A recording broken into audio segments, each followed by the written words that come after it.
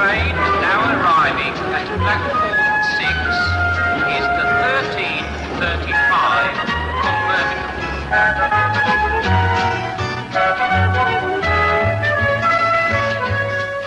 Excuse me, are there any porters?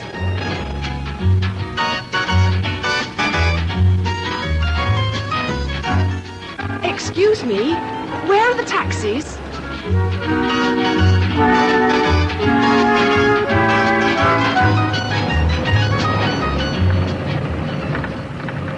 Excuse me, is that the zoo? Driver, is that the zoo? Pardon? I take it that's the zoo we're passing. It isn't Nelson's column. This is my first visit to London. Nancy. My first real visit, I mean. Oh, I've had the odd day here, and we used to come up from school to the hockey internationals at Wembley. Long time ago, of course. But I don't know my way round. Up on holiday, are you? No, I've got a job here starting tomorrow. And I'm going to share a flat in Belsize Park. Oh, yes. The house is called the Rope Walk. Do you know it?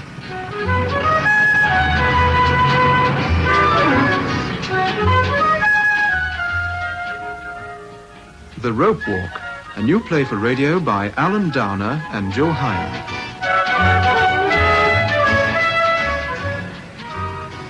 The what? The Rope Walk. Do you know it? Can't say I do. But it's a nice area. Depends what you mean by nice. Well, pleasant. A bit mixed. Oh. Get a lot of floaters up there. Birds of passage, all comings and goings. Sunday drivers! Ruddy amateurs. There is a lot of traffic, isn't there? You ought to see it during the week. But you would say Belsize Park was quite pleasant. You'll be able to see for yourself in a couple of minutes. Oh.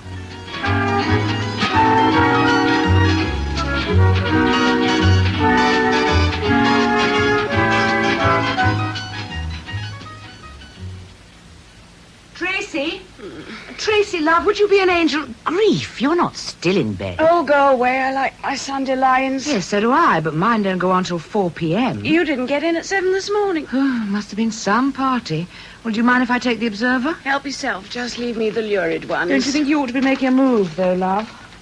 Why, I'm not going out till 6. I thought you said you were going to be in tonight. Did I? Well, I'm not. Now you tell me. Any objections? I'm seeing Peter. So? Well, it means we'll have to leave What's-it on her own. Oh, crumbs, I've forgotten her. Well, I suppose it's all right. As long as we're here when she arrives, but not in bed, Trace. Come along, love. Up. Come on, up. Well, I'm waiting for the bathroom. Yes, don't tell me. Fred Scruff. How did you guess? Whatever time of the day or night I decide to have a bath, he beats me to it. I can't imagine what he does in there. Anything but wash, judging by his appearance. Chuck cigarette ends down the loo for a start. He is the dregs. When you think of all the dishy men who might have had the back room. Remember what's his name? The one in the TV series who was here when we first came. I look forward to running into him in the bathroom. Yes, you made a point of it, I seem to remember. Till he left his duck in the bath. His what? His sponge bag, then. Remember the things he had in it? Remember? What are you doing? What does it look like? Trying to clear some space for Heather Thing.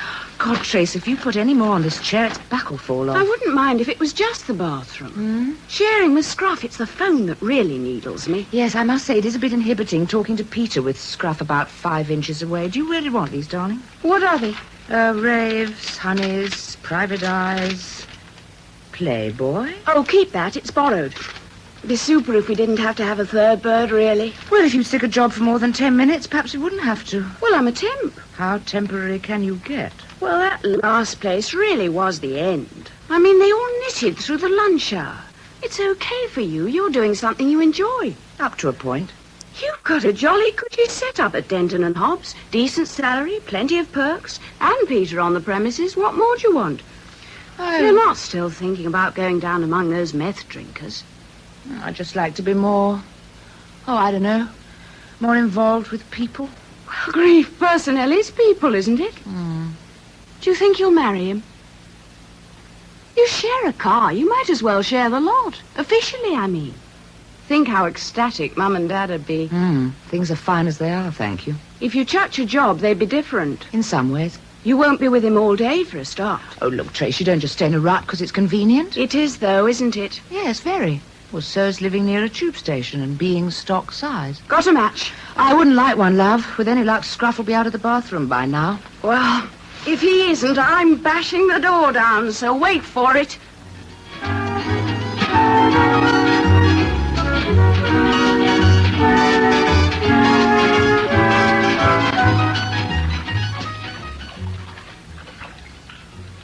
How much longer did you say? 5 minutes or so. You said that a quarter of an hour ago. Some people. Hello. What are you doing there? Oh, hi, Rusty. You went to the bath? Just for a change. If you were any sort of landlord, you'd have put one in our flat. Yeah, double the rent. Good idea. I'll have a word with Grandad about it. Grandad. Well, I've got to call him something. You're still coming tonight, aren't you? If I ever get in that bathroom. You don't have to be clean for a protest rally. The only thing I feel like protesting about right now is him. Out with Fred Scruff. You sound like the Hickeys. Another cool breeze blowing from the basement. Hot air, more like. Him up there, lowering the tone of the neighbourhood, undesirable element. Oh, they disapprove of everyone. Mind you, he did roll in this morning with a black eye. Really? Yeah, real shiner. Well, he'd get another if he doesn't buck up. Oh, hello, one of your numerous admirers, I suppose. Well, they're mostly away this weekend. That's why I'm going on this rally thing with you. Oh, thanks. Hello? That's right. Who? Oh, him. Yes, he is. At least he's in the bath. Quite sure. Shall I get him? Oh, I'd be only too glad to. Oh. All right. Just that? Okay. Charming. Couldn't think who Mr. Pascoe was for a minute. Hey! No. That was for you. What? The phone. Oh. Someone called Mac. What did he want? Just said he'd ring back. He wouldn't give any details. I think it was urgent, though. Did you get that? Yeah, thanks. Don't mention it. Sounded like Mac the Knife. It probably was. No, really. Oh, hell, I think I'll skip the bath. Seemed quite a pleasurable thought about 20 minutes ago. Well, don't forget, 5:45. What? We have to leave. The gang are meeting in the square at 6:15. Okay, give me a yell. Oh, by the way, has the new girl arrived yet? No. Was that what you were coming up for? To give her the once-over? Potential model for our little Picasso? Well, you never know. She might not give me the brush off. I believe some people are cradle snatchers. Oh. Going to your studio, Rupert? No, out for some fags. Well, see you later, baby.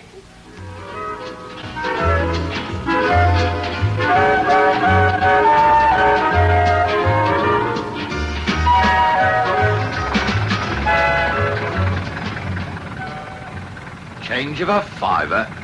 Is that the smallest you've got? I'm afraid so. Well, I can't change it. Oh, are you sure? Of course I'm sure. Not even if you include a half-crown tip? Not even then. Oh. Well, if you don't mind hanging on a moment, I'll ring the front doorbell and see if either of my flatmates can help out. Why don't you ask him? Who? Chap down there in the area. Where? Down the basement. Putting stuff in the dustbin, see? Oh, I could try. The meter's still running, you know. Another few minutes, you can give me the fiver and call it quits. Oh. Excuse me. Hello? Excuse me, but are you the caretaker? I am not. Oh. Oh, you're Mr. Vaughan, then. No, Hickey's the name, Mr. Stanley Hickey. I'm Heather Benfield. I'm going to be a neighbour of yours. Oh, yeah. I was wondering if you could let me have change. Oh, change, certainly. How much want you? Of a £5 note. A fiver? Oh, well, I don't know. I mean... It's to pay for the taxi. Well, look, I'll have a word with the missus. Just a tick. Alice! Alice! Won't be a moment, driver. Be my guest, darling. It's all the same to me once I got the meter running. Come on, Alice, pull yourself together. Pull yourself together, pull yourself together. I can't go any faster. I've got to get my purse out of my bag, haven't I? Oh, and my hands are all sudsy. The taxi's waiting. Well, I can't help that, can I? Oh, how much did you say you wanted? Change of a fiver. You're Joking, I haven't got that kind of money. Well, how much have you got? 30 bob. That's no good. Well, tell him you haven't got it. I can't do that, can I? I can't just say we ain't got it. Why not? Why not? Use your loaf. Oh, who is it anyway? The new girl up at the top flat, I think. Anyway, she's got a pile of luggage. Oh, let's have a look. You can have a look after. Oh, what's she like? Never mind about what she looks like, but what about the money? Well, I suppose I could take it out of me Christmas money. Oh, yeah. I suppose it wouldn't do any harm to take it out of there. Where'd you keep it? That's none of your business, Stanley. You just turn your back. Go on. I'm not having you using my savings for beer money. I ain't touched it for a week. How much longer's he gonna be then? It's got up another bob, you know. Oh, I'm sorry. Don't apologise, darling. It's you's paying. I've got it. I've got it. Oh, thank you so much. I'm awfully grateful. Always happy to oblige. I'm afraid it's all in sixpences, though. I hope you don't mind. Look, No, that'll be lovely. well, look, the missus put them in a paper bag. Careful. Now, you don't want them rolling all over the pavement. Thank you. 200. Want to check it? No, I'll trust you. Now then, driver, you can turn off your meter and we'll start counting. Tracy? Yes? Oh, it is you. Who else? What on earth? That was a quick bath. Oh, I decided not to bother. What are you doing? Cutting sandwiches. Sandwiches? Yes, that's right. Nearly finished. Your timing is excellent, as usual. Whatever for? To eat? Yes, but I mean, what's in them? Do you mind? Some are pate and some are cucumber. Cucumber? If you want to make yourself useful, Trace, you could start cutting the crusts off that pile of bread there. Cutting the crusts off? Tracy. I'm sorry, but what's it all in aid of? I mean, you're usually so anti this sort of thing. What sort of thing? The cucumber sandwich kick, bourgeoisie, middle-class gentility, call it what you like. Only last night you were spouting on about it. About sandwiches? No, but you said there was more integrity in one deadbeat than round all the bridge tables of Belgravia. Or words to that effect. Well, we've got to give Heather some sort of welcome. Ah. Well, we have, haven't we? Be fair. I mean, what with both of us going out this evening. I mean, I know she's not exactly a friend or anything, but one has to show willing. Does one? Trace, it is her first night here after all. So you've decided to feel guilty? No. If you have, you can always entertain Peter here this evening. À toi. You might even fit in a few hands of bridge. It's the top bell. You ring that one, they'll soon be down. Thank you. Did you want somebody? I was just going to ring the top bell. Oh, you're the new girl, are you? Yes, Heather Benfield. Well, Lynn and Trace are expecting you. I should go on up. Oh, thanks. I'm Rusty Vaughan, by the way. Your landlord, officially. Oh. You know, I own the place. Well, nice to meet you. Mr. Vaughan! Mr. Vaughan! Oh, Lord, trouble. Wonder what's wrong now. Excuse me. Why don't you just go on up? God, blimey, you've got enough luggage. Yes, Mr. Hickey, what can I do for you? Go on up, Heather, please. Don't be shy.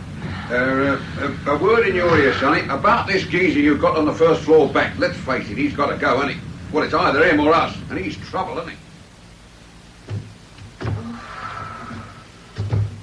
Miss Livingston, I presume. Oh. Hello. Look as though you've been deserted by your bearers. Yes. You don't want to be put off by the hairy chest. I've just been performing my ablutions. Oh, I see. Don't want to take notice of the eye either. It's a battle scar. He looks very sore. Like having an eye full of gravel. Ever had a shiner, have you? No. No, I didn't think you would have. I'm Heather Benfield. Oh, yeah? Going to the top floor, are you? I'm going to be living there. Is it much further? Next landing. I shouldn't have brought so many cases. How many did you bring? 3 big ones and lots of odds and ends. Haven't made much progress then, have you? I'll give you a hand. Oh. I won't take no for an answer. I wasn't going to say no. Oh. I'd be most grateful. Where's the rest of your stuff? Down by the front door? I'm afraid so. Right. It's very kind of you. Forget it. I haven't been doing awfully well since I arrived in London. I know what you mean. Well, taxi drivers and things. Well, we better get started, haven't we? Well, I think that's everything. So, we can put our feet up, can we? Yes. Oh, no, just a sec. What's the matter? Better empty the WPB. Why? I don't know, it looks all gungy. It's all right. It's full of tissues and things. Well, that's what it's for. All the same. You've tidied everything else so beautifully, it's a pity to spoil the picture. Anyway, I suppose I ought to make some contribution to the joint effort. It's a pretty funny contribution. Just as well to have one eccentric in the family. I'll go. Coming. Oh, Hello? what do you want? That's what I call a friendly welcome. You can't have come to apologise for keeping me out of the bathroom. You're right. Hmm? I haven't. Being the only member of the working class is handy, I offer to carry up the ladies' cases. What lady? Oh, drat it. The lady whose carrier bag has just come apart down there. I'm sorry, this just hasn't been my day. I'll come down. I'll take the cases through, shall I? Yes. Yes, I will. Is that you, Heather? Come on in. I was just putting the kettle... Oh. I'm taking these through. They belong to your new flatmate. Where's she sleep? Look, I'd rather you didn't. Would you just put them down there? Please? Okay. That'll be fine. Thank you. Got it nice in here, haven't you? Nicer than my place, anyway. Don't worry, I wasn't thinking of stopping. Walnut cake. Yes. And sandwiches. Bean counted, are they? No. I'll have one then. Tasty. They don't go very far, though, do they? Not for a fellow who's been lugging cases. Help yourself. Thank you. Where are the others? On the stairs somewhere? You needn't worry, they won't be long. Who's worried? You, scared to death. Look, I would rather you left some of the sandwiches. I'm not invited to tea, then? It's hardly your environment. True. I'm sorry, I didn't mean that. Yes, you did. You wanted me to say it. Ah. Look, I don't know why you always set out to create situations. Do I? Yes. You do nothing but make trouble in this house. You just don't belong here. I can't think why the Vaughans don't ask you to leave. They'll have to throw me out. Precisely. Precisely what? Look, please, don't eat any more of those. Last one. Will you go? Like it, do you? The eye? Adds a bit of a cavalier touch, doesn't it? No. Oh, come on, now. I bet it would have been all right if I got it on the playing fields of Eton. It's the Soho connotation that offends you. If you want to get involved in drunken Who brawls, said it that's was your drunken? business. Do you ever come home sober? You've been peeping through the curtains, or have you left your spine to those creepy gits in the basement? Get out. This is Heather, Lynn. How'd you do? Oh, hello. The carrier bag burst on the stairs. We haven't interrupted anything, have we? No, of course not. I was just leaving. Well, thank you so much for helping with the cases. I don't know how I'd have managed without you. Sixpenny tip will cover it. Oh, got plenty of those. He means it. Oh. Here you are. Thank you, Mum. Don't mention it. I'll be on my way then. Don't forget to warm the pot. And what was all that about?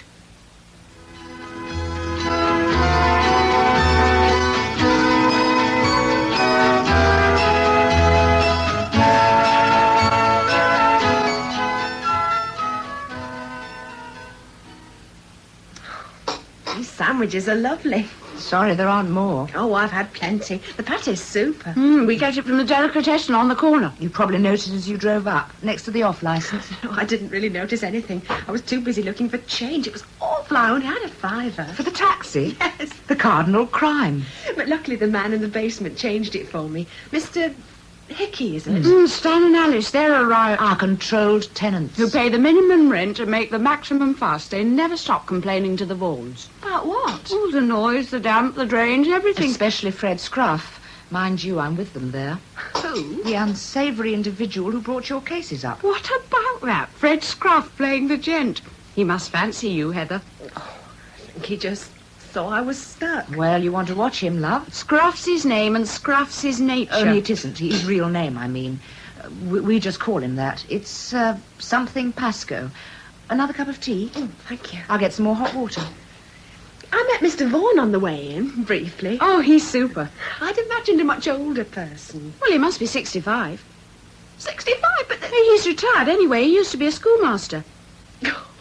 then I must have got hold of the wrong end of the stick. This was someone about 17. Oh, you mean Rusty? 17. He'd have a fit if he heard you. He's the Vaughan's grandson. Oh, I see. He said he was the landlord, so Well, he is really. His parents left him the house. They were killed in a car crash, but his grandparents run the Are joint. you talking about Rusty? He's at art school. Yes, only he's never actually done anything there. They've been sitting in ever since he started. Oh, you mean like Hornsey in Guildford? Yes, sort of. You do take sugar, don't you?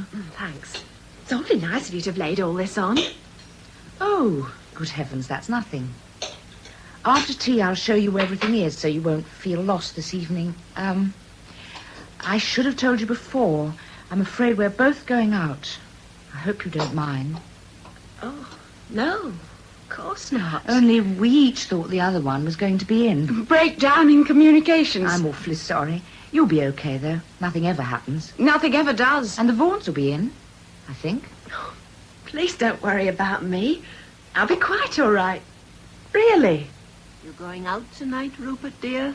Oh, please, Gran, do me a favour, not Rupert. I'm afraid you're fighting a losing battle, Rusty. Well, I do try to remember. But Rupert is such a fine name. Oh, yeah, great. For teddy bears. Rusty sounds just like a dog. Mildred Saunders had a cocker spaniel called Rusty. Do you remember, Oliver? Yeah, That fits, poor thing. smelt too. Going anywhere special, old chap? Just out with some of the gang. Somewhere exciting? What I like about you is your subtlety. Well, I feel so much happier if I know where you are. Look, I'm not a kid. I can look after myself. I'm sure you can, dear. But I still shan't rest easy unless I know. Oh, okay, then I'm going on a rally. What sort of a rally? A motor car rally? No, the other kind, on foot. You mean a protest rally? Yeah. Oh, my goodness, you're not going to get mixed up in one of those dreadful Oh, things. it's all right, Gran. It's not Chicago. Still, they can get very nasty, even in England. Look at Grosvenor Square that time. Those poor horses. Yeah, I seem to remember the police came off pretty badly, too. Yeah, okay, I agree. That was a hash-up. Well, the organisation went to pot, but this is strictly passive. Yes, I know, Rusty, but there are always agitators out to make trouble. But they're the minority. Well, as long as you bear that in mind. Don't get carried away by them. Oh, look, I've no intention of slugging policemen or anything else. I simply want to be there. I just hate to think of you with all that rabble. Most of that so-called rabble are just people like me who are fed up with politicians sitting on their backsides. Rupert. Well, bottoms, then. While half the world are having a go at each other. Well, I really don't see what you can do about it. Why not spend an evening at home for once? What, join the bandwagon, you mean? Turn a blind eye and let it all happen? The lad's right, Sybil. Nothing changes without protest. I've been on a few in my time. Oh, well, you will dress warmly now, won't you, dear? It's very nippy out. Yes, Gran. Wear your sheepskin jacket, and you'll need a scarf. It's one's neck that feels the cold so. You shouldn't have made me have my hair cut then, should you? If you knew how much nicer it looks now, you wouldn't say that. Your scarf is in the hall, Rusty. Thanks. You won't be getting any supper, I suppose. Well, not unless the ambassador asks us in. Well, I'm not letting you out on an empty stomach. Oh, but we had a joint for lunch. All the same, I'm going to warm you up some soup. But I'm off in a mo. Not until you've had a nice hot bowl of soup. Soup. You have to make some compromises in life, old chap. Tell me, Trace, are false eyelashes absolutely necessary? For a protest rally? Oh, you never know. I might get on telly. Or meet Tarek Ali. He's rather dishy. Too single-minded to notice you, lashes or not. Anyway, I feel naked without them now. I don't know why you don't try them, Lynn. I'm not the type. They do wonders for you. Thanks very much. I mean, they do for anyone. Excuse me. Oh, hello, Heather. How's the unpacking going? Oh, fine, thanks. I was just wondering about keys. Oh, yes, of course. Hang on a moment. Thought I might go out for a bit of a walk later. When you've gone, I mean. Find your way about. Well, yes, you know, shops and things. Oh, you can get everything you need round here. There's everything. Tobacconist, off-licence, laundrette, the lot, in fact. Sounds very convenient. Yes. Oh, hell's bells. Have you lost something? My hairpiece. Oh, let me see. I was in rather late last night, or rather this morning. I remember taking it off. But... Oh, is that it? Oh, thanks. Oh, I can't wear it like that. Oh, well, I don't suppose I will meet him. Derek Alley. Oh. Tracy, have you still got the spare keys? Oh, crumbs, yes. Mine never did turn up, you know. Must have dropped them somewhere. Oh, you are the end. Well, never mind. The Vaughans will have a spare set. Yes. Heather, you better pop down there later, love. Oh, just as well to say hello to them anyway. Of course. Look, I will go down myself, only Peter will be here any second. That's all right. Now, you will help yourself to things in the fridge, won't you? There's plenty of eggs and sausages and, we usually divide the food expenses equally, or we'll go into all that tomorrow. Fine. Tracy, ready when you are. It's Rusty. Be with you in a minute, kiddo. And make yourself at home. You know how the television works. Yes, thanks. There he is, punctual Peter, predictable as Monday morning. Unlike some people. What time will you be in? Well... Sometime between now and breakfast, with luck. Oh. Well, I only wondered if you might... You'd better expect us when you see us, love. Don't bother to wait up or anything, will you? All right. Bye. Goodbye then, Heather. See you when we see you. Yes, have a nice time. Yes, thank you. Bye.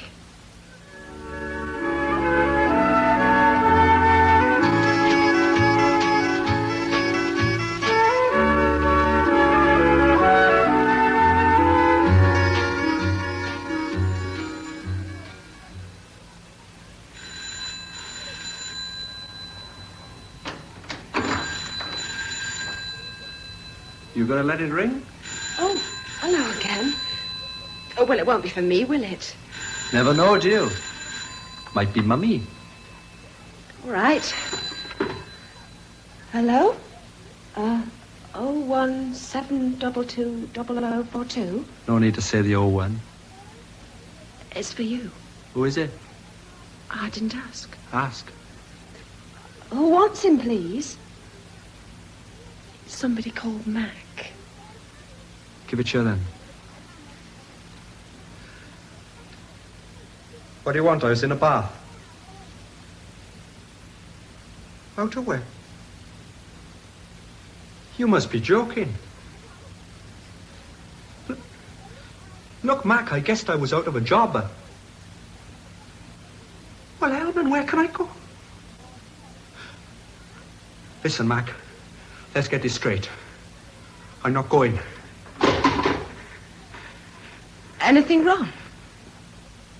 Oh, you're still here, are you? I didn't mean to. Forget it. Are you in trouble?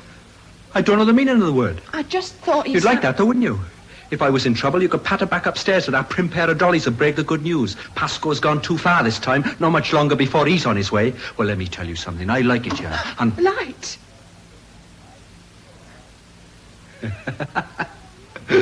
What's happened? They've gone out, haven't they? It's what's known as a time switch. They give you about a minute to get up the stairs, and then bingo, you're in darkness. Well, how do we put it on again? Why, don't you like being alone in the dark with me? It isn't that. Isn't it? Fair play, you've got lovely manners. I bet you're a credit of the convent. I never went to a convent. You surprise me. There must be a switch on this landing. There is. Well, where? Beside you. I can't see it. Well, that's because the light's gone out. I better put it on for you. Stay where you are. Don't move. No? Give us your hand. That's it. Now. Voila. You can see for miles. Easy, isn't it? Now we're all right for another 50 seconds. You can let my hand go now. It's cold.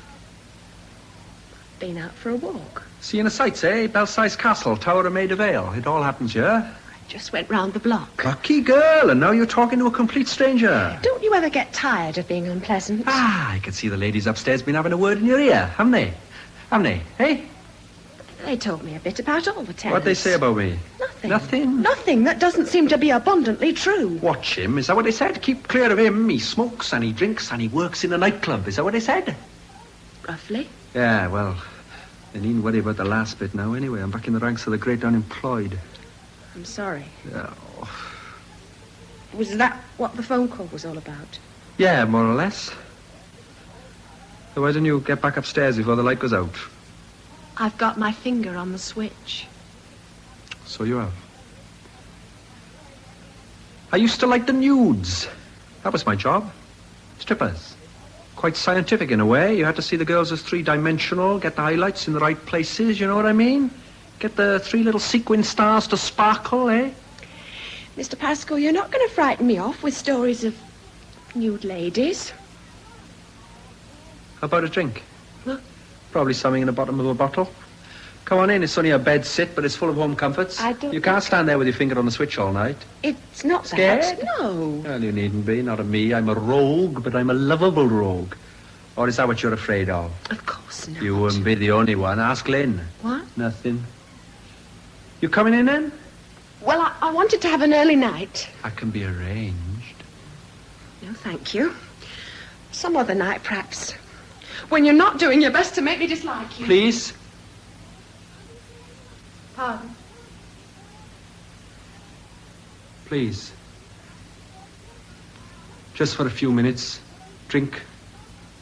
Cup of tea, anything. Please.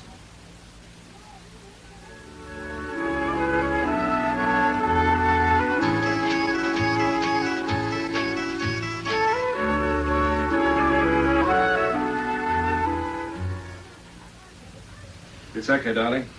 Panic over. Had another packet of 20 in the bedroom. Oh, good. Didn't think it was like you to run out.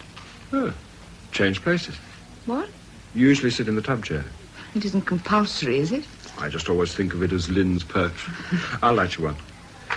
Oh, by the way, I managed to get those tickets for the Rachmaninoff. Great. When for? Friday week. It doesn't start till 8, so we'll be able to look in at the Nielsen's cocktail party. Cocktail party? Mm-hmm. Didn't I mention it? No. Sorry, I thought I had. Oh. Here. Thank you, darling. Oh, and we've been invited to dinner with Jean and Aubrey next Thursday. She rang this morning. Oh, that'll be nice. Mm-hmm. As long as they don't show us all those baby photographs again. Surely the novelty will have worn off by now.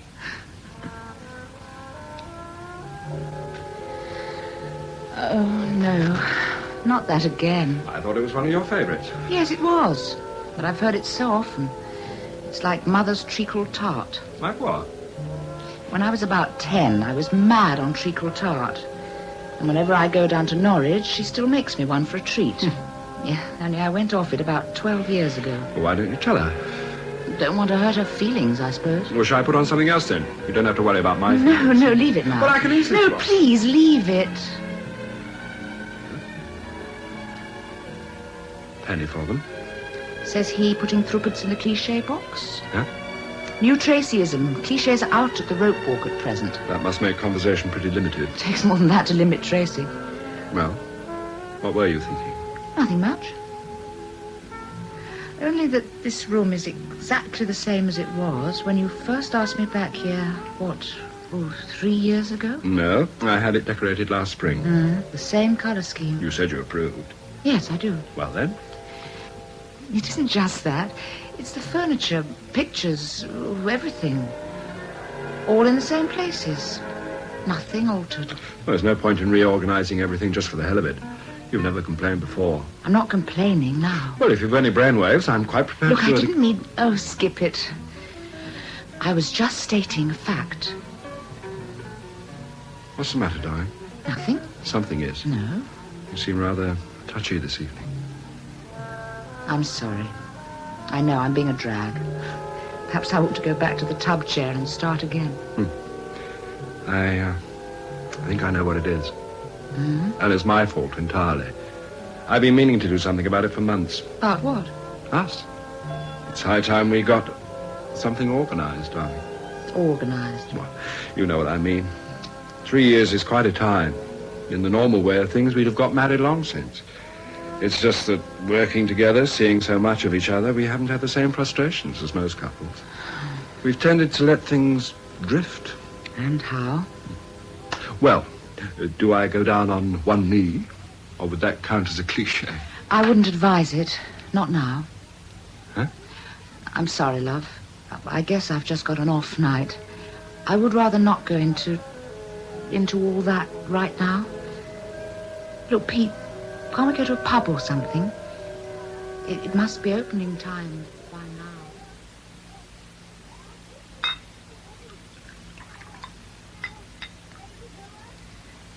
There's no glasses. Please don't apologise. Won't be the first time I've drunk beer out of a cup. Cheers. Yakida. I've been meaning to get some. Hmm? Glasses for my visitors, not so that it stopped them coming in here, mind. Why did you come in here? You asked me. What do you do for a living? Me? Oh, I'm a secretary. Shorthand typing, stuff like that. That sort of thing, yes. Takes brains, that does. Wouldn't say that. Anybody could do it. It's a bit humdrum, I'm afraid. Especially compared to working in a nightclub. I used to have a shop back in Wales. Electricians, light fittings, radio repair, you know. I like that. It was nice. There's nothing wrong with being humdrum. Why did you come to London? I ran away. What from? From my wife. Oh. She ran away from me first. I'm sorry, I shouldn't have asked. It wasn't very tactful. Aileen, her name was. Prettiest girl in the village. Green eyes, auburn hair, every boy in the valley after her, but she chose me. I thought I was lucky. Mr. Pascoe, I don't... You know why she went? Because I wasn't good enough for her. She didn't like my dirty hands. They left marks on her nice, clean furniture. Do you know my mum's definition of happiness? No. 6 in your pocket and toffee apples 5. She didn't know how right she was. Living above your means. Doesn't sound very terrible, does it, when you say it like that? It was just a little business. I was doing okay, but it was small. I couldn't make it clear to her that it wasn't Marks and Spencer's. She had to have the best of everything. As soon as she saw it, she had to have it for herself, for the house, for the baby. She was always nicely turned out when she was single. And her dad off work with slick horses. Everybody wondered how she did it. I soon found out. What did you do? I put my hand in a till as long as I could. Worked all hours, then one night I got in late. I went to sleep on a sofa in my overalls. I left marks on her cushions, and she bawled me out about it. Well, I told her, I can't keep pace anymore. I'm in over my head. I'm beat. Next morning, she was gone. Gone off in search of respectability, all lovely and shining and new. Yeah, corruption can come in some pretty fancy cartons. So you came to London? Well, the business was bust. I had a house full of posh junk I hadn't paid for. Everything was mortgaged up to the hilt. So I raided the till for the last time and I hitched my way up here. Soho, strip joints, pimping, pot. Only one direction for Pascoe, down to the bottom. Tonight maybe I got there. You want some more? No, thank you. Well, I do. I want some more. What will you do now? You'll have to go and look for a new job, won't you? Will you try the same sort of thing? I don't know, that's my worry. Couldn't you... What? Nothing. Find me fascinating, don't you? Little Miss Wide-Eyes. You sit there like some candy floss fairy and all I get is questions, questions. And just another mind to explore. That's it, isn't it? Find out what makes his tick. Lift the stone, watch the bugs all scuttle. Ah, I've seen people like you pulling our wings off flies. Why don't you go? That wasn't what I was doing. You determined to get your 6 worth, didn't you? Yeah. There, have it back. Go on, pick it up. Go on, pick it up. Right. Now we're square, aren't we? Heather. I'm sorry, please stay. Are you sure you really want me to? Yes, I want you to. Well, you're not taking much of a risk, are you? If I put a foot wrong and you scream, the avenging furies come down from upstairs, Bob's your uncle. The avenging furies are out. What? They've gone out. As far as I know, there's nobody else in the house. But I can still leave whenever I want to. I haven't locked the door yet. Have I?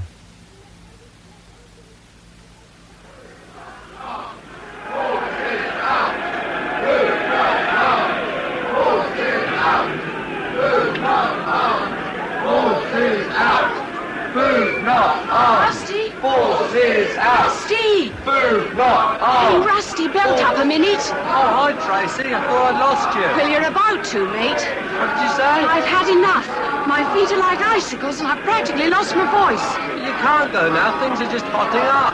You're joking. I'm freezing to death. Hey, watch that, Danny. You nearly had my eye out. Yeah, watch it. Are you going home then? No, there's a party on somewhere. I just met someone I knew the job before last. Why don't you come? Oh, not likely. Food, not arms. Forces out. Well, if you want pneumonia and laryngitis, but I don't know what Granny will say. Oh, shut up. See you then, Charles. Yeah, see you. Food, not arms. Forces out. Food, not arms.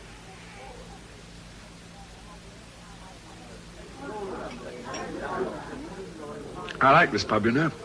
Always have. It's got atmosphere. Damn lucky to have a good local, really. Yes. Hey, you've gone off gin or something. What? You've hardly touched that. Oh, no. You did want gin, didn't you? I mean, you usually have it. Yes, I know I do, but Treacle tart again? it might be nice to have something else occasionally. Well, if you wanted something else, why didn't you say so? You didn't ask. Oh, for crying out loud. You're not usually that reticent.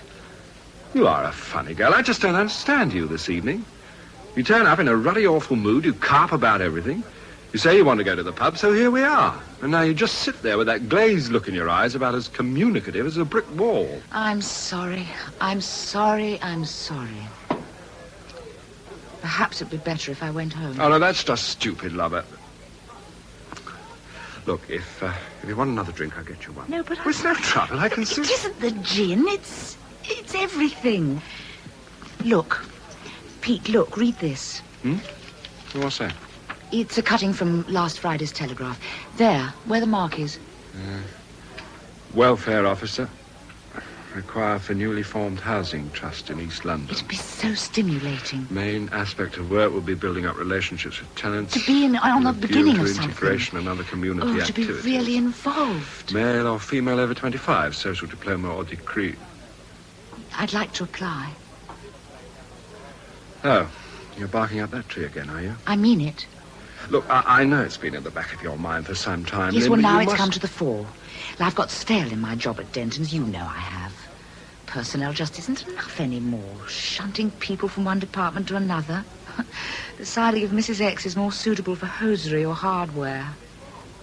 I need a change. And you think you'd be cut out for this? I'd like to try. That or something like it. I see. And are you suggesting this instead of marriage? Is that it? I told him. Pasco's trouble, I said. Outside the front door this afternoon. I turned round and I told him. But he's still wet behind the ears, isn't he? What does he know? I don't like it, Stanley. Eh? He's still there, by the lamppost, that man. Now, pull yourself together, Alice. It's just some yobbo with nothing better to do than hang about the streets. They're all the same. But he's been there gone 10 minutes and he keeps looking over this way. Well, he's probably looking at you, isn't he? Looking at you, looking at him. Oh, I still don't like it. He's not a darky, is he? I don't think so. Oh, well, that's something. But I'm sure he's up to no good all the same. Well, if he acts suspicious, we know what to do, don't we? What's that? Dial 999, use your loaf, girl. That's what the police is paid for, isn't it? To protect the public. Now, sit down, pull yourself together, and let me resume what I was saying when you interrupted. About him upstairs, you Yeah, it's about him upstairs. Now, the time's come for us to put our foot down. Well, it's in the interest of the whole neighbourhood, isn't it? It's people like him that drags Belside's Park down to the gutter. Oh, don't see as we can say more than we've said already. Oh, we've just got to put it to him straight. Either he goes or we do. Oh, Stanley, you'd never say that. Well, you don't think they'd let us go in favour of him, do you? Use your loaf. Well, he does pay more rent. I mean, us being controlled. Look, the Vaughans are refined people, aren't they? Morals counts with them, not money. Now, I put it to you. Are we or are we not respectable and clean living tenants? I should hope so. And have we or have we not occupied this flat for 30 years? 31 now, isn't it? Oh, don't let's quibble over details. The point is, no one in their senses is going to let us go, but him. Not only is he out all hours of the night, not only does he mix with undesirables, but he uses language that'll shock a bleeding navvy. Yeah. And that's my case. That's how I'm going to put it to the Vaughans tomorrow. You could say that about the dustbins, too. Eh? How he leaves the lids off and don't wrap nothing in newspaper. Yeah, good idea, yeah. I'll throw it in and all. What I'll say is this... Oh, look, he's moving off now. What? The man outside. Oh, what did I tell you? No cause to get hysterical? Looks like he's going to the telephone box. Yeah. Well, that's it, isn't it? That's what he was doing there. Waiting to use the phone. I must be going. Yeah, Thanks again for the drink. my pleasure. Sorry I shouted at you. I shouldn't have been so nosy. Night. Night. Best of luck in the morning. What? In your new job. Oh, don't remind me. Don't much like first days. You'll be all right. I'll tell you how it goes. Will you? Well, I should be passing your door. Night now. Phone? You toddle off. It'll be for me. See you. Hello? Yes, it is. Oh, look, Mac, what is this? What? I'm not going to say anything. How can I call the police? I'm just a... What? Well, look, why can't you leave me be? Well, tell him I'm not going to be any trouble. I can't... There's no need for that, Mac. Honest,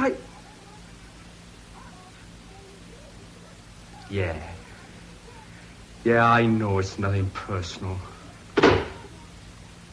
Was that the same man? The one I spoke to? Yeah.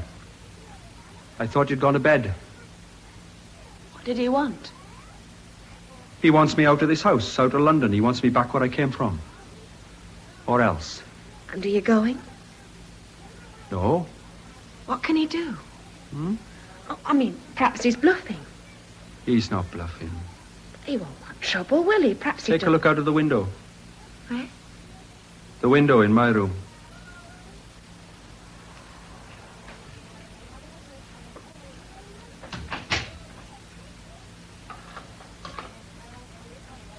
What's he doing? I'll leave the key on the table. Right. What can you see? Nothing. The alley's deserted. No, hang on. There's a man just up at the end there. Just one? That's all. That'll be Mac. He rang from the box on the corner. He's not bluffing. He's just come round the back to prove it. Looks ordinary enough. They all look ordinary. Come away from the window. It could be anybody. A postman, a bus driver. It's him. How can you be so sure you haven't even looked? I don't need to look. But you don't know. Stop kidding yourself, Heather. It's not a game. You close your eyes and open them again, he'll still be there, and he means business. If you came to London for a look at life, you're getting a grandstand view.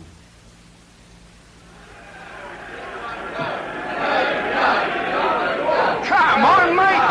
Shove forward. I can't. Of course you can. Push. Isn't this getting a bit out of hand? It's not a picnic, chum. It's a protest. Shove.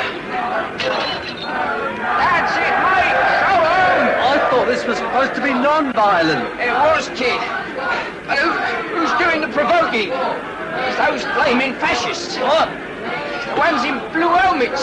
You can't altogether blame the police. I mean, look what's going on over there. Well, they're interfering with our rights of free speech, aren't they? Heave! We shouldn't resort to that, should we? Look, chum, whose side are you on?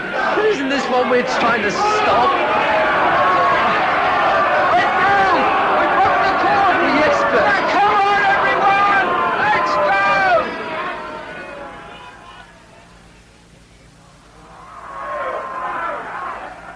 At one stage, a crowd of youths broke through the cordon and got as far as the embassy steps.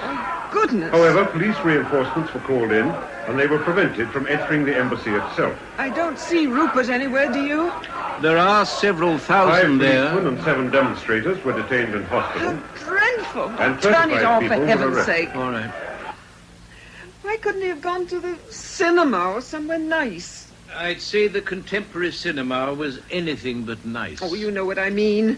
You should have put your foot down, Oliver. I've dealt with enough boys to know that that's the surest way to make them defy you. Reasoned argument is one thing. You didn't argue, did you? You as good as encouraged him. Rust is a sensible lad. He's not the sort who's out to make trouble. Don't tell me he's an idealist. You're always saying that. It's healthy enough at his age. Well, I'm quite sure that poor John and Betty wouldn't have liked him to be involved in something like this. They'd have wanted him to be a normal 18-year-old. And protests and principles and putting the world to rights is part of that.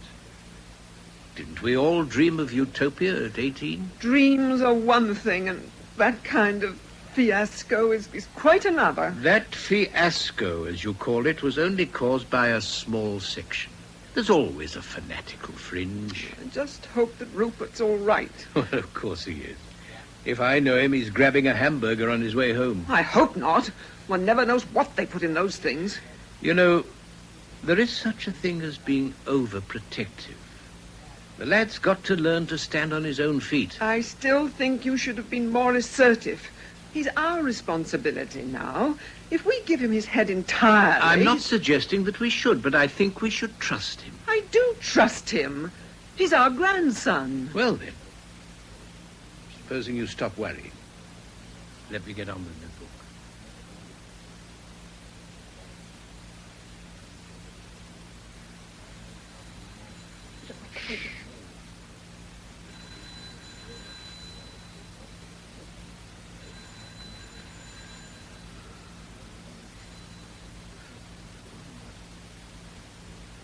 Rang off. My God. What did you do? Eh? You must have done something or they wouldn't be after you like this. Oh, this is nothing. But why did they sack you? Oh, I had too much to drink. I got a bit loud in front of the customers. They don't like that. It's not good for trade. Is that when you got your... Yeah, they roughed me up a bit. Chucked me out. It's the sort of thing that happens most nights at the club. It's nothing unusual. It's only last night it was my turn. Then why are they still ringing up that Mac Oh, person? give it a rest, can't you? I'm trying to think. Is he still out there? Well, of course he's still out there. He'd be watching the front door. Who do you think was ringing Father Christmas? Let's call the police. What? Why don't we call the police? If you've not done anything criminal... Car full of roses, that's all I need. Have you done anything criminal? Will you stop asking stupid questions? Yes, I've done something criminal. That'll satisfy you. Now, shut up.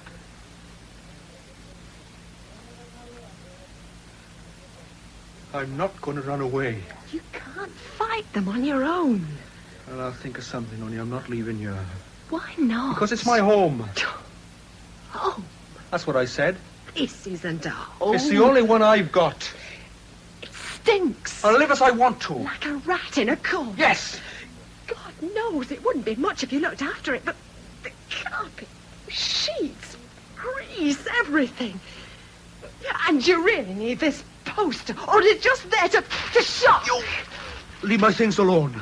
The cups are cracked. Do you know what we do with cracked cups at home? We smash them. Smash them! Hey, come here, you... Oh, put that down. Take your filthy hands off me. I've said it. Filthy. Does it make you feel any happier? Does it make you feel suitably degraded? Because that's what you want, isn't it? You want decent people to dislike you. What decent people? A cucumber sandwich brigade? You're getting decent confused with hygienic. For decent citizens, read Peddlers of Clean Sin. Is this any better? Is this dirt any better? It's honest. Oh, that's the last thing it is. The trouble with you is you don't know the difference between respectability and self-respect. Words. There's nothing for you here. There's nothing of you here. That man outside's doing you a favour. Why don't you grab it? Get out of it while you've got the chance. I can't go back. You don't have to go back. Go anywhere. It doesn't matter where. Just go. Tell them you're going. Please. No. Then I will.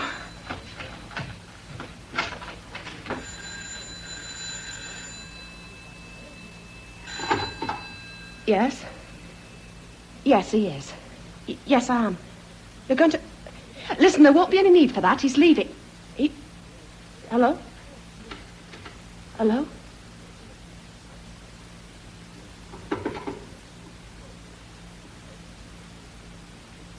Why didn't you tell me? So that they'd give me 10 minutes? Yes. Time's up, is it? Yes. Uh-huh. I tried to tell him you were ready to leave, but he rang off. Was I ready to leave? Weren't you? Maybe. He said he was sending for a friend. And then what? As soon as he gets here, they'll be coming in.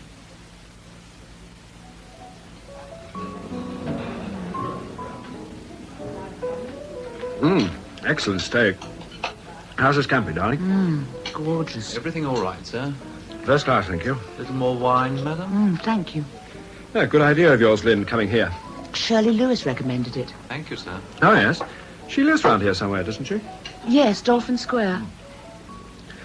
Ah. What's the new girl like, then? The new girl. Oh, she seems rather nice. I should think she'll fit in okay. Tracy showing her the ropes, is she? What?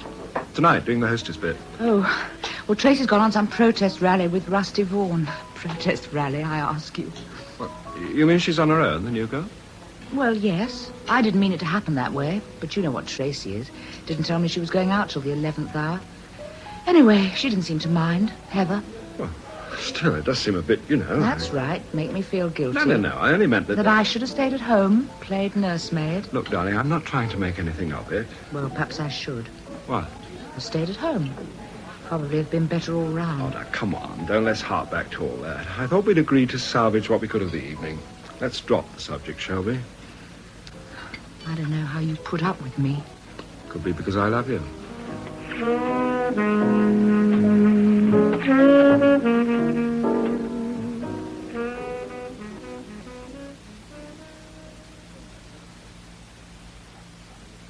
This is stupid. Hmm? Just sitting here like this. But surely there's something we can do. Fancy a game of cards? Where'd you keep your suitcase? What? Your suitcase. I take it you have got one. Yeah, under the bed. Right. Now, where are your things? Here? Hold on. Don't worry, I've seen dirty clothes before. Oh, it's not that. What then? You've not got much time. You don't want to bother. But the man outside will be here in a few minutes. He's here already. Take a look for yourself. Didn't waste much time. No. He looks evil. Second one. Yeah, Frank's a heavy. He's going back round the front. Heather, you're a nice kid. I know you want to be helpful, but it's time you got out of this.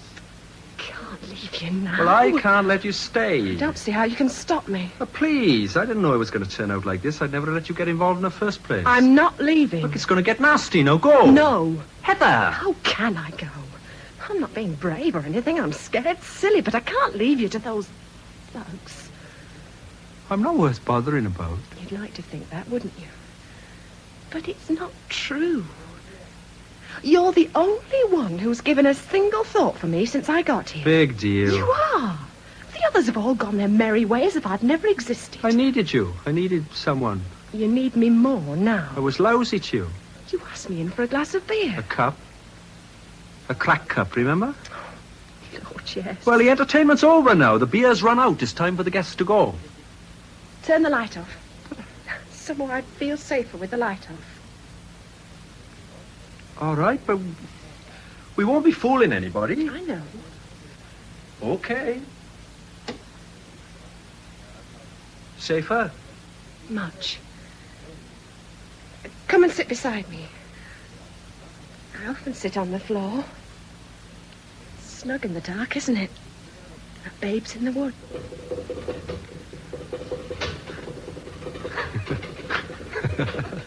What is it? It's the plumbing. What? Sunday night, bath night. Probably old Stan Hickey having his weekly tub. Beer turn next. It starts the pipes off in here. I thought it was... don't know what I thought it was. Sometimes it sounds like an old man with a stick dragging a sack across the landing. Well, that's what it sounds like to me anyway. It scared me stiff the first time I heard it.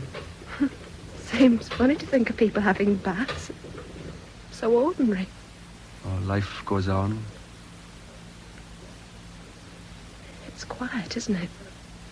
Mm. Well, at least they've stopped ringing. I doubt if they have. What? I took the phone off the hook. Right, Constable, put him inside for the night. That should cool him off a bit. Bloody police state, that's what it's coming to.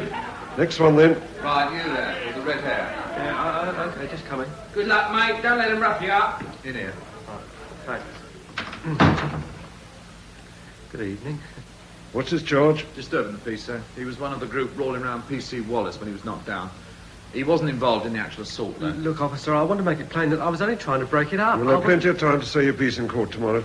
Now, name? Rusty, Rupert Vaughan. Make up your mind. Rupert Vaughan. Address?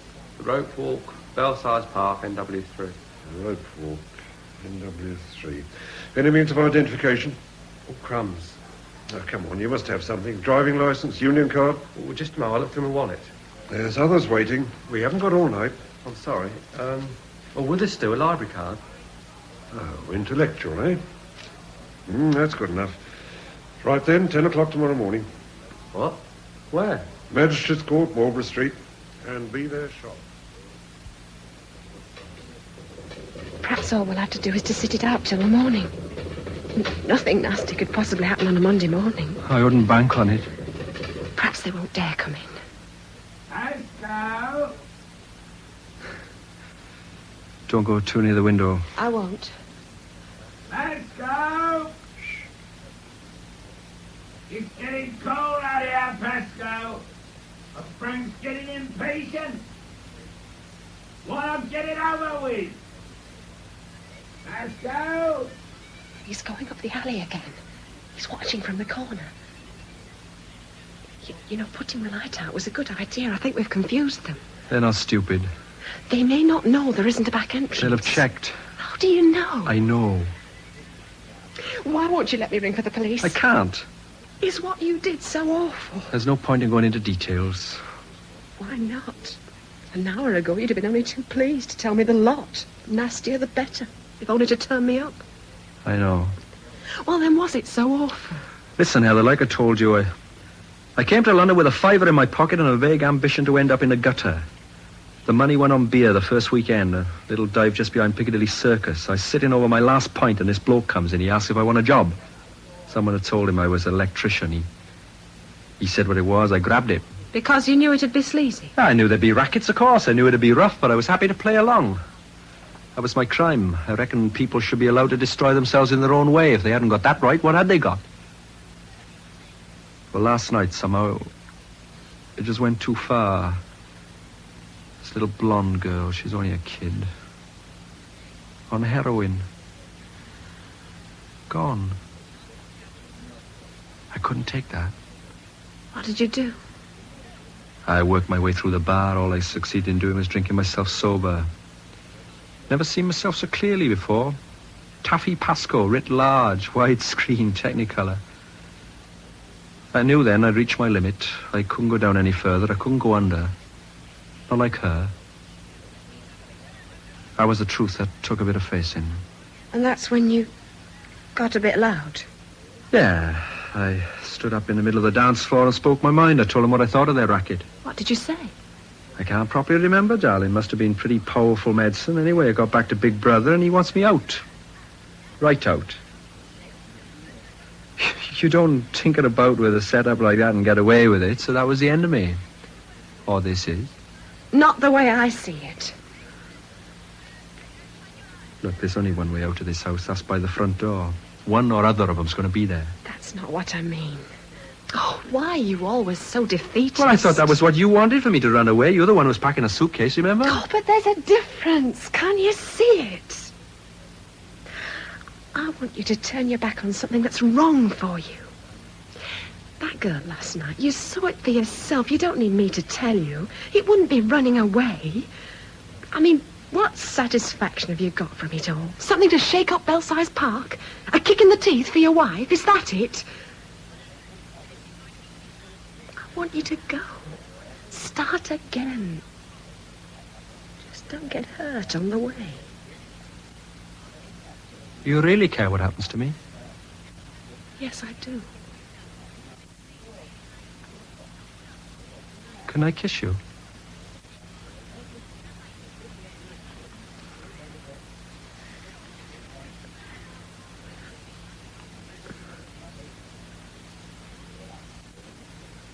It was nice.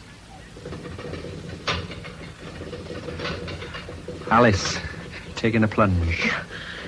It's vaguely reassuring, isn't it? Vaguely.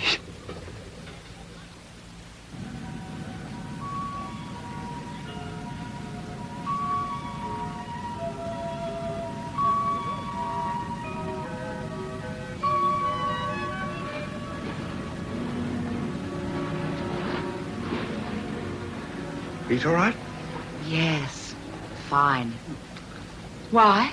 Those aren't exactly hiking boots, and we have come a fair way. No, it's nice to be out in the air. You know, that's one thing I miss in Belsize Park. No river. Well, you've got Hampstead Pond. Hardly the same as the Thames. Isn't it funny how different everything seems at night, lit up? I mean, look at Battersea Power Station. Looks quite exotic by floodlight, doesn't it? Yeah, instead of just a functional grey necessity with a lot of dirty smoke belching out. Oh, grief. Looks as though he's had one over the 8. Darn sight more than that, I'd say. Poor blighter. Reeling about like a... Whoops, down he goes. Oh, come on, let's cross over. Well, that's great. What? Great. Coming from the would-be social worker. Well, he's all right, isn't he? He's getting up again. I can see you've got a real vacation now. Look, just because I'm filthy old drunk... Oh, what the hell do you think you're going to come across in your housing trust or whatever? I thought we'd dropped that subject for tonight. Well, it seems to have resurrected itself, doesn't it? You better face it, Lynn. If you're going to be a welfare worker, that's exactly the sort of bloke you'll have to deal with. It won't be just a lot of nice old ladies who've fallen on hard times. I know that. Well, what are you going to do then? Shut the door every time something revolts you? For heaven's sake! Because believe me, a lot of things are going to. It's no use having a social conscience and a squeamish stomach. My stomach is quite up to it. Well, then perhaps it's something else that's missing. Compassion, for instance? Well, I knew you'd try and talk me out of it. You're dead right. And not entirely for selfish reasons either. No? No, surprisingly enough. Look, Lynn, if it's me you're running away from, you can run in plenty of directions. I just don't think social work's the right one. Because of my lack of compassion. Maybe I put that a bit strongly, I'm sorry. But you must admit you do have a habit of writing people off. One drunk on a bad night isn't people. Oh, I wasn't just thinking of him. What about Fred Scruff or whatever you call him? Now, look, don't go and bring him into it. Well, he's another, isn't he? He works in a strip club. He looks scruffy, so he's dismissed as a no-good. Well, grief, what else is he? I don't know. And I don't suppose you do either. That's what I mean. You label people without bothering to find out what makes them tick. You think I should have had an intimate friendship with Scruff, then? Who knows? Perhaps he needs a friend. And perhaps that girl, Heather, perhaps she could have done with a friend her first night in London. All I'm saying is... That I'm a selfish bitch who couldn't care less about anyone. No. That you're like me and 99% of people. Social workers, well, good social workers anyway, are found in the remaining 1%, that's all. Well, now where are you going? Look, there's no need It's to... all right. I'm not going to jump in the river. Take more than a few home truths to make me do that. I'm going to that phone box to ring Heather. At least that's a small step in the right direction. Happy now?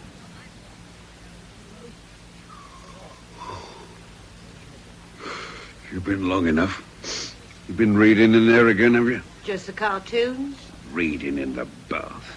If there's one thing I can't stand, it's a limp newspaper. I thought you'd finished with it. Well, I haven't. I can't just lie there doing nothing, can I? You should do what I do. What? Contemplate your navel. Stanley. What? Really? Ah, cut the cackle, Alice. Come on, pull yourself together. Come to bed.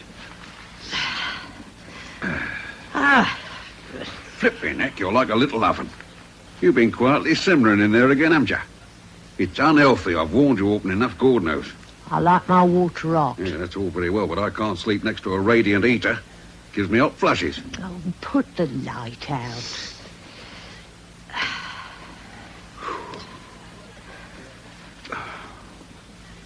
Sleep tight. There's two of them out there now. I looked. Yeah? One of them in the front and one in the back. What are they doing? Just standing. One of them called something, but I didn't catch what it was. They've got no business to be loitering about all night, Stanley. You ought to do something about it. Oh, I'm going to do something about it, all right. Don't you worry. I'm going to have a word with Mr. Vaughan first thing in the morning. That's what I'm going to do. Well? No answer. Huh. Could be out of order. It was all right earlier. Perhaps she was ringing her parents. What, at 20 to midnight? Well, you can try again later if you're worried. No. If you don't mind, I think I'd like to go home now. That's up to you. Well, it's no use pretending this evening's been a huge success. So we might as well call it a day. Go back and have a sociable cocoa with Heather? If she's not asleep, fine. I'm sorry, Peter. Oh, I seem to have spent half the evening apologizing. But I really am. Come on. Let's get back to the car. If we can find it. You're pretty, you know that? Thank you. No, I mean it's honest. You've got a good face. Something in the eyes, I don't know. It's gentle. Me? I practically broke up your room. The cup?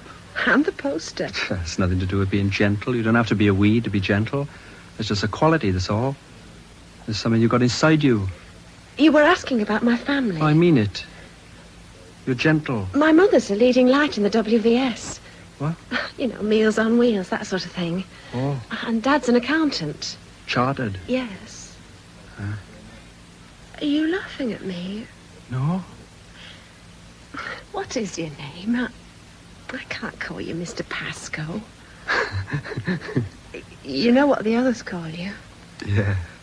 But I can't very well call you that either. I don't see why not. It doesn't seem to fit anymore. Fred Scruff. It'll do for the moment. Come here.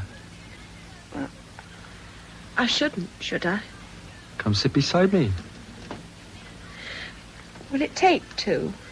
Oh, it hasn't bust yet. Come on. Well? I'm not all that bad, am I? No. Haven't had any complaints anyhow, not on this score. Come here.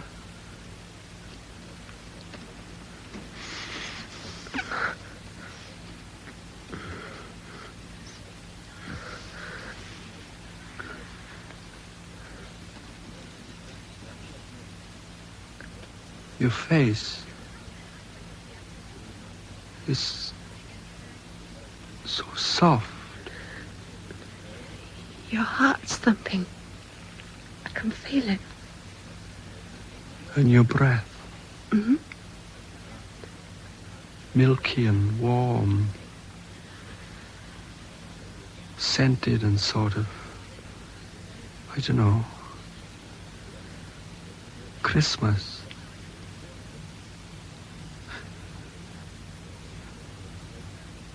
Oh, Heather,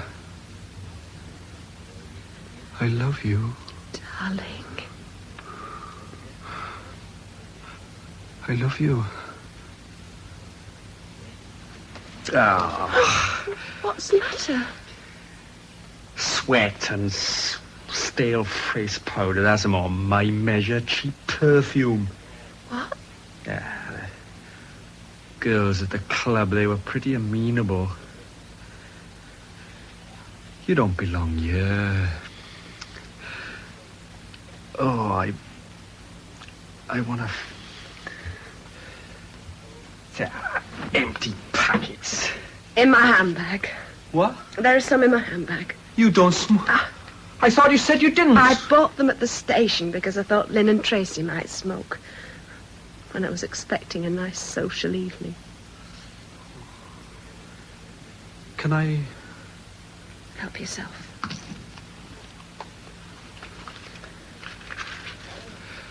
God, look at my hands shaking. I'm all thumbs. You've got good hands. Oh, they don't usually shake like this, huh? Or usually.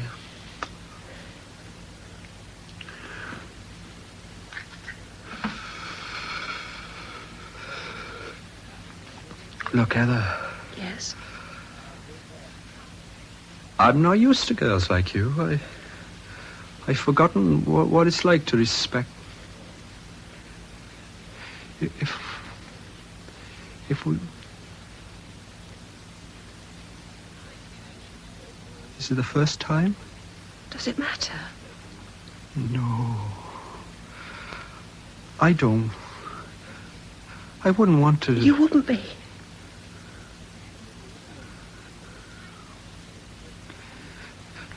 This room is so cheerless. There are worse places for loving. You don't know what it would mean for me. But for you... I mean, if it were to make you whole again. I do love you. You don't, you know. Not really. I don't love you either. But need, yes. At this moment. For tonight. We're two frightened animals huddling together in the darkness, waiting for a footstep on the stairs, wanting comfort, reassurance. I'll marry you, Heather. Love, you're married already. Anyway, for me, I couldn't feel more bridal. Darling, poor darling. Fire! You're right. Your face is bleeding. It was a brick. Glass, you're cut. Oh, the gits! Did it hit you? Are you all right? I'm all right, yes. Your forehead is off. Don't worry about me. But you... Never mind. Go now, quickly, while you've got the chance. So that cut's deep. I'll ring for the doctor. But now's your chance. You may not get another. Now, look, they're both out at the back of the house. I saw them. That means the front door's unguarded. Besides, the house will be in an uproar in a moment. They'll send for the police. I can't leave you, not like this. Darling, you must. It's all over now. It'll be all right. You mustn't stay. What's going on here? Who's done that? Please, hurry. I'll come back for you. Please. I'll be back for you, I promise. Yes, all right. But you mustn't let them catch you. You mustn't. Okay. So long. So long. So long. Mr. Pascal.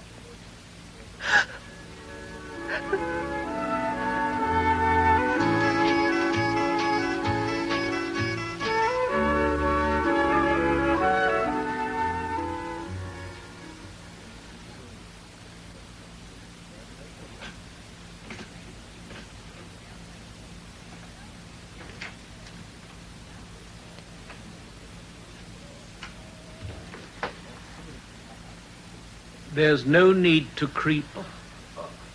Hello, Grandad. Well, what time do you call this? Your grandmother's been worried stiff. I was hoping you'd both be asleep. Well, that's hardly likely, is it, knowing your gran? And it's no use presenting me with your profile, Rusty. Eh? What have you done to your head? Oh, that? Yes, that. Well, I bumped it. On the demonstration. Well, things got out of hand. I know. We saw it on television. Oh, Lord. Looked like the storming of the Bastille. Yeah, it felt like it. Or a gigantic rugby scrum. Mm. You're all right, though? Yeah, I'm okay. Tired. You want a cup of something? No, I don't think I'll bother. Thanks for not going on at me. Well, I'll just pop in and make my peace with Gran, and then I'll hit the hay then. Oh, she's not in there, Rusty. Hmm? She's upstairs, sitting with Heather Benfield. With Heather? What for? Well, you're not the only one to have seen violence this evening. Eh? Somebody heaved a couple of bricks through Pasco's window. What? Heather Benfield appears to have been in there at the time. She got cut about the hands and face. Nothing serious, but obviously distressing on her first night in a strange house. Yeah, I'll say. Did you send for the doctor? Oh, yes, she needed patching up. A few stitches. He gave her a mild sedative for good measure. Blimey. What about Fred Scruff? Oh, cleared off before the police arrived. The police? Well, of course, we had no alternative. And the Hickeys insisted, of course. Oh. They seem to have had something of a ringside seat. Yeah, I'll bet. Anyway, the police found them a mine of information. They're not long gone. The police, I mean. Well, what I don't get is how Heather came to be in Scruff's room. Oh, could have been in the bathroom, I suppose. Heard the first brick arriving. Got there in time to get the worst of the second one. Police have taken the statement, of course. I didn't get the details. Gosh, what a kick-off. Yes. Poor girl. There isn't much we can do about it now. What about Lynn and Tracy? Oh, I thought Tracy was with you. Not for long. Well, they're both still out. Otherwise your gran would have come down. I can't help thinking they've been a bit casual. Lynn especially. She might at least have made some effort to get in early. There are other things in life than having a good time. Look, I've only just got in myself, Grandad, and I can't say I've been having a ball exactly. Well, you are looking a bit ropey, you know. You sure you're all right? Yeah. Well, what happened? Who hit you? Oh, it's a long story, Grandad. I'll tell you about it in the morning. Well, sometime. Good night. Don't forget to look in on your grandmother for a moment. Put her mind at rest. Okay. Oh, and Rusty, you have my permission to present her with your profile. Just your head round the door. Right?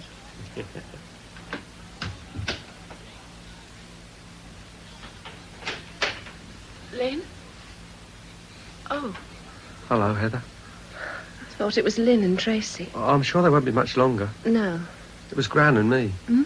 Talking. She was sitting up here keeping an eye on things. Well, I felt it should really be my job, so I packed her off to bed. You've cut your forehead. Well, what about you? Yes. Right couple of wounded soldiers. How did you get yours? Sounds stupid, but I don't really know. I was all right one minute, and the next I was in the van with my head bleeding. The van? Black Maria. Gosh. Come up before the beak tomorrow morning.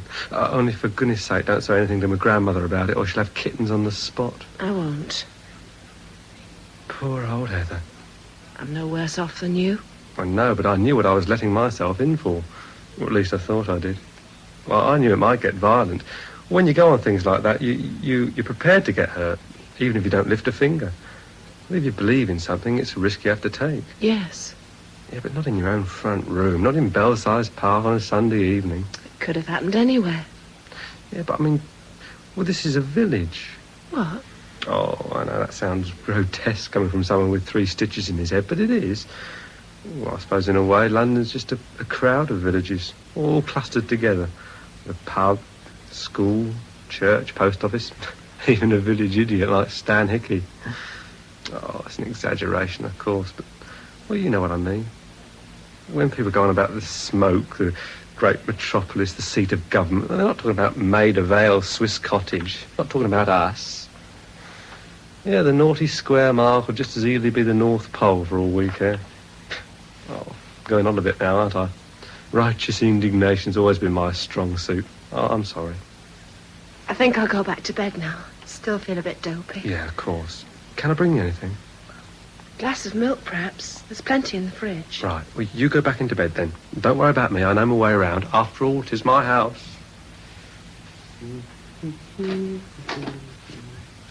Yeah, you know, the only difference between us and Chipping Norton is that we're more cosmopolitan. Come to think of it, there's hardly anybody living round here who could even call himself a Londoner. Sometimes wonder where they've all gone to.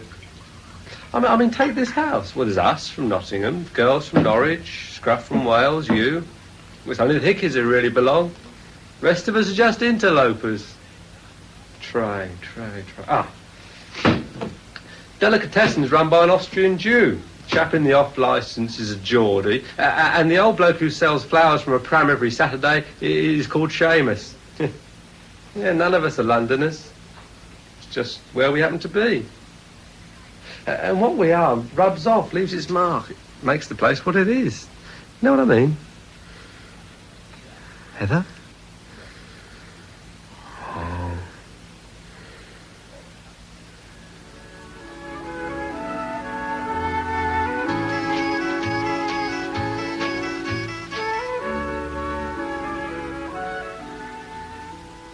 Well, I'll be pushing off then. Okay, Rusty. Yeah, get a bit of shut-eye. I'm all right. Night then. Night. And thank you, Rusty, for waiting up. Oh, that's nothing. I didn't think she should be on her own. No, she shouldn't have. Did Tracy say when she was likely to be in? No, but she was with a crowd she knew. Oh, that's all right then. See ya. Yes. Good night, Rusty. Well, what about that cup of cocoa? That poor kid. What she must have... I'll put the milk on. Well, go on then. Why don't you say it? What? You were right, weren't you? If I wasn't so damn self-absorbed, none of this need have happened. Let's have the big mug, shall we? I'll get that. Well, for what it's worth, I've chucked in any thoughts I had about social work. I would have been great, wouldn't I? Don't even notice what's happening under my own nose. Who does? You could still get another job in personnel, you know, Lynn. Away from Denton's, I mean, if you want to change. Oh, what's the point? It'll be much the same. And who would I have lunch with?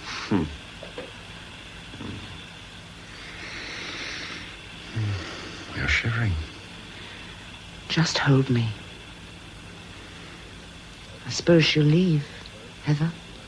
You mustn't blame yourself entirely, love. Who else can I blame? The milk, it'll boil over. You know, I think I might get myself a car, Pete. Just a second-hand one. Never for. We don't need two. Well, it seems ridiculous you always having to pick me up and chauffeur me about. I don't mind. No, I don't. It's quite unnecessary for you to run one as well. And if we're getting married... Okay. If that's what you want. Yes, it is. For the moment.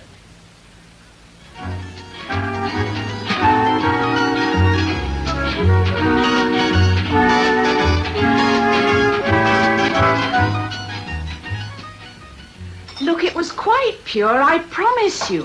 Can I have the post? I slept on a sofa in South Ken, Toot Searle. Cross my heart. I wasn't talking about that. Well, you're making it sound as if it's my fault that Heather's got stitches. Wouldn't have made any difference if I'd come home the same time as you did. We ditched her. She was our responsibility. Or mine. Heck, it isn't as serious as all that, is it? Serious enough to send the poor girl packing, I should think. I don't know what her parents are going to say. Have you seen her since it happened? No. But you really think she'll go? Well, what do you expect after that? Hell's bells. And to think I missed it all. Oh, Tracy, this is nothing to be flippant about. Look, it's 10 to 9. Pete will be here soon, and I'm relying on you to look after her while I'm at work. You'd better skip the agency. I was going to. Yes, we'll take her in a cup of tea at about, 10:30, and be kind to her, love. Okay, I'll do my best. Oh, hello, Heather. You're up already? Hey, I've just been hearing all about your dramas. Tracy. Well? How are you, love? I like the plaster. Oh, for Pete's sake. Did you manage to get any sleep after all that? Well, come sit down. Tracy, get another cup. Oh, no, thanks. I never have breakfast. Well, sit down anyway. Poor Heather, you look washed out. Was it dreadful? Of course it was. He got away. They didn't get him. Who? David. Fred Scruff. Grief, was that his name? Mr. Vaughan told me. David Pascoe. Where did he go then? Didn't say. Doesn't matter. Little shop somewhere, perhaps. Light fittings, radio repair, something like that. Oh, you mean he's gone for good? Yes. You talked to him? What was he like? Yes. What was he like? Gentle. I think I will have a cup of tea now. Oh, good. I suppose the buses are quite frequent. To Euston, you mean? You are going back then? Back? Home. Poor love, you really have been through it, haven't you? No, I'm not going back. Well, I don't suppose last night was really typical. No, not really.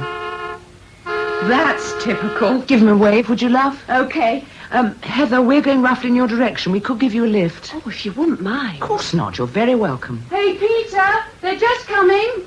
Buck up, you workers. He's double parked. We're on our way. Oh, can we leave supper to you? At your own risk.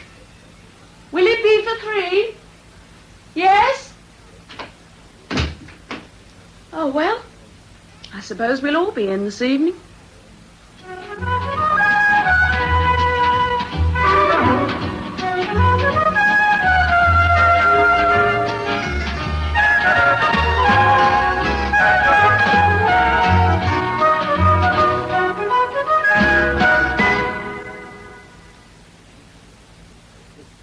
The Rope Walk was written by Alan Downer and Jill Hyam. Heather Benfield was played by Patricia Gallimore and Fred Scruff by Anthony Hall. Lynn Dixon, Rosemary Franco. Her sister Tracy, Linda Gardner. Mr. Vaughan was played by Lockwood West. Mrs. Vaughan, Joan Miller. and Rusty Vaughan by Barry McCarthy. Peter Tyson, Michael Spice, Stan Hickey, Leslie Dwyer, Alice Hickey, Hazel Coppin. The duty officer, Peter Williams, Constable, Peter Baldwin, and the taximan, Brian Haynes. The play was produced by Keith Williams. Saturday Night Theatre. We present An Ideal Husband by Oscar Wilde. First produced at the Theatre Royal Haymarket in 1895. In this production, the part of Sir Robert Chiltern is played by Noel Johnson, Lady Chiltern by Jane Wenham, Lord Goring by Ronald Lewis, and Mrs. Cheveley by Rosemary Martin. The play opens in the Octagon Room at Sir Robert Chiltern's house in Grosvenor Square. Sir Charles and Lady Grendon, Lady Gordon and Miss Gordon, Lord Adamford, Mrs. Lavery and Miss Lavery, Sir John and Lady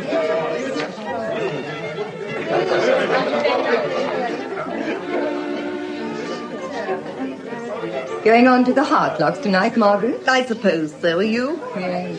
Horribly tedious parties they give, don't they? Horribly tedious. And never know why I go. Never know why I go anywhere. I come here to be educated. Oh, I hate being educated. So do I.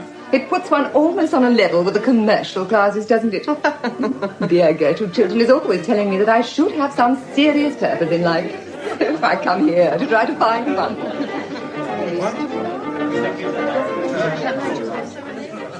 Mr. and Lady Jane Barford. I'm so glad you could come. Lord Caversham. Good evening, Lady Chiltern. Ah, Lord Caversham. Has my good-for-nothing young son been here? I don't think Lord Goring has arrived yet. Why do you call Lord Goring good for nothing, Lord Caversham? Because he leads such an idle life, Miss Chiltern. How can you say such a thing? Why, he rides in the Row at 10 o'clock in the morning, goes to the opera 3 times a week, changes his clothes at least 5 times a day, and dines out every night of the season. You don't call that leading an idle life, do you? You are a very charming young lady. How sweet of you to say that, Lord Caversham. Do come to us more often. Never go anywhere now. Sick of London society. Shouldn't mind being introduced to my own tailor. He always votes on the right side, but objects strongly to being sent down for dinner with my wife's milliner. Never could stand Lady Caversham's bonnets. Oh, I love London society. I think it is immensely improved. It is entirely composed now of beautiful idiots and brilliant lunatics. Just what society should be. Which is Goring? Beautiful idiot or the other thing? I've been obliged for the present to put Lord Goring into a class quite by himself. But he is developing charmingly. Into what? I hope to let you know very soon, Lord Caversham. Oh!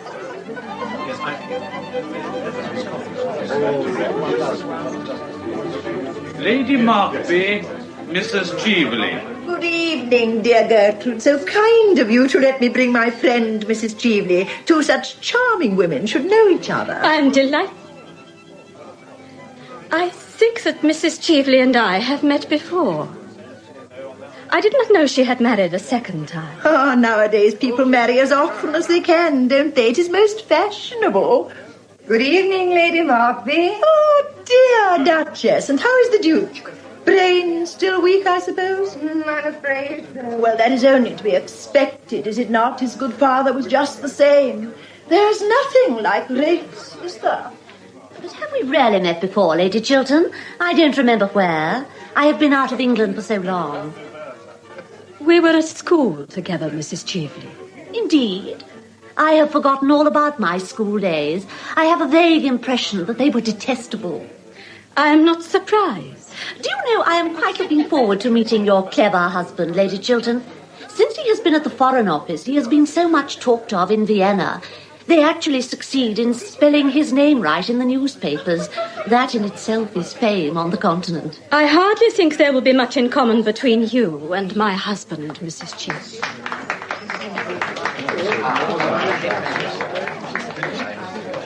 Good evening, Lady Markby. Sir Robert. I hope you've brought Sir John with you. Oh, I have brought a much more charming person than Sir John. Sir John's temper, since he has taken seriously to politics, has become quite unbearable. Really, now that the House of Commons is trying to become useful, it does a great deal of harm. I hope not, Lady Markby. But who is the charming person you have been kind enough to bring to us? Her name is Mrs. Cheveley, one of the Dorsetshire Cheveleys, I suppose, but I really don't know. Families are so mixed nowadays. Indeed, as a rule, everybody turns out to be somebody else. Mrs. Cheveley. I seem to know the name. She's just arrived from Vienna, Sir Robert. Ah, yes, I think I know whom you mean. Oh, she goes everywhere there and has such pleasant scandals about all her friends. Let me introduce you, my dear. Sir Robert Chiltern is dying to know you. Everyone is dying to know the brilliant Mrs. Cheveley. Thank you, Sir Robert. An acquaintance that begins with a compliment is sure to develop into a real friendship. And I find that I know Lady Chiltern already. Really? Yes. She has just reminded me that we were at school together.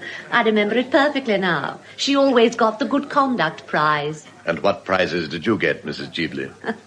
My prizes came a little later on in life. I don't think any of them were for good conduct. I'm sure they were for something charming.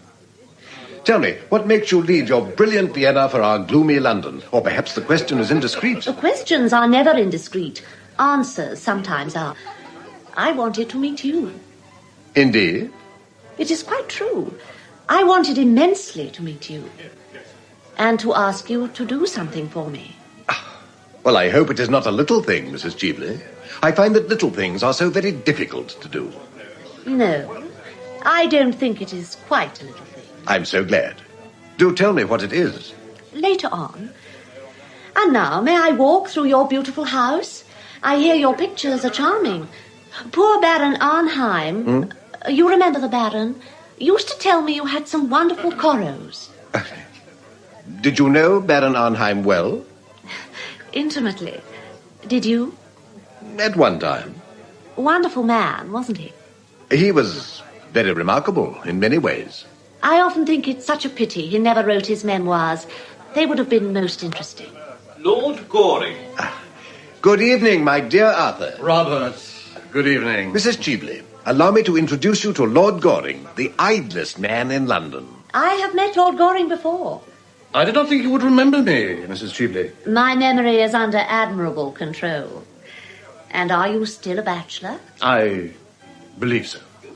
How very romantic. Oh, I'm not at all romantic. I'm not old enough. I leave romance to my seniors. May I ask, are you staying in London long? That depends partly on the weather, partly on the cooking, and partly on Sir Robert. Oh, it's one of those things. Good evening, Miss Mabel. You are very late, Lord Goring. Have you missed me? Awfully. Then I'm sorry I did not stay away longer. I like being missed. How very selfish of you. I am very selfish. You are always telling me of your bad qualities, Lord Goring. I have only told you half of them as yet, Miss Mabel. Are the others very bad? Quite dreadful.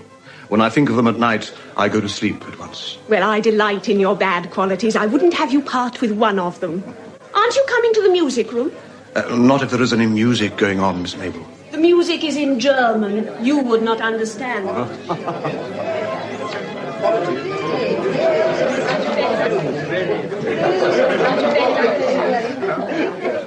And are you going to any of our country houses before you leave England, Mrs. Cheveley? Oh, no. I can't stand your English house parties. In England, people actually try to be brilliant at breakfast. And that is so dreadful of them. Only dull people are brilliant at breakfast. My stay in England really depends on you, Sir Robert. Seriously? Quite seriously. I want to talk to you about the Argentine Canal Company. What a tedious practical subject for you to talk about, Mrs. Cheveley. Oh, I like tedious practical subjects. What I don't like are tedious practical people. There is a wide difference. Besides, you are interested, I know, in international canal schemes. You were Lord Radley's secretary, weren't you, when the government bought the Suez Canal shares? Yes, but the Suez Canal was a very great and splendid undertaking. This Argentine scheme is a commonplace stock exchange swindle. A speculation, Sir Robert. A brilliant, daring speculation. Believe me, Mrs. Cheveley, it is a swindle. Let us call things by their proper names. I hope you have not invested in it. Oh, I'm sure you are far too clever to have done that. I have invested very largely in it. Oh, who could have advised you to do such a foolish thing? Your old friend and mine. Who? Baron Arnheim. Ah, yes, I remember hearing at the time of his death that he had been mixed up in the whole affair. It was his last romance. His last but one, to do him justice. But you have not seen my corals yet. They're in the music room. May I show them to you? I am not in the mood tonight for silver twilights or rose-pink dawns. I want to talk business. I fear I have no advice to give you, Mrs. Cheveley, except to interest yourself in something less dangerous. The success of the canal depends, of course, on the attitude of England, and I am going to lay the report of the commissioners before the House tomorrow night. That you must not do. In your own interests, Sir Robert, to say nothing of mine. In my own interests? I want you to withdraw the report on the ground that you have reason to believe that the commissioners have been prejudiced or misinformed. Then I want you to say a few words to the effect that the government is going to reconsider the question, and that you have reason to believe that the canal, if completed, will be of great international value. Mrs. Cheveley, you cannot be serious in making me such a proposition. I am quite serious.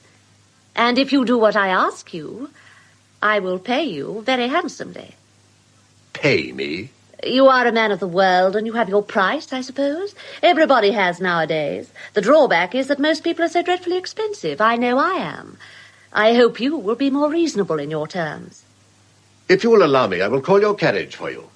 You have lived so long abroad, Mrs. Cheveley, that you seem to be unable to realize that you are talking to an English gentleman. I realize that I am talking to a man who laid the foundation of his fortune by selling to a stock exchange speculator a cabinet secret. What do you mean? I mean that I know the real origin of your wealth and your career, and I have got your letter, too. What letter? The letter you wrote to Baron Arnheim when you were Lord Radley's secretary, telling the Baron to buy Suez Canal shares. A letter written 3 days before the government announced its own purchase. It's not true. You thought the letter had been destroyed. How foolish of you. It is in my possession. The affair to which you allude was no more than a speculation. The House of Commons had not yet passed the bill. It might have been rejected. It was a swindle, Sir Robert. Let us call things by their proper names. And now I am going to sell you that letter. And the price I ask for it is your public support of the Argentine scheme. You made your fortune out of the one canal. You must help me and my friends to make our fortunes out of another. It is infamous what you propose. Infamous. Oh, no. This is the game of life as we all have to play it, Sir Robert, sooner or later. I cannot do what you ask me. You mean you cannot help doing it? If you refuse... What then? You are ruined, that is all. Sooner or later we all have to pay for what we do. You have to pay now. What you ask is impossible. Suppose that when I leave this house, I drive down to some newspaper office and give them this scandal and the proofs of it. I will give you any sum of money you want. Even you are not rich enough, Sir Robert, to buy back your past. No man is. I will not do what you ask me. I will not. You have to. I will be in the ladies' gallery tomorrow night at 11:30. If by that time you have made an announcement to the House in the terms I wish, I shall hand you back your letter. I intend to play quite fairly with you.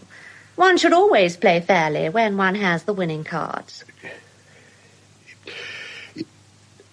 You must let me have time to consider your proposal. No. You must settle now. I have got to telegraph Vienna tonight. Oh, my God, what brought you into my life? Circumstances. I consent. The report shall be withdrawn. I will arrange for a question to be put to me on the subject. Thank you. I knew we should come to an amicable agreement. And now you can get my carriage for me, Sir Robert. I see the people coming up from supper, and Englishmen always get so romantic after a meal, and that bores me dreadfully.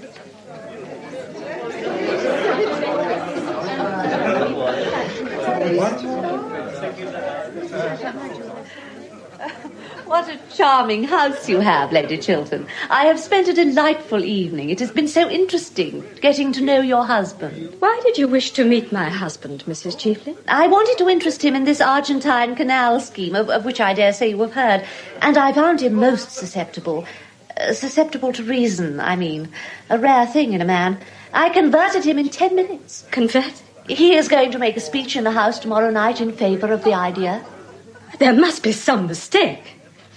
That scheme could never have my husband's support. Oh, I assure you, it's all settled. What? I don't regret my tedious journey from Vienna now. It has been a great success. But, of course, for the next 24 hours, the whole thing is a dead secret. A secret? Between whom? Between your husband and myself. Your carriage is here, Mrs. Cheveley. Thanks. Good evening, Lady Chiltern. Good night, Lord Goring. I am at Claridge's. Don't you think you might leave a card? If you wish it, Mrs. Cheveley. Oh, don't be so solemn about it, or I shall be obliged to leave a card on you. In England, I suppose that would hardly be considered en règle. Abroad, we are more civilized. Will you see me down, Sir Robert? Now that we have both the same interests at heart, we shall be great friends, I hope. What a horrid woman. You shall go to bed, Miss Mabel. Lord Goring. My father told me to go to bed an hour ago. I don't see why I shouldn't give you the same advice. I always pass on good advice. It's the only thing to do with it. It is never of any use to myself. Lord Goring, I am not going to bed for hours. You can come and sit down if you like and talk about anything in the world except the Royal Academy, Mrs. Cheveley, or novels in Scotch dialect. They are not improving subjects.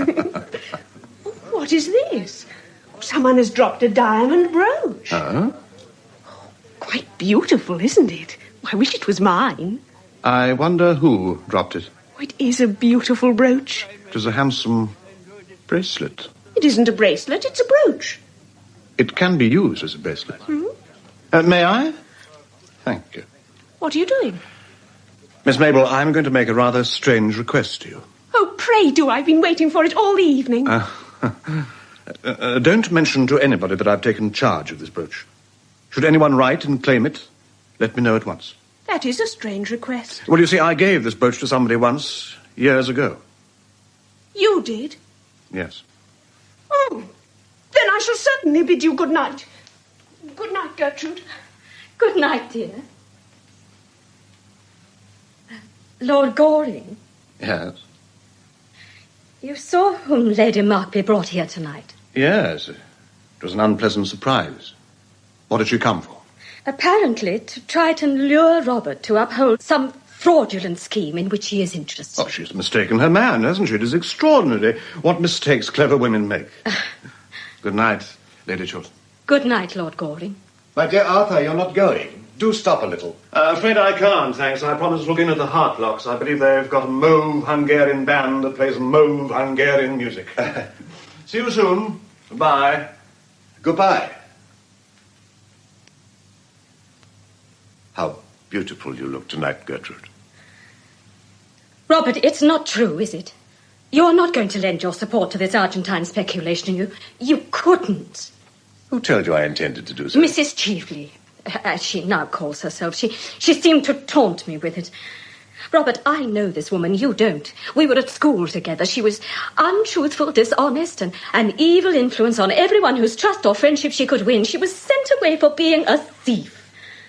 Why do you let her influence you? Mrs. Cheveley may have changed since then.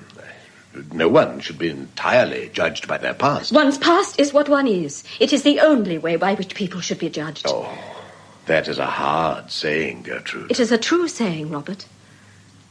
And what did she mean by boasting that she had got you to lend your support to a thing I have heard you described as the most dishonest scheme that there has ever been in political life? I was mistaken in the view I took. But you told me yesterday that you had received the report from the Commission and that it entirely condemned the whole thing. Robert, are you telling me the whole truth? Why do you ask me such a question? Why do you not answer it? Gertrude, truth is a very complex thing. Sooner or later in political life, one has to compromise. Everyone does. Compromise? Robert! Robert, why do you talk so differently tonight? Why are you so changed? I am not changed, but circumstances alter things. Circumstances should never alter principles. But if I told you... What? That it was necessary. Vitally necessary. It can never be necessary to do what is not honourable. I have told you it is a question of rational compromise. It is no more than that. That is all very well for other men, for men who treat life simply as a sordid speculation, but not for you, Robert, not for you. You are different. All your life, you have stood apart from others, to the world. As to myself, you have been an ideal always. Be that ideal still. Don't kill my love for you. Don't kill that. Oh, Gertrude. I know that there are men with horrible secrets in their lives, men who have done some shameful thing and who in some critical moment have to pay for it by doing some other act of shame. Don't tell me that you are such as they are. Robert. Is there in your life any secret dishonor or disgrace? Well, tell me. Tell me at once, so that... So that what? That our lives may drift apart. Drift apart? That they may be entirely separate. It would be better for us both. Gertrude, there is nothing in my past life that you might not know. Oh, I was sure of it, Robert. I was sure of it. Oh, don't let us ever talk about the subject again. You will write, won't you, to Mrs. Cheveley and tell her that you cannot support this scandalous scheme of hers. If you have given her any promise, you must take it back, that is all. Must I write and tell her that? Oh, surely, Robert. Right this moment. But it is so late. It's close on 12. Well, she must know at once that she has been mistaken in you. Write that you decline to support this scheme of hers as you hold it to be dishonest. Yes, write that word, dishonest. She knows what that word means. Very well, my dear. Robert, I feel tonight that I've saved you from something that might have been a danger to you, from something that might have made men honor you less than they do. I don't think you realize sufficiently, Robert, that you have brought into the political life of our time a nobler atmosphere, a finer attitude towards life. I know it, and for that I love you, Robert. Oh, love me always, Gertrude. Love me always. I will love you always, because you will always be worthy of love. We needs must love the highest when we see it.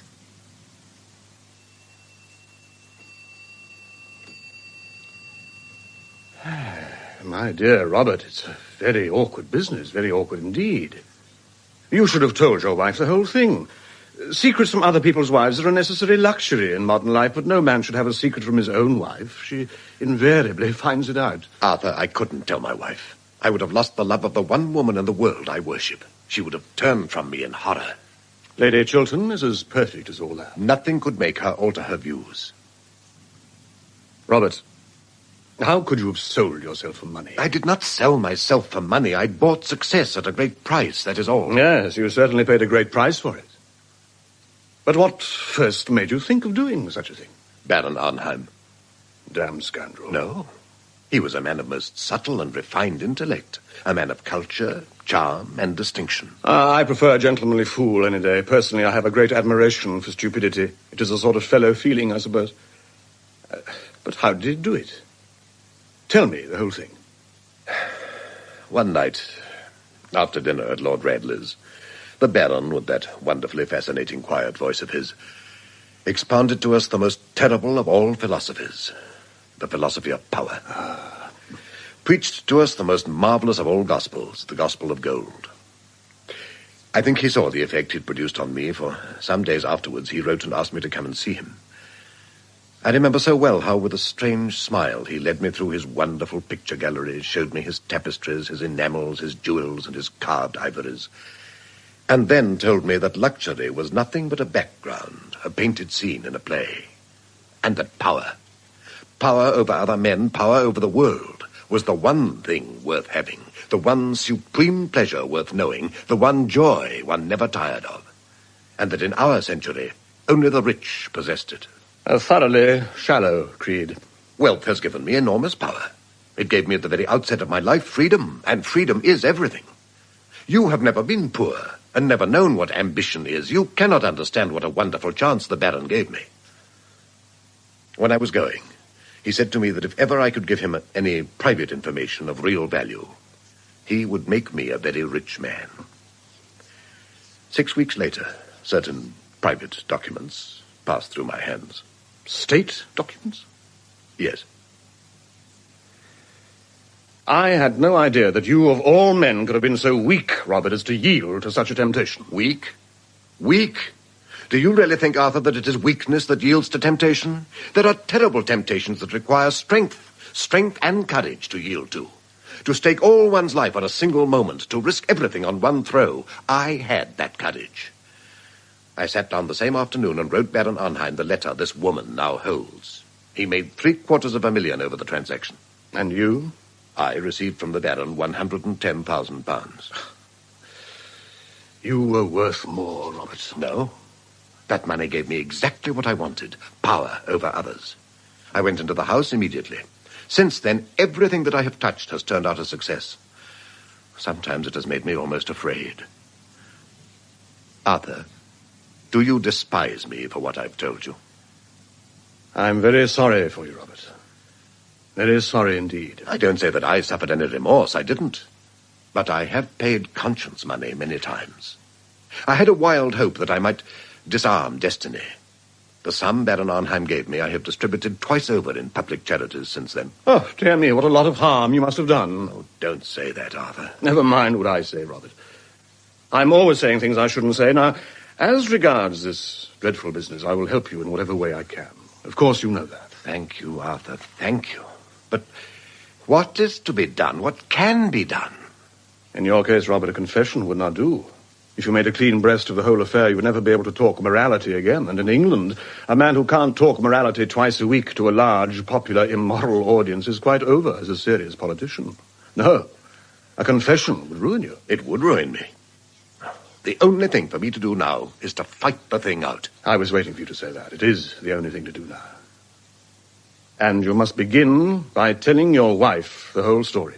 That I will not do. Robert, believe me, you are wrong. It would kill her love for me. And this woman, this Mrs. Cheveley, how can I defend myself against her? You knew her before, Arthur, apparently. Yes. Did you know her well? So little that I got engaged to be married to her once when I was staying at the Tenbys. The affair lasted for 3 days. Nearly. Why was it broken off? Oh, I forget. At least it makes no matter. Well, I shall send a cipher telegram to the embassy of Vienna to inquire if there is anything known against her. There may be some secret scandal she might be afraid of. Oh, well, she wore far too much rouge last night and not quite enough clothes. That is always a sign of despair in a woman. I will fight her to the death, as long as my wife knows nothing. Oh, fight in any case, in any case. Though I should not fancy Mrs. Cheveley as a woman who would be easily frightened. Good afternoon, Lord Goring. Good afternoon, Lady Chiltern. Have you been in the park? Oh, no. I have just come from the Woman's Liberal Association, where, by the way, Robert, your name was received with loud applause. And now I have come in to have my tea. You will wait to have some tea, won't you? I'll wait for a short time, thanks. You are not going, Robert? I have some letters to write, dear. Oh, you work too hard. You seem never to think of yourself, and you're looking so tired. It is nothing, dear. Nothing. Do sit down, Lord Goring. I'm so glad you've called. I want to talk to you about... Mrs. Cheveley? Yes. After you left last night, I found out that what she had said was really true. Of course, I made Robert write her a letter at once, withdrawing his promises. So he gave me to understand. Robert must be above reproach. He is not like other men. He cannot afford to do what other men do. Don't you agree with me? Why are you looking at me so strangely, Lord Goring? Lady Chiltern, I have sometimes thought that perhaps you are a little hard in some of your views on life. I think that often you don't make sufficient allowances. In every nature there are elements of weakness. Life cannot be lived without much charity. And if you are ever in trouble, Lady Chiltern, trust me absolutely. And I will help you in every way I can. If you ever want me, come to me for my assistance, and you shall have it. Lord Goring, you are talking quite seriously. I don't think I have ever heard you talk seriously before. You must excuse me, Lady Chiltern. It won't occur again, if I can help it. But I like you to be serious. Dear Gertrude, don't say such a dreadful thing to Lord Goring. Seriousness would be very unbecoming to him. Good afternoon, Lord Goring. Pray be as trivial as you can. I should like to, Miss Mabel, but I'm afraid I'm a little out of practice today, and besides, I have to be going now. Just when I have come in. What dreadful manners you have. I'm sure you were very badly brought up. Oh, I was. I wish I had brought you up. I'm so sorry you didn't. It is too late now, I suppose. I am not so sure. Will you ride tomorrow morning? Yes, at 10. Don't forget. Of course I shall. By the way, Lady Chiltern, there is no list of your guests in the Morning Post of today. It has apparently been crowded out by the County Council or the Lambeth Conference or something equally boring. Could you let me have a list? I have a particular reason for asking you. Oh, I am sure Mr. Trafford will be able to give you one. Thanks so much. Tommy Trafford is the most useful person in London. And who is the most ornamental? I am. How clever of you to guess it. Goodbye, Lady Chiltern. You will remember what I said to you, won't you? Yes. But I don't know why you said it to me. I hardly know myself. Goodbye, Miss Mabel. 10 tomorrow. Sharp? Quite sharp. But don't bring Mr. Trafford. Of course I shan't bring Tommy Trafford. Tommy Trafford is in great disgrace. I'm delighted to hear it. Gertrude, I wish you would speak to Tommy Trafford. Oh, what has poor Mr. Trafford done this time? Robert says he's the best secretary he's ever had. Well, Tommy has proposed to me again.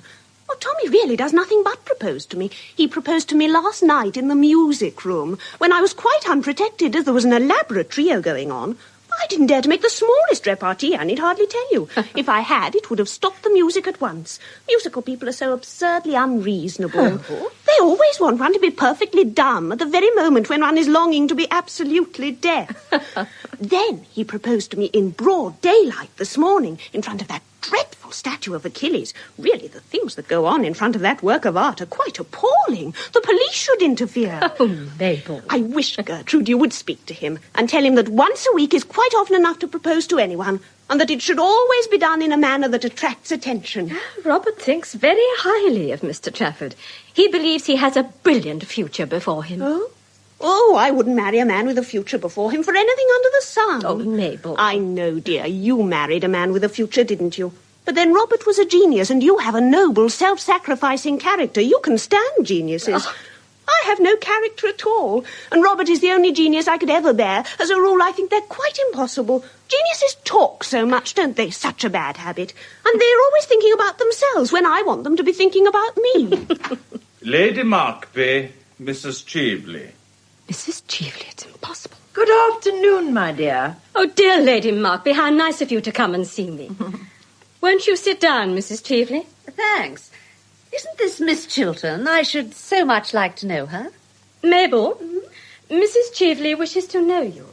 I thought your frock so charming last night, Miss Chiltern. So simple and suitable. Really? I must tell my dressmaker. It'll be such a surprise to her.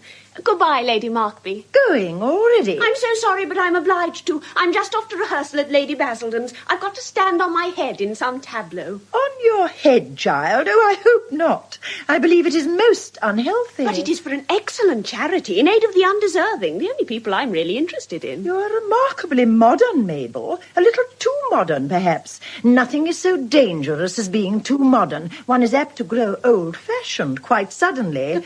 Oh, I've known many instances of it. Oh, what a dreadful prospect. Goodbye. Dear Gertrude, we just called to know if Mrs. Cheveley's diamond brooch has been found. Here? Yes, I missed it when I got back to Claridge's, and I thought I might possibly have dropped it here. I have heard nothing about it, but I will ring for the butler and ask. Oh, pray don't trouble, Lady Chiltern. I dare say I lost it at the opera before we came on here.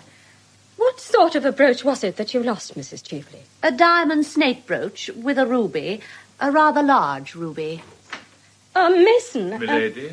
Has a ruby and diamond brooch been found in any of the rooms this morning? No, milady. It really is of no consequence, Lady Chiltern. I'm so sorry to have put you to any inconvenience. Oh, it has been no inconvenience. That will do, Mason. You can bring tea. Yes, milady. Well, I must say it is most annoying to lose anything. I remember once at Bath years ago, losing in the pump room an exceedingly handsome cameo bracelet that Sir John had given me. I don't think he has ever given me anything since, I'm sorry to say. He has sadly degenerated. Oh, really? This horrid House of Commons quite ruins our husbands' force. I think the lower house by far the greatest blow to a happy married life that there's been since that terrible thing called the higher education of women was invented. Oh, it is heresy to say that in this house, Lady Markby. Robert is a great champion of the higher education of women, and so, I am afraid, am I. The higher education of men is what I should like to see. Men need it so sadly. They do, dear, but I'm afraid such a scheme would be quite unpractical. I don't think man has much capacity for development. He's got as far as he can, and that's not far, is it? Well, with regard to women, dear Gertrude, you belong to the younger generation, and I'm sure it's all right if you approve of it. In my time, of course, we were taught not to understand anything. That was the old system, and wonderfully interesting it was. I assure you that the amount of things I and my poor sister were taught not to understand was quite extraordinary. But modern woman understands everything, I'm told. Except their husbands. That is the one thing the modern woman never understands. And a very good thing, too, dear, I dare say. It might break up many a happy home if they did. Not yours, I need hardly say, Gertrude. You have married a pattern husband. I wish I could say as much for myself. But since Sir John has taken to attending the debates regularly, which he never used to do in the good old days, his language has become quite impossible. Oh?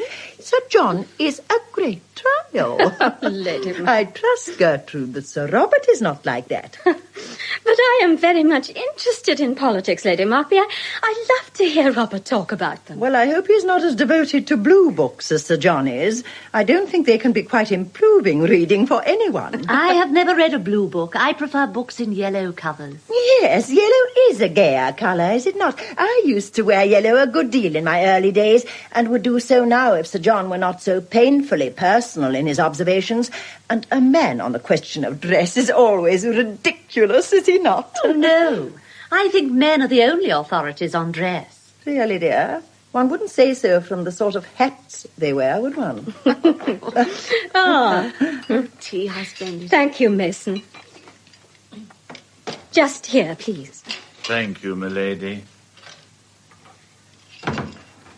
May I give you some tea, Mrs. Cheveley? Thanks. Some tea, Lady Markby. No, thanks, dear. The fact is, I have promised to go round for 10 minutes to see poor Lady Brancaster, who is in very great trouble. Oh. Her daughter, quite a well-brought-up girl, too, has actually become engaged to be married to a curate in Shropshire. It is very sad indeed. I can't understand this modern mania for curates. In my time, we girls saw them, of course, running about the place like rabbits. We never took any notice of them, I need hardly say. But I am told that nowadays country society is quite honeycombed with them. I think it is most irreligious. Yes, and now, Gertrude, if you will allow me, I shall leave Mrs. Cheveley in your charge and call back for her in a quarter of an hour. Of course. I should like to have a few minutes' conversation with her. How very kind of you, Lady Chiltern. Believe me, nothing could give me greater pleasure. No doubt you both have many pleasant reminiscences of your school days to talk over together. Oh, shall I see you at Lady Bonner's tonight, Gertrude? She's discovered a wonderful new genius. He does nothing at all, I believe. That's a great comfort, is it not? No, Robert and I are dining at home by ourselves tonight, and I don't think I shall go anywhere afterwards. Robert, of course, will have to be in the house. Dining at home by yourselves? Is that quite prudent? Oh, of course, I forgot. Your husband is an exception. Mine is the general rule, and nothing ages a woman so rapidly as being married to the general rule. Yes. Wonderful woman, Lady Markby, isn't she? Talks more and says less than anybody I ever met. Mrs. Cheveley, I think it is right to tell you quite frankly that had I known who you really were, I should not have invited you to my house last night. Really? I see that after all these years you have not changed a bit, Gertrude. I never change. Then life has taught you nothing? It has taught me that a person who has once been guilty of a dishonest and dishonourable action may be guilty of it a second time, and should be shunned. Would you apply that rule to everyone? Oh, yes, to everyone without exception. Then I am sorry for you, Gertrude. Very sorry for you. I don't mind your talking morality a bit. Morality is simply the attitude we adopt towards people whom we personally dislike. You dislike me. I'm quite aware of that. And I have always detested you. And yet I have come here to do you a service. Like the service you wished to render my husband last night, I suppose. Thank heaven I saved him from that. It was you who made him write that insolent letter to me. It was you who made him break his promise. Oh, yes. Then you must make him keep it. What? I give you till tomorrow morning, no more. If you are wise, you will make him do what I tell him. You are impertinent. What has my husband to do with you, a woman like you? Oh, in this world, like meets like. How dare you class my husband with yourself? How dare you threaten him or me? Leave my house. Your house. A house bought with the price of dishonour. A house everything in which has been paid for by fraud. Robert! Ask him what the origin of his fortune is. Get him to tell you how he sold to a stockbroker a cabinet secret. Learn from him to what you owe your position. It's not true. Robert, it's not true. Look at him. Can he deny it? Does he dare to? Go. Go at once. You have done your worst now. Oh, my worst. I have not finished with you, either of you. I give you both till tomorrow morning at noon. If by then you don't do what I bid you, the whole world shall know the origin of Robert Chiltern. You sold a cabinet secret for money. You built your career on dishonour. Oh, tell me it is not true. Lie to me. Lie to me. Tell me it is not true. What this woman said is quite true. Robert. But Gertrude, you don't realize how I was tempted. Let me tell you the whole thing. Oh, don't come near me. Don't touch me. You sold yourself for money. You lied to the whole world. Gertrude. No, don't touch me. Don't touch me. Your voice wakes memories of words that made me love you.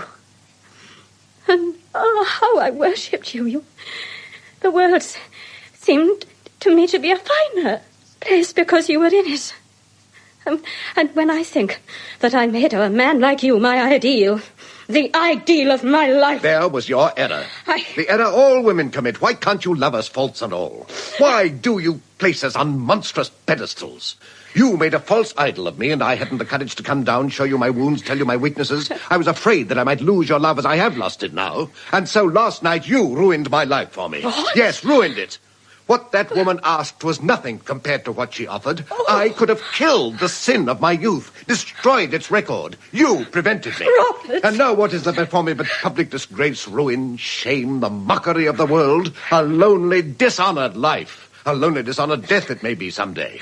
Let women make no more ideals of men. Let them not put them on altars and bow before them, or they may ruin other lives as completely as you whom I have so wildly loved, have ruined mine.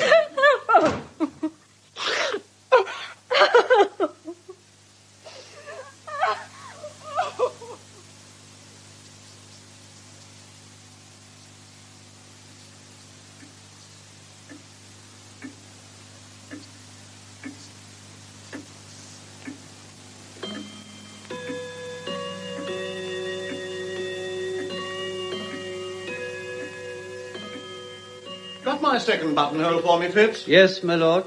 Rather distinguished thing, Phipps. I'm the only person of the smallest importance in London at present who wears a buttonhole. Yes, my lord, I have observed that. You see, Phipps, fashion is what one wears oneself. What is unfashionable is what other people wear. Yes, my lord. Just as vulgarity is simply the conduct of other people. Yes, my lord. And falsehood is the truth of other people. Yes, my lord. Other people are quite dreadful. The only possible society is oneself. Yes, my lord. To love oneself is the beginning of a lifelong romance, Phipps. Yes, my lord.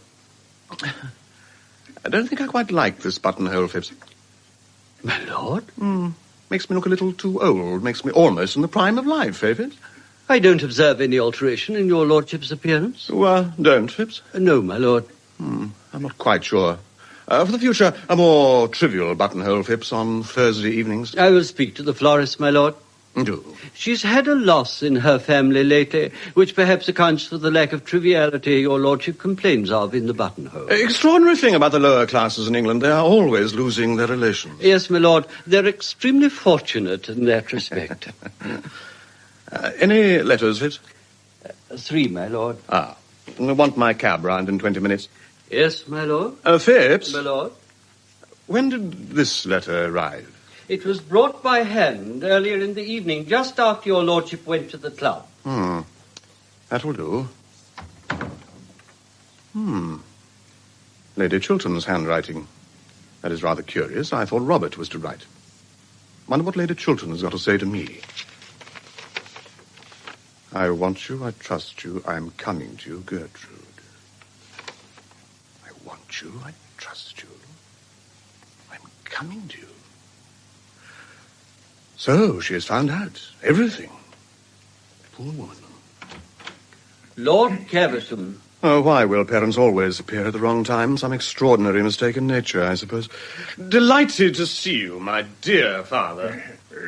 Take my cloak off. Is it worthwhile, Father? Of course it's worthwhile, sir. Which is the most comfortable chair? This one, Father. It is the chair I use myself when I have visitors. Thank you. No draught, I hope, in this room? No, Father. Glad to hear it. Can't stand draughts. No draughts at home. A good many breezes, Father. Eh? Don't understand what you mean. I want to have a serious conversation with you, sir. Oh, my dear Father, at this hour? Well, sir, it's only 10 o'clock. I think the hour is an admirable hour. The fact is, Father, that this is not my day for talking seriously. What do you mean, sir? During the season, Father, I only talk seriously on the first Tuesday in every month from 4 to 7. Well, make it Tuesday, sir. Make it Tuesday. But it is after 7, Father.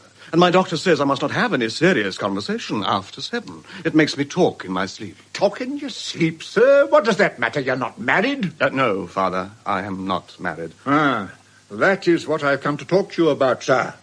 You have got to get married, and at once. Oh, really? Dabby, sir, it's your duty to get married. You can't be always living for pleasure. Every man of position is married nowadays. Bachelors are not fashionable anymore. They're a damaged lot. Too much is known about them. It's high time for you to get married. You're 34 years of age, sir. Yes, Father, but I only admit to 32. 31 and a half when I have a really good buttonhole. This buttonhole is not trivial enough. I tell you, you're 34, sir. And there is a draft in your room besides, which makes your conduct worse. Why did you tell me there was no draft, sir? I feel a draft, sir. I feel it distinctly. So do I, Father. It is a dreadful draft. I will come and see you tomorrow, Father. We can talk over anything you like. Let me help you on with your cloak, Father. No, sir. I've called this evening for a definite purpose, and I am going to see it through at all costs, to my health or yours. Put down my cloak, sir. Certainly, Father, but let us go into another room. There is a dreadful draught in here. A dreadful draught, sir. Phipps, is there a good fire in the smoking room? Yes, my lord. Come in there, Father. Your sneezes are quite heartrending. Well, sir, I suppose I have a right to sneeze when I choose? Quite so, Father.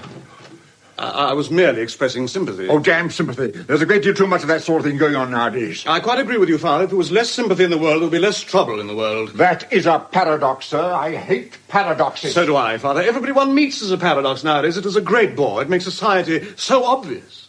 Conceited young puppy. Phipps. My lord. There is a lady coming to see me this evening on particular business. Show her into the drawing room when she arrives, you understand? Yes, my lord. It is a matter of the gravest importance, Phipps. I understand, my lord. No one else is to be admitted under any circumstances. I understand, my lord. Ah, that is probably the lady. Well, sir, am I to wait attendance on you? At once, Father. Do forgive me.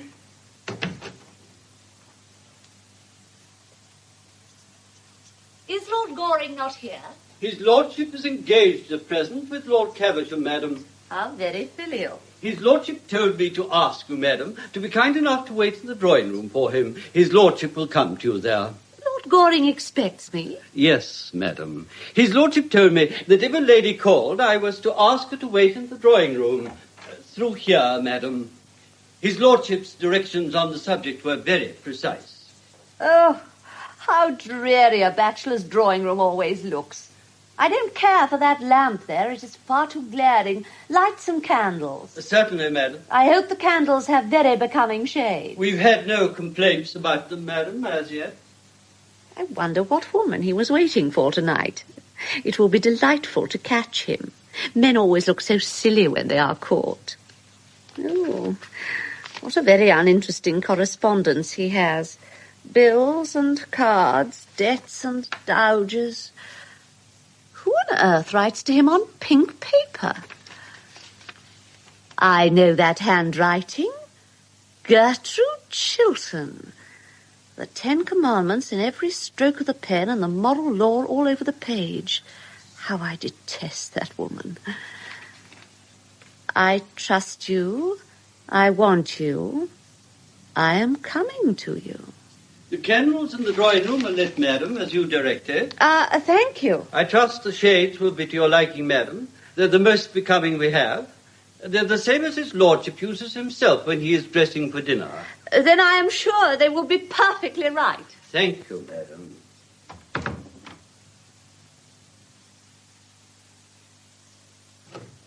My dear father, if I am to get married, surely you will allow me to choose the time, place, and person.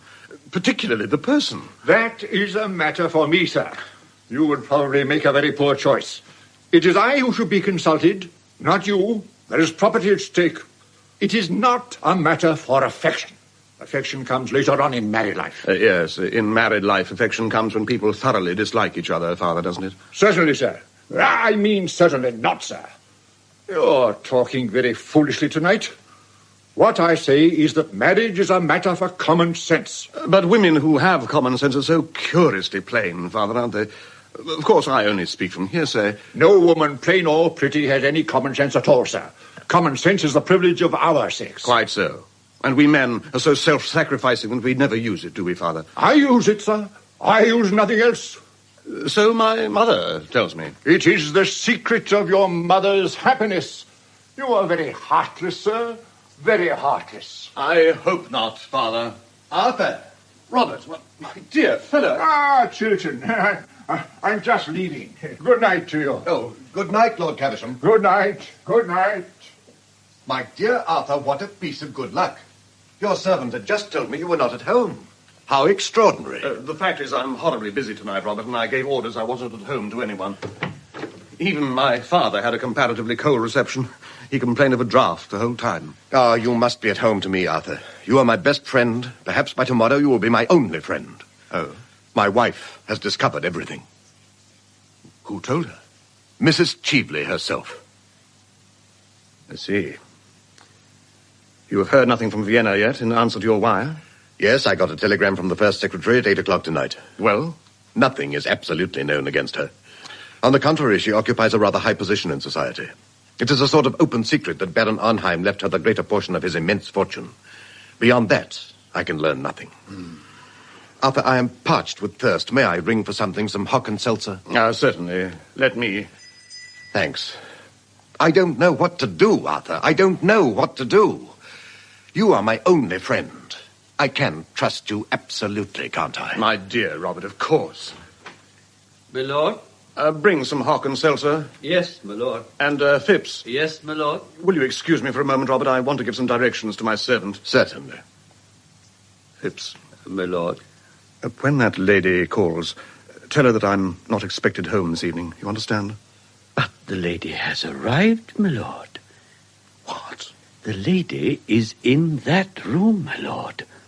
Next door? Good heavens. Well, you told me to show her into that room, my lord. You did perfectly right. Thank you, my lord. Arthur, tell me what I should do. My life seems to have crumbled about me. Robert, you love your wife, don't you? I love her more than anything in the world. I used to think ambition the great thing. It is not. Love is the great thing in the world. There is nothing but love, and I love her. But there is a wide gulf between us now. Has she never in her life done some folly, some indiscretion, that she should not forgive you? My wife? Never. She does not know what weakness or temptation is. She stands apart, as good women do, pitiless in her perfection. But I love her, Arthur. And she loves you, Robert. Why should she not forgive? There is something more I had to tell you, Arthur. Hopkins seltzer, sir. Ah, thank you. Is your carriage here, Robert? No, I walked from the club. Sir Robert will take my cab, Phipps. Yes, my lord. Robert, you don't mind my sending you away? You must let me stay for 5 minutes. I have made up my mind what I am going to do tonight in the house. The debate on the Argentine Canal is to begin at 11. What is that? Nothing. I heard a sound in the next room. Someone has been listening. No, there is no one there. There is someone. I can see there is a light in the room. Someone has been listening. Arthur, what does this mean? Robert, you are unnerved. I tell you, there is no one in that room. Sit down. Do you give me your word that there is no one there? Yes. Your word of honor? Yes. Let me see for myself. No. If there is no one there, why should I not look? I have told you there is no one in that room. That is enough. It is not enough. I insist on going into that room. For God's sake, don't. There is someone there. Someone you must not see. I thought so. No. Robert, it was for your sake she came here. It was to try and save you she came. You are mad. What have I to do with her intrigues with you? Let her remain your mistress. It is not true, Robert. Before heaven, it is not true. Let me pass, sir. You have lied enough. Good evening, Lord Goring. Mrs. Cheveley. Great heavens. May I ask what you were doing in my drawing room? Merely listening. I have a perfect passion for listening through keyholes. I am glad you have called. I'm going to give you some good advice. Oh, pray don't. One should never give a woman anything she can't wear in the evening. You have come here to sell me Robert Chiltern's letter, haven't you? To offer it to you on conditions. What is your price for it? How absurdly English you are. The English think that a checkbook can solve every problem. Why, my dear Arthur, I have much more money than you have, and quite as much as Robert Chiltern. Money is not what I want. What do you want, then, Mrs. Cheveley? Why don't you call me Laura? I don't like the name. You used to adore it. Yes, that's why. Arthur, you loved me once. Yes. And you asked me to be your wife. That was a natural result of my loving you. And you threw me over because you saw, or said you saw, poor old Lord Mortlake trying to have a violent flirtation with me in the conservatory at Tenby. I am under the impression that my lawyer settled that matter with you on certain terms, dictated by yourself. At that time, I was poor. You were very rich. Quite so. That is why you pretended to love me. I did love you. And you loved me. I suppose that when a man has once loved a woman, he will do anything for her except continue to love her. Yes, except that. I am tired of living abroad. I want to come back to London. I want to have a charming house here. I want to have a salon. When I saw you last night at the Chilterns, I knew you were the only person I had ever cared for, if I ever have cared for anybody, Arthur. And so, on the morning of the day you marry me, I will give you Robert Chiltern's letter. What? That is my offer. I will give it to you now if you promise to marry me. Now? Tomorrow. Are you really serious? Yes, quite serious. I should make you a very bad husband. I don't mind bad husbands. I have had two. They amused me immensely. You mean that you amused yourself immensely, don't you? Do you think it is quite charming of you to be so rude to a woman in your own house? In the case of very fascinating women, sex is a challenge, not a defense. I suppose that is meant for a compliment. My dear Arthur, women are never disarmed by compliments. Men always are. That is the difference between the two sexes. Women are never disarmed by anything, as far as I know them.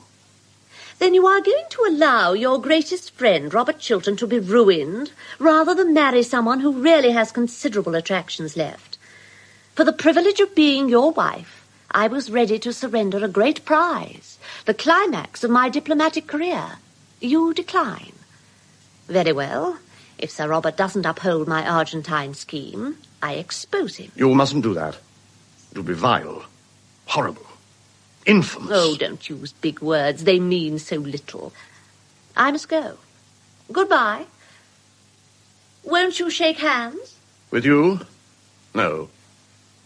You seem to have forgotten that you, who came here tonight to talk of love, went this afternoon to the house of one of the most noble and gentle women in the world to degrade her husband in her eyes, to put poison in her heart and bitterness in her life. For that there can be no forgiveness. Arthur, you are unjust to me. I didn't go to taunt Gertrude.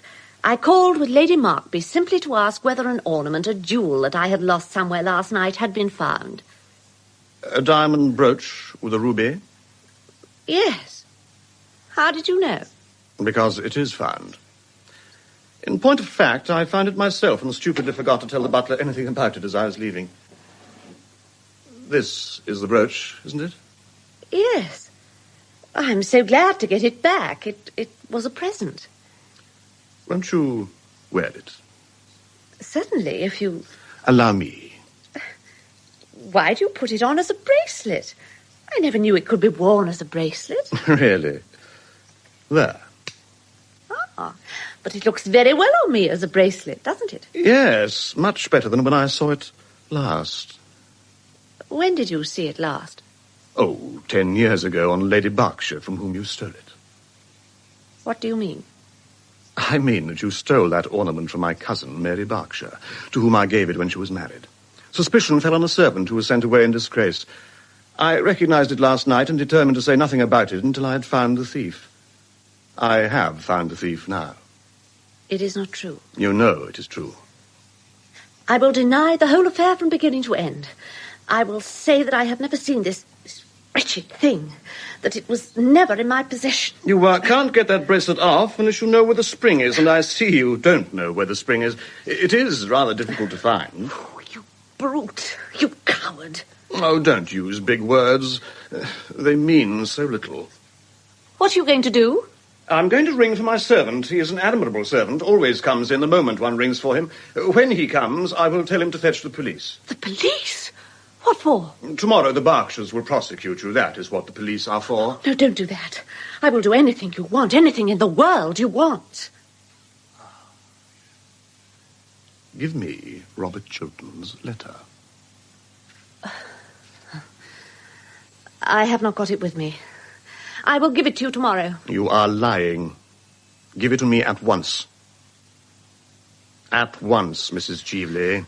You... Very well. This is it?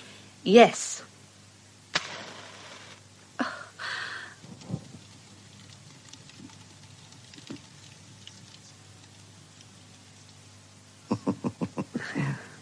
For so well-dressed a woman, Mrs. Cheveley, you have moments of admirable common sense. I congratulate you. Please get me a glass of water. Certainly. Now. There you are. Thank you. Will you help me on with my cloak? With pleasure. Thanks. I am never going to try to harm Robert Chiltern again. Fortunately, you have not the chance, Mrs. Cheveley. Even if I had the chance, I wouldn't. On the contrary, I am going to render him a great service. I can't bear so upright a gentleman, so honourable an English gentleman, to be so shamefully deceived. I don't follow you. The letter you have just burnt, although interesting, lacks a certain simple eloquence of style. Would you not agree, Lord Goring? What do you mean? I mean that I'm going to send Robert Chiltern the love letter his wife wrote to you tonight. Love letter? I want you, I trust you, I am coming to you, Gertrude. Wretched woman. Give me back that letter. I'll take it from you by force. No. Yes, my lord? Lord Goring merely rang that you should show me out. Good night, Lord Goring.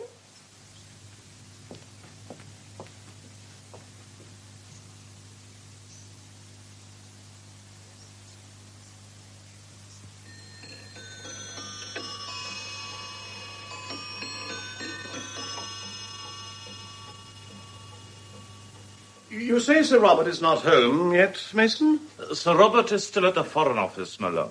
And Lady Chiltern is not yet down? Her ladyship has not yet left her room. Miss Chiltern has just come in from riding. Ah, that is something. Lord Caversham has been waiting some time in the library for Sir Robert. Oh. I told him your lordship was here. Thank you.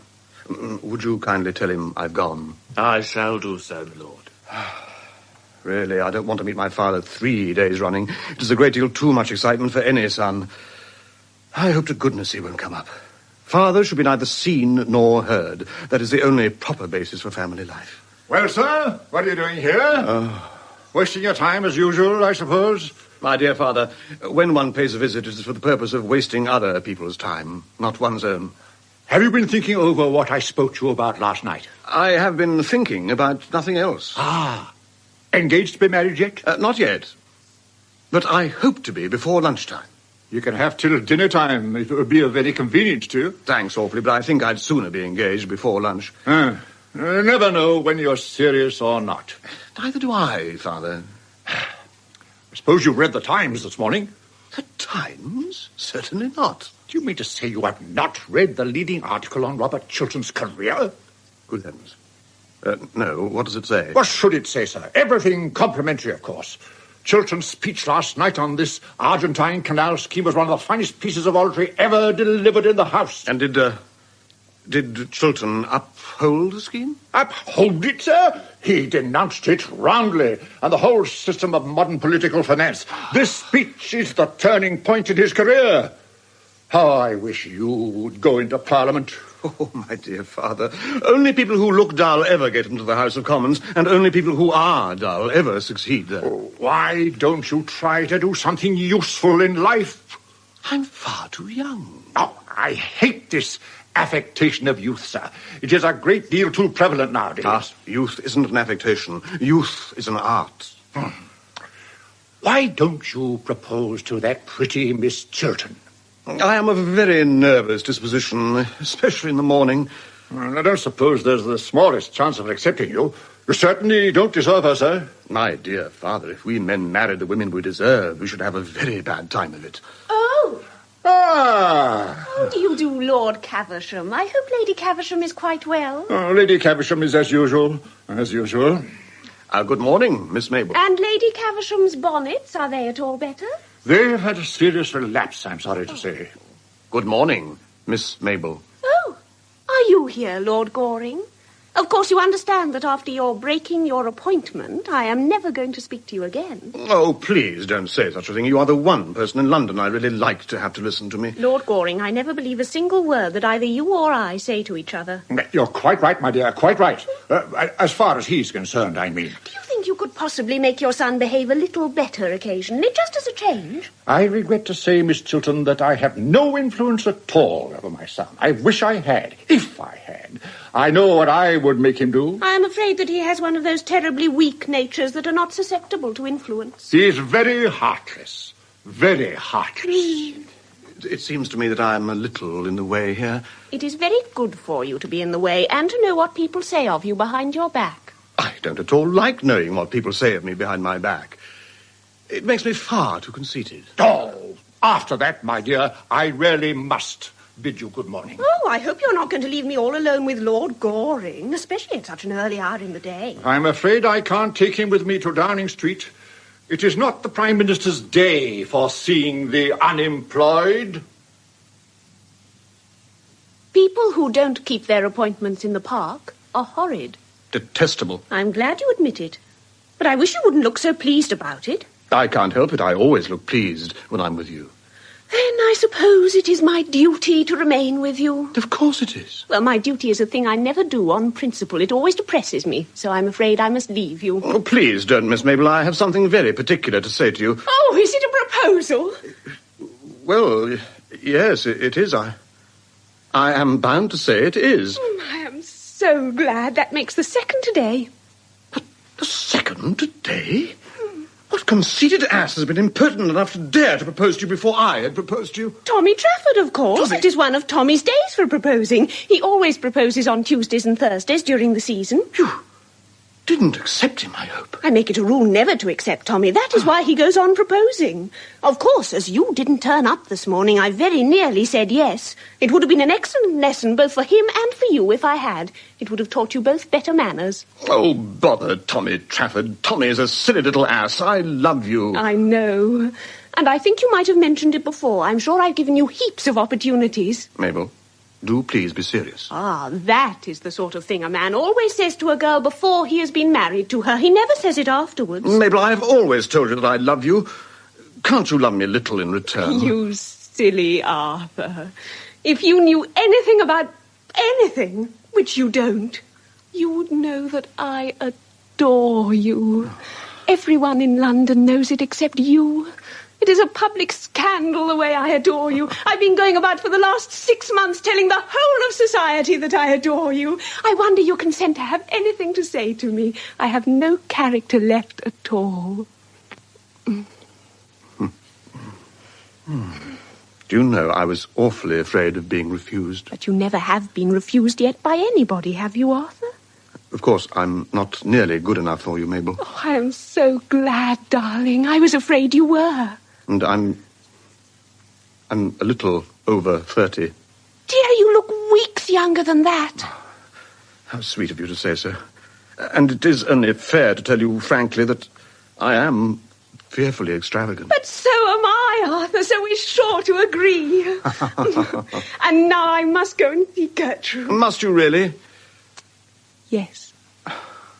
Then do tell her I want to talk to her particularly. I've been waiting here all the morning to see either her or Robert. Do you mean to say you didn't come here expressly to propose to me? No, that was a flash of genius. Your first. My last. I'm delighted to hear it. Now, don't stir. I'll be back in 5 minutes, and don't fall into any temptations while I'm away. Dear Mabel, while you are away, there are none. It makes me horribly dependent on you. I shall be in the conservatory under the second palm tree on the left. Second on the left? Yes, the usual palm tree. Good morning, dear. Gertrude. How pretty you're looking. How pale you are looking. It is most becoming. Good morning, Lord Goring. Lady Chiltern, I have a certain amount of very good news to tell you. Mrs. Cheveley gave me Robert's letter last night, and I burned it. Oh. Robert is safe. Oh, I'm so glad. Oh, what a good friend you are to him. To us. There is only one person now that could be said to be in any danger. Well, who is that? Yourself. I? In danger? Well, what do you mean? Yesterday evening you wrote me a letter asking me for my help. You wrote to me as one of your oldest friends. Mrs. Cheveley stole that letter from my room. She puts a certain construction on that letter and proposes to send it to your husband. But what construction could she put on it? Oh, not that. Yes. And she proposes to send it to my husband. Oh, tell me what happened. Mrs. Cheveley was shown into my rooms last night without my knowledge. I thought that the person who was waiting to see me was yourself. Oh. Robert came in unexpectedly. A chair or something fell in the room adjoining. He forced his way in and discovered her. We had a terrible scene. I still thought the visitor was you. Robert left me in anger. At the end of everything, Mrs. Cheveley got possession of your letter. She had taken it from my bureau. When or how, I don't know. When did this happen? At 10:30. Oh. And now I propose that we tell Robert the whole thing at once. You want me to tell Robert that the woman you expected was not Mrs. Cheveley, but myself? That it was I whom you thought was concealed in the room in your house at 10:30 at night? You want me to tell him that? I think it is better that he should know the exact truth. Oh, I couldn't. I couldn't. May I do it? No. You are wrong, Lady Chiltern. No. No. The letter must be intercepted. But how can I do it? Letters arrive for him every moment of the day. His secretaries open them and hand them to him. I dare not ask the servants to bring me his letters. It would be impossible. Oh, why don't you tell me what to do? Pray be calm, Lady Chiltern, and answer the questions I'm going to put to you. You said his secretaries open the letters? Yes. Who is with him today? Mr. Trafford, isn't it? No. Mr. Montfort, I think. Your letter was on pink paper. He could recognize it without reading it, couldn't he, by the colour? I suppose so. Is he at home now? Yes. Then I will go and see him myself. Robert is coming upstairs with a letter in his hand. It has reached him already. Oh, you have saved his life. What have you done with mine? Oh, my love, is this true? Robert? I want you, I trust you, I am coming to you, Gertrude. Is this true? Do you indeed trust me and want me? If so, it was for me to come to you. This letter makes me feel that nothing that the world may do can hurt me now. You want me, Gertrude? Yes. You trust me, Gertrude? Yes. Oh. Why did you not add you loved me? Because I loved you. Gertrude, when Montfort passed me your letter, he'd opened it by mistake, I suppose, and I read it. Oh, I did not care what disgrace or punishment was in store for me. I only thought you loved me still. There is no disgrace in store for you. Mrs. Cheveley has handed the letter to Lord Goring and he has destroyed it. But are you sure of this? Yes. Lord Goring has just told me.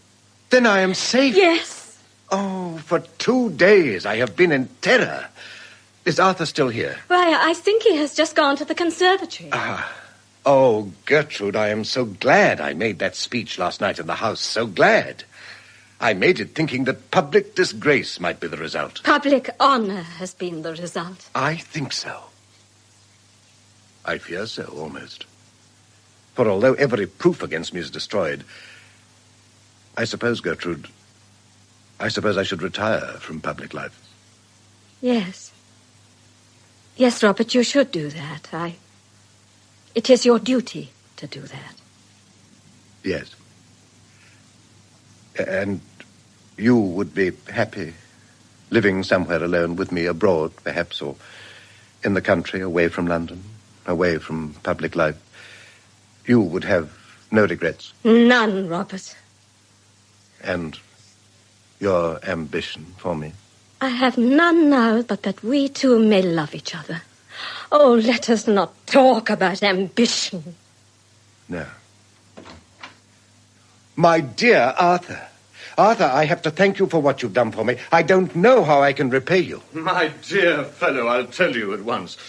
At the present moment, under the usual palm tree, I mean in the conservatory... Lord Caversham. Oh, that admirable father of mine really makes a habit of turning up at the wrong moment. It is very heartless of him, very heartless indeed. Good morning, Lady Chiltern. Warmest congratulations to you, Chiltern, on your brilliant speech last night. I've just left the Prime Minister, and you are to have the vacant seat in the Cabinet. A seat in the Cabinet? Yes. Here is the Prime Minister's letter. A seat in the Cabinet? Certainly. And you well deserve it, too. You have got what we want so much in political life nowadays. High character, high moral tone, high principles.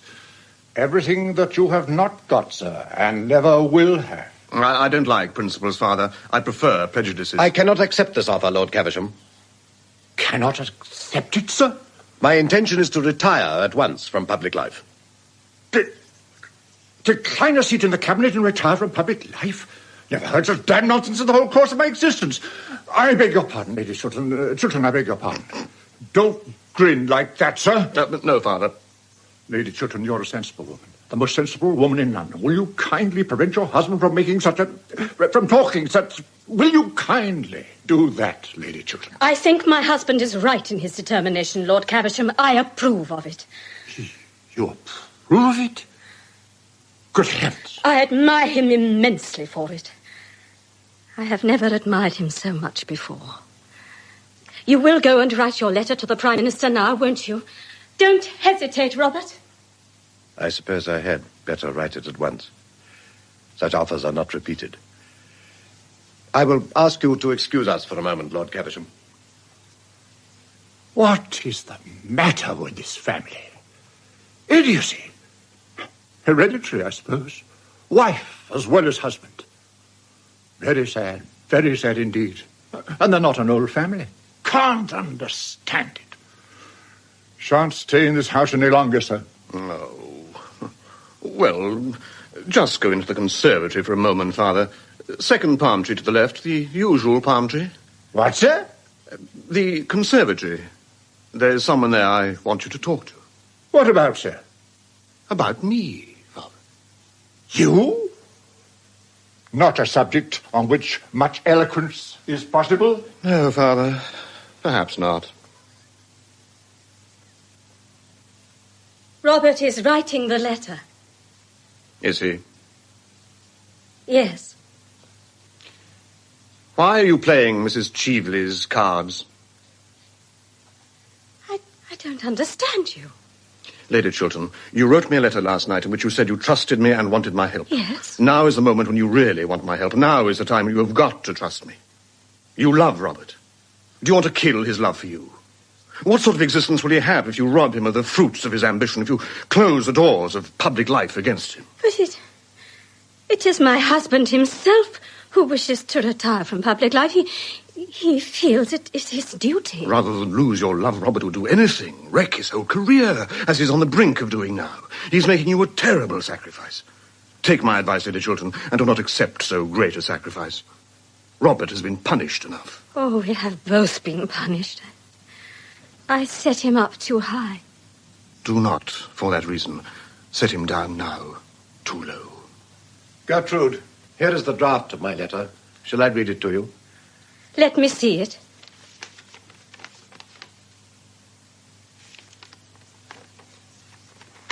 What are you doing? I will not spoil your life for you, nor see you spoil it as a sacrifice to me. Lord Goring has convinced me. Gertrude. You can forget. And I forgive. Oh, Gertrude. Oh, Robert. Arthur, it seems that I am always to be in your debt. Oh, dear, no, Robert. Your debt is to Lady Chiltern, not to me. Tell me what you were going to ask me just now as Lord Caversham came in. Robert, you are your sister's guardian, and I want your consent to my marriage with her. That is all. Oh, I'm so glad. I'm so glad. Thank you, Lady Chiltern. My sister to be your wife? Yes. I am very sorry, but that is quite out of the question. What? I cannot have her sacrificed. Sacrificed? You cannot bring Mabel the love that she deserves. What reason have you for saying that? Do you really require me to tell you? Certainly I do. As you choose. When I called on you yesterday evening, I found Mrs. Cheveley concealed in your rooms. It was between 10 and 11 o'clock at night. I do not wish to say anything more. Your relations with Mrs. Cheveley have, as I said, nothing whatsoever to do with me. I know you were engaged to be married to her once. The fascination she exercised over you then seems to have returned. You spoke to me last night of her as a woman whom you respected and honored. Well, that may be so. But I cannot give my sister's life into your hands. I have nothing more to say. Robert, it was not Mrs. Cheveley whom Lord Goring expected last night. Chiltern. Not Mrs. Cheveley? Who was it then? It was your own wife, Robert. What?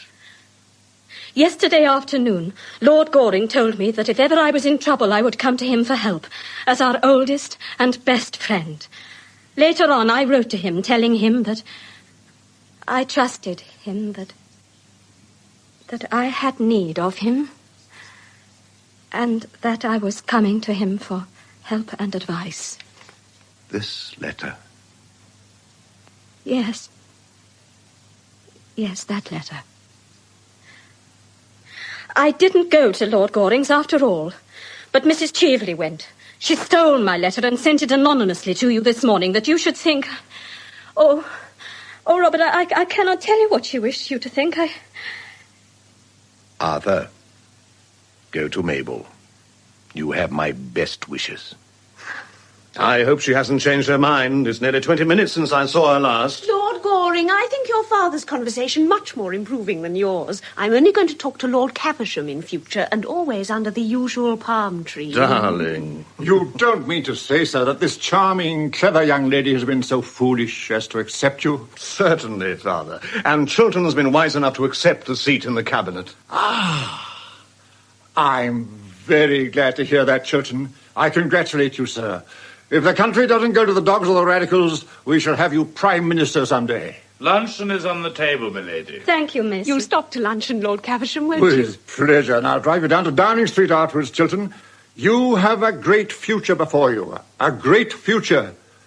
Wish I could say the same for you, sir. But your career will have to be entirely domestic. Yes, Father. I prefer it domestic. And if you don't make this young lady an ideal husband, I'll cut you off with a shilling. An ideal husband? Oh, I don't think I should like that. It sounds like something in the next world. What do you want him to be then, my dear? Oh, he can be what he chooses. All I want is to be, a real wife to him. Upon my word, there's a good deal of common sense in that. Aren't you coming in, Robert? Gertrude, Yes? is it love you feel for me? Or is it pity merely? It is love, Robert. Love and only love. For both of us. A new life is beginning.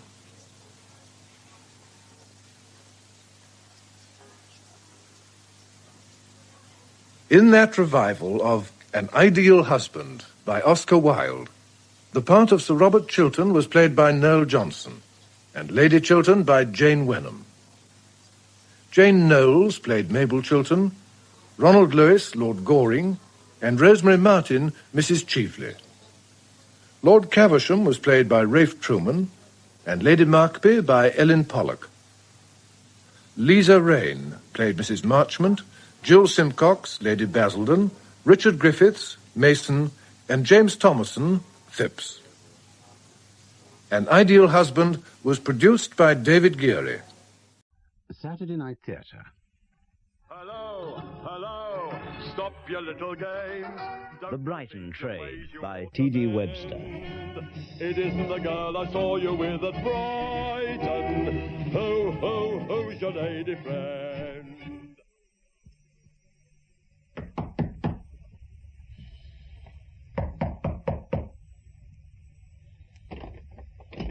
Mr. Fenton? Mr. Fenton? Hmm? Huh? Oh, I'm sorry. I must have dropped off. I know you, don't I? Jimmy. Marsden. Jimmy Marsden. Jimmy Marsden. You nicked me in 68. That's right.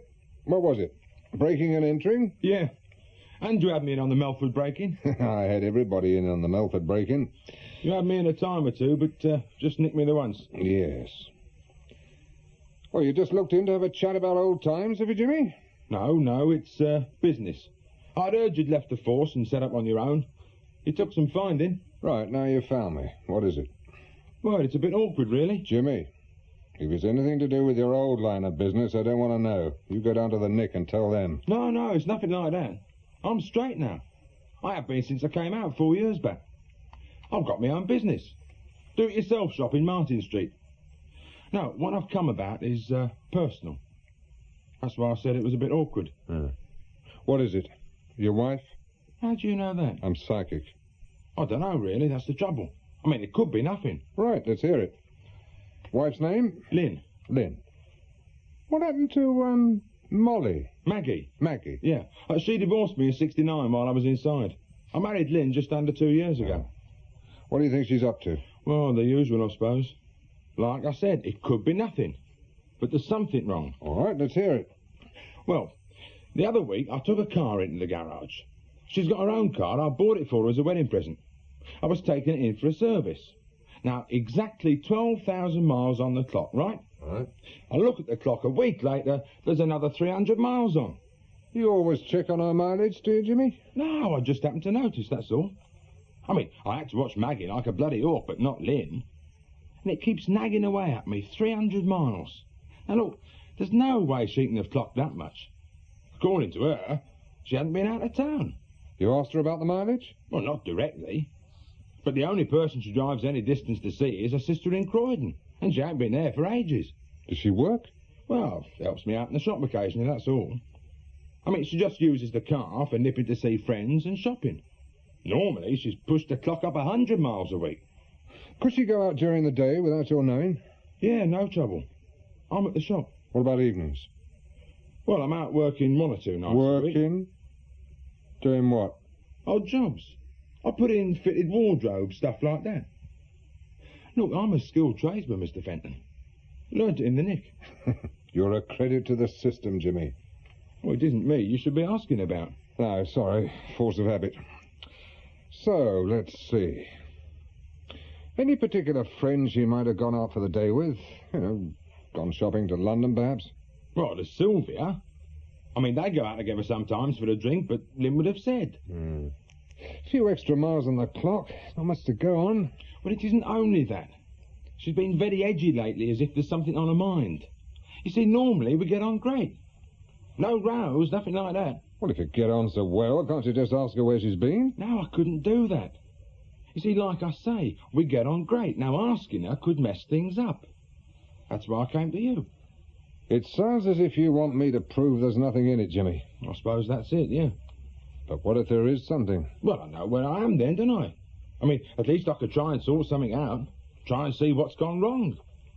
Did you ever meet Maggie? Yeah, once or twice. Right bloody cow she was. Fancy anything in trousers. And not only when I was inside as well. I mean, it was a right bleeding mess. But like I said, with Lynn, it's different. If there is something wrong, I want to put things right. Or have a go, anyway. You got no children, Jimmy? No. Bit late in life to start a family. Right. What do you want me to do? Find out what she's up to. Yeah, I gathered that. Do you want me to watch her all the time you're out? It's going to run expensive if you do, you know. 12 quid a day, plus expenses. Well, I don't know. What do you think? Well, the next time you know or suspect she's going out on her own, you give me a ring, and I'll try to see what she's up to, if anything. She mentioned something about going to see her sister on Thursday night. But I'm working. Well, you can check that out yourself by giving her sister a ring. She isn't on the phone. Now, look, do you want this job? I'm easy. You can't say business is brisk, can you? I can say what I bloody well like. You try somewhere else if you don't like it here. No, I want you to do it. You know what you're about. Thanks. Right, you better give me some details. What's the car? A white Mini. I wrote the registration down somewhere. Oh, here it is. And I brought a photo of Lynn. Same again, please. How about yourself? Thank you, sir. I'll have a half later, if that's all right. Ice? No, just water, please. Whoa, that's it. Thank you. Sure.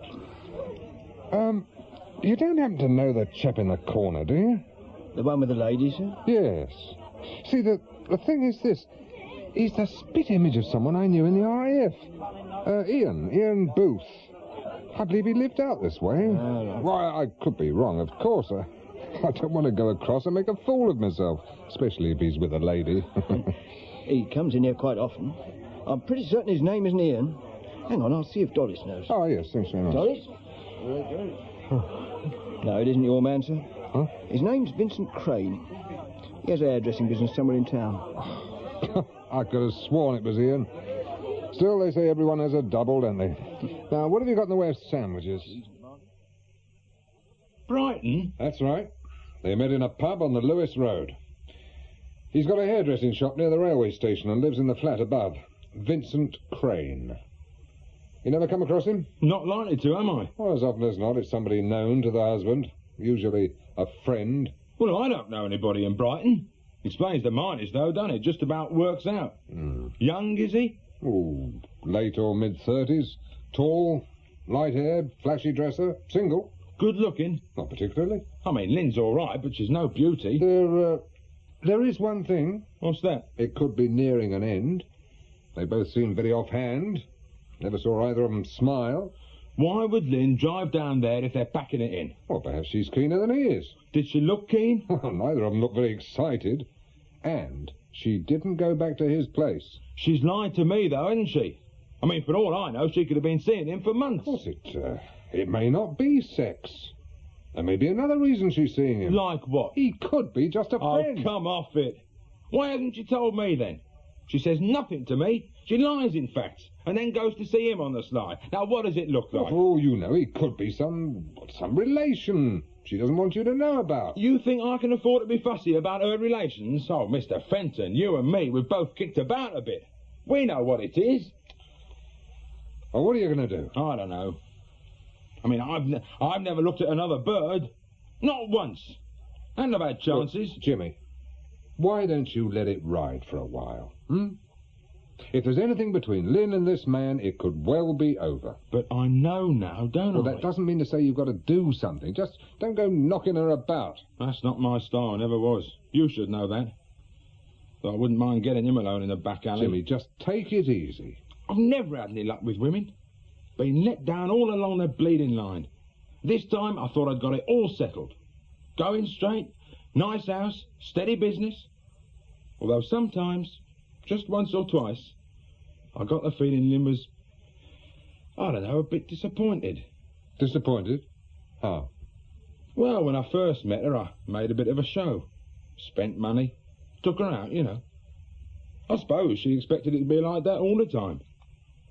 Perhaps she didn't realise the money and the time I had to spend on the business. I feel bloody sickened, I do straight. Jimmy, do you want my advice? Yes. Well, do nothing, say nothing. Just sit back, see how it goes. Easier said than done. But I'll try. Yeah. You can always give me a ring if you want to take it any further. Slow down. What is it? There, amongst the trees. The white Mini.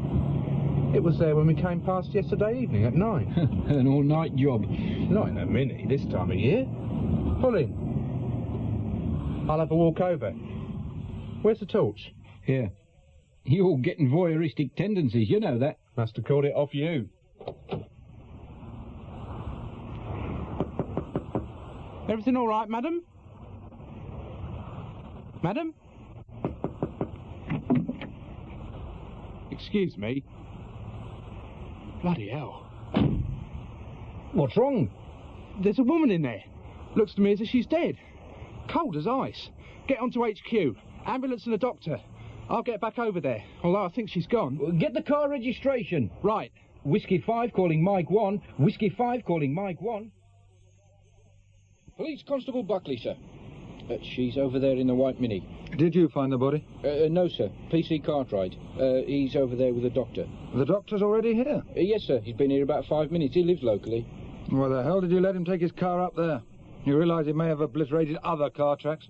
We wanted him over there quickly, sir. Good morning. Holbrook. And Chief Inspector Wilmot. Any ideas, Doctor? Strangled. Manual? It doesn't look like it. A scarf or a tie, something like that. Here, have the torch. Thanks. Any signs of a sexual assault? No, it doesn't look like it. Any views on time of death? Difficult. Rigor mortis well underway. I'd say she's been dead 4 hours at least. That's very approximate. The pathologist should be able to place it when you get her back. Right. I'm off to my bed. Unless you want me for anything else. Not just now.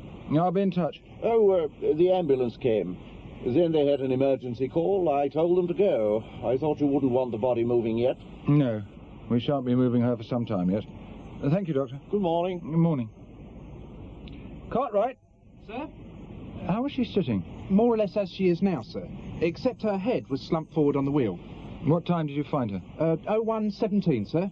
We'd noticed the car parked here about 4 hours earlier. Any other cars parked here? We didn't see any, sir. Any identification? Yes, sir. Her handbag is in the car. Mrs. Lynn Marsden, 7 Larch Avenue, Copley Heath.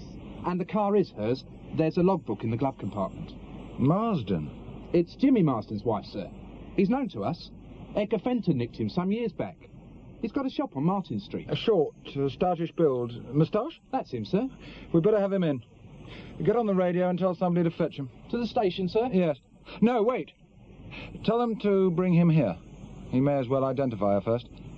And when you've spoken to HQ, stay over by the road and keep the others from driving over here. Right, sir.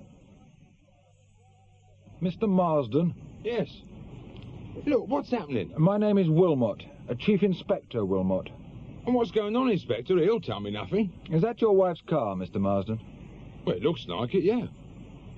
Yes, it is. Somebody nicked it. Stay here, please. Look, what is it? What's wrong? We found the body of a woman in the car, Mr. Marsden. The handbag beside the body contains your wife's personal belongings. Oh, Christ. We need to know who it is, Mr. Marsden. Oh, bloody hell. It may not be your wife, but we have to know as soon as possible. I can't insist that you identify the body here and now, but it has to be done, sooner or later. Who else could it be? We can't assume anything until you've seen the body, Mr. Marsden. It would just take a few seconds, and you have to be sure, don't you? Yes. Come on, then. I shall open the door, and we'll shine a torch inside. You say yes or no, right? Say when you're ready. Okay. Yes. That's Lynn. Look, can't this wait till morning? It is morning, Jimmy. I'm in no fit state to answer any questions. Not after seeing her like that. The questions have to be asked. You want to put yourself in the clear, don't you? I've said most of it once. Only in bits and pieces, and you were upset. Look, I'll get through it as quickly as I can, but we've got to get something down. No more than 5 minutes, right? All right. Good. Now, when did you last see your wife? About 7 last night, just before I went out. She was at home? Yes. Did she say she might be going out? No, nothing. You assumed she was staying in then? Yes. And you went out. But where to? I delivered a wardrobe unit and stayed to fit it. Name and address? Watson, 47 London Road. I got there about 7:15 and stayed till about 9. And after that? I went straight to the White Hart. I was there till closing time. You can ask Ken, the landlord. And after the pub closed, you went straight home? Yes. Got in about 11:10. And your wife wasn't in? No. Well, where do you think she was? Well, I thought she'd nipped out to see a friend. Her car had gone. You weren't worried? Oh, no, it wasn't all that late. I thought I'd have something to eat and then ring round to friends if she wasn't back. Did you ring anyone? No. I had something to eat and then sat in the chair watching telly. I must have dropped off. The next thing I knew, your bloke was ringing the bell. You often fall asleep like that? Well, I've done it before. I'd had a long day, a few drinks. You've no idea where your wife went or who she might have seen? No. You never suspected her of seeing another man? No, I haven't. Yeah, well, it had to be asked, Jimmy. Right. Look, can I go now? Yeah, soon. Look, make yourself comfortable. I'll send you a cup of coffee, you know? Nobody has any doubts at all? No, sir. Mr. Watson was actually in the room with Marsden most of the time he was working there. And the landlord at the White Hart confirms Marsden was there until 11 at least. What about Marsden's neighbours? Nobody saw or heard anything, sir. We'll start on the rest of the road tomorrow. Somebody must have seen her going out, or him coming back. It's a busy road, sir. A lot of traffic. That'll do for now, Buckley. You'd better not go out again yet. I may want you to drive Marsden home. Right, sir. You've spoken to Marsden, Sergeant. What do you think? Well, he looks genuinely shattered to me. And if the time of death is anywhere near accurate, he's got to be in the clear, even allowing for a wide margin of error. It's certain she died before 10. Probably earlier. I've been looking through Marsden's record. There's no violence of any kind. No, I think he's been going straight ever since he came out the last time. Yeah. He must have had a fair amount of cash to come out to. He set up the business. Probably for keeping his mouth shut on the Melford job, or his share that someone kept for him. What about associates? Anybody with violence? No. And as far as we know, no contact for years. He says he came down here to get away from his cronies in the East End. I don't like the bit about falling asleep in the chair. Oh, I don't know, sir. Do it myself, often. Even when your wife is missing? We shall have to get round her friends tomorrow. It's got to be another man. Marsden said nothing about someone else. Well, if there is, I don't think he knows, sir. Well, let's hope that somebody does. I was hoping to wrap this one up before breakfast. You are a stupid bloody idiot. You know that? Look, Mr. Fenton, I had nothing to do with it. I swear it. Then why didn't you tell him about the bloke Lynn met in Brighton? I was confused and tired. And if they know about him, what does it look like for me? The motive's there, isn't it? Did nobody say anything about the time of death? Not to me, they haven't.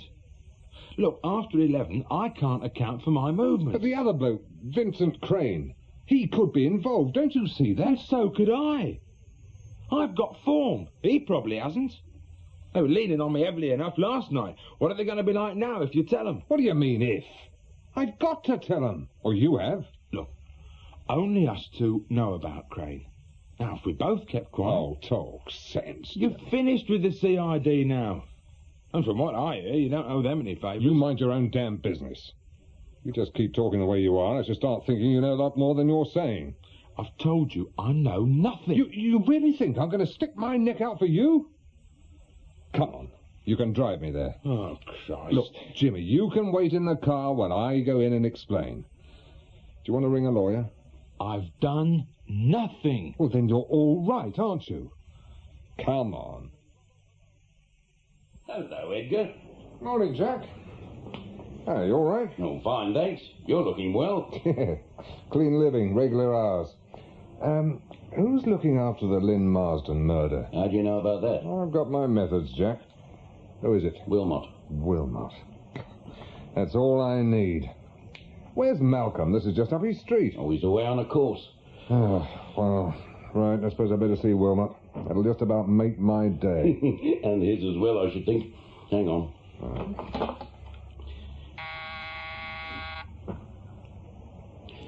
Edgar Fenton to see you, sir.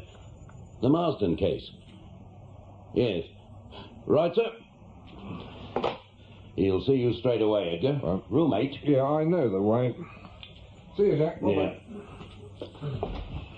He seems to know his way about. He was a detective sergeant with the CID before your time. Fenton, is it? That's right. Doesn't think much of our leader, does he? There are times when you say too much for your own good. It's common knowledge. What is?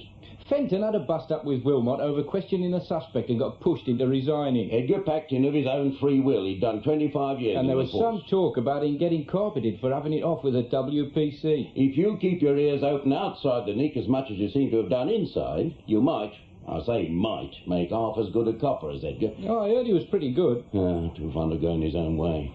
And he trod on too many toes to get far. He's living in a room at the back of his office in Commercial Street. How do you know that? Mike looked in there the other night. He saw a light on.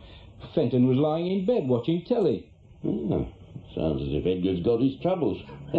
Mind you, that's nothing new. Probably 34, 35, perhaps older. 5'10" or 11, slimmish build, clear complexion, light hair, longish but well groomed. You're sure about the name? Yeah, Vincent Crane. That's what the barman said. He is in the phone book. If Marsden had told us this last night, we could have got straight on to Crane. He was in a cold sweat. It's understandable, don't you think? You'll find Crane easily enough. Yes, I suppose so. There's something else that might be relevant. Yes? I got the impression that Lynn Marsden and Crane weren't on the best of terms. Were they arguing? No, but they were serious, businesslike. You think the affair was coming to an end? Well, they weren't in the first flush of enthusiasm. You've had quite a lot of contact with Marsden. Do you think he's likely to have taken things into his own hands? I doubt it. It's not his style. It's almost a week since I told him about Lynn and Crane. He's had time to plan things better than this. And surely he must have been cleared by the time of death.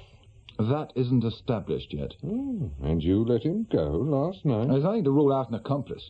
Jimmy doesn't have the contacts or the money to get anyone seen off. He was a small-time villain, not the mafia.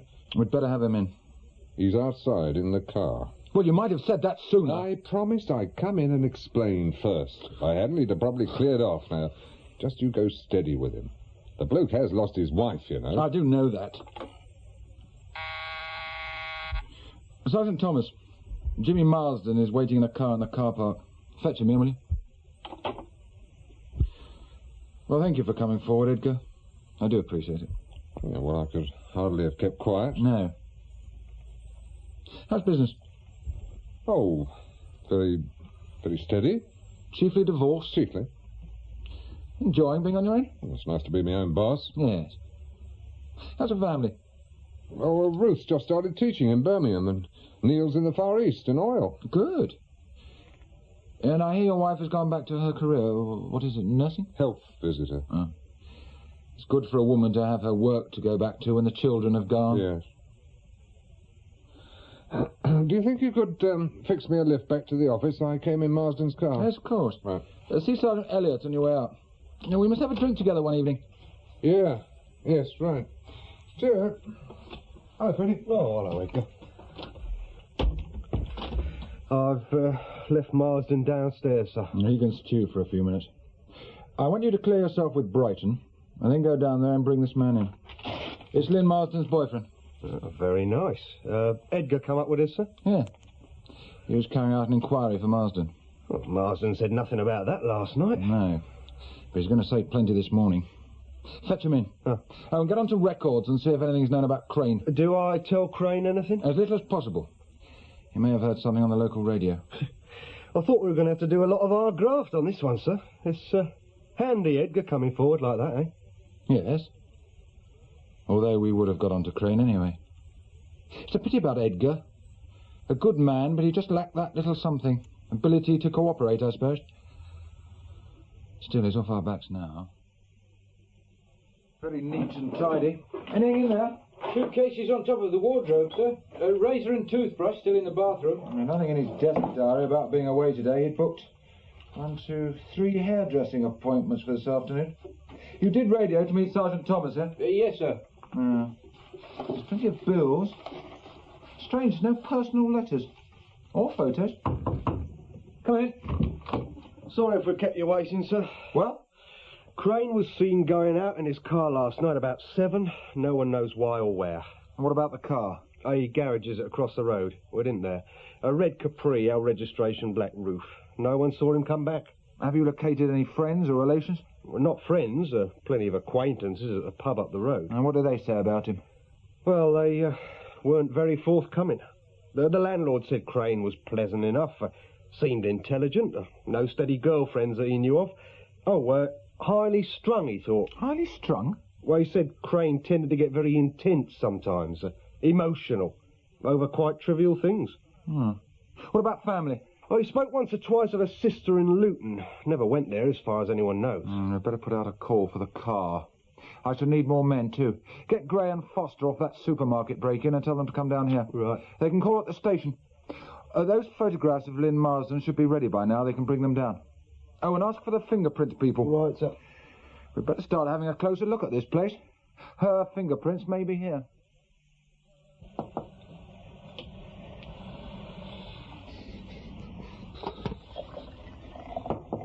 Hang on.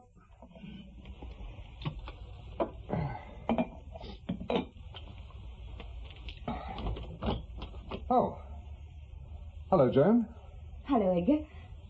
I was passing, so I thought I'd call in with your other shoes. Oh. I found them under the bed, in the spare bedroom.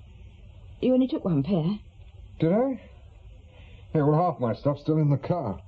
Didn't realise you were living here till I bumped into Jack Elliot yesterday. Oh, it's only temporary until I find somewhere. Well, how are you keeping? Fine, thanks. House okay? Yes. Oh, the radiator in the hall's gone funny again. Well, it's probably an airlock. I'll try and call in to fix it. How's business? Oh, steady. Sit down. Here, I'll clear the way. There we are. Yeah, I've just made some tea. You don't mind if I carry on with my lunch? No, you better eat it before it goes cold. Well, there's another cup somewhere. Oh, here we are. There. Help yourself to milk. Thanks. You fancy a chip? No, thanks. Haven't you got any plates? Somewhere. I prefer them out of the paper, though. Chips are a price, aren't they? My cost of living has shot up. I had a letter from Ruth this morning. What'd she have to say? She's finding the children a handful, reading between the lines. Yeah, well, Brum's a rough old place to start teaching. She'll soon get 'em sorted. She mentions bringing Mark home for Christmas. Mark? Oh, he's the latest, is he? She's been going with him for 2 years. I think they're living together. Oh, it's the latest thing, I understand. For the young and unmarried, that is. Have you written and told her about us? No. Wasn't sure what to do. I suppose she'll have to know the truth. And what's that? It was your idea to move out, Edgar. Well, as I understood it, it was change jobs or get out. I didn't say that. No? No, I didn't. I said I wanted a normal life. It's what I expected after you finished in the police. Well, I can't always pick the hours I work in this job. You could have picked a different job. Such as? There were half a dozen possibilities. You said so yourself. This is the only thing I'm any good at. Sniffing into other people's lives. Does it matter who sleeps with whom? I thought you thought it did. I suppose I asked for that. Well, we private eyes are very slick on the wisecrack. I know me Raymond Chandler. Oh, I sit here waiting for this luscious blonde to come in and wrap herself round me. You're going to wait a long time in Copley Heath. I shall have to be going. You'll let me know what you're going to do about telling Ruth. What I'm going to do? All right, we're going to do. Yeah, well, I'll think about it. There's plenty of time. 5 weeks. I hope you realise that if you live on fish and chips, you'll get your stomach trouble again. Where on the map is the laundrette? Just here, sir. The garage is there, Crane's flat here. The attendant at the laundrette says she often sees him at night when he comes back in the car. But not on the 23rd? No, sir. Possible sighting of his car here, moving northward sometime after 7. Well, Lennox Wood is here. Well, that's the right direction. So he went out in the car about 7. Every indication that he intended to return, but no one knows where he is. Well, assuming that he attacked and killed Lynn Marsden, why didn't he come back to the flat and pack a few things before he cleared off? Well, I mean, he probably drove off in a blind panic. Seems he's the type to act on impulse. Plenty of evidence. He always carried a wallet full of fivers around with him. You saw his sister yourself? Yes, sir. No contact for years and no love lost, I should say. She didn't even know he was living in Brighton. No other immediate relations. Oh, somebody must have some idea where he's gone. Yeah, excuse me, sir. Sergeant Thomas? Yeah? Where? Map reference? Right. You're sure? Good. Now, hang on a moment. It's Cartwright, sir. He's found Crane's car. Lumley Point. There, just off the A259. You saw his photo in the Standard? His photograph, Crane's. Yeah, I saw it. Makes me look a right Burke. I mean, it more or less says they were having it Jimmy, Crane's cleared off. The police are looking for him. That lets you off the hook, right? You're never satisfied. The papers will make a right meal of it when the coppers find him. It's bad enough now. A number of people I've had round the shop, just to look. Morbid bleeders. You don't have to tell me, Jimmy. On Sunday, they'd all be driving out to Lennox Wood to have a look where it happened. Puts one off one's fellow man. Well, now, if you'll excuse me, I've got a rather crucial darts match to warm up for. And what did the Coast Guard say? If he went in somewhere around Lumley Point, it's quite feasible he would wash up where he did. You see the body, sir? Yes, barely recognisable. It's been in the sea for some time. But they're quite sure it's Crane. The pathologist is sending somebody over with a report as soon as it's finished. Well, the tide was in below Lumley Point just after 11, but it took a hell of a nerve to jump. No, he wouldn't be the first. Any marks of violence? Only where the tide had knocked him against the rocks. Nothing else as far as the initial examination showed. So let's see what we've got. Crane meets Lynn Marsden at Lennox Wood around 7:30. Yeah. He parks his car close to hers. There's little doubt that those other tyre tracks are his. He goes across to her car and sits in the passenger seat. They talk and then start arguing. It gets heated, turns violent. She turns to try and get out, but he grabs at her, probably clutches hold of the scarf she was wearing. She struggles, he pulls and keeps pulling. Is the scarf strong enough? Yes, sir, according to forensic. So? He sees she's dead. He rushes back to his own car and drives off, not caring where he was going. He finishes up at Lumley Point and decides to go in. Oh, does it straight off the top, still in a blind panic. There's something in the statement Buckley took from the landlord of Crane's pub. Where is it? Oh, here. Vincent once told me he had attempted suicide some years previously by trying to gas himself. We've not come up with anything further on that. No, but several people have said he was an emotional type, unstable, someone said, although nothing to show he could turn violent. It's in all of us, Sergeant, given the right or wrong provocation. Yeah, well, I wonder what she said. Oh, probably something quite trivial. To us, that is. Go and see if you can find me a shorthand typist, will you? Yes, sir. We may as well make a start. It's a bit late in the day for gardening. Oh, hello. I've been meaning to prune these for ages. Hope it's not too late. You're going at it a bit brutal, aren't you? The man on the telly cut them further back than this. What are you doing out this way? Well, it is my home, technically speaking. A social call, is it? No, not really. I've just been working in Macaulay Close, so I thought I'd call round. Macaulay Close? Yeah, a bloke who works on nights is convinced his wife is giving the insurance man a bit more than the weekly payments. And is she? Well, if she is, she's after the world record. He was only in there just over a minute. How's that radiator? Seems to have sorted itself out, Touchwood. I see your friend Inspector Wilmot's in the news again. Yes, that'll make his day. Photograph in the paper. Another case off the books. Now, don't get bitter. Bitter?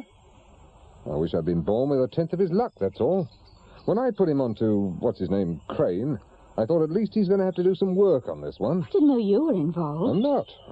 I passed on some information, that's all. About the man who committed suicide? About the man they found dead.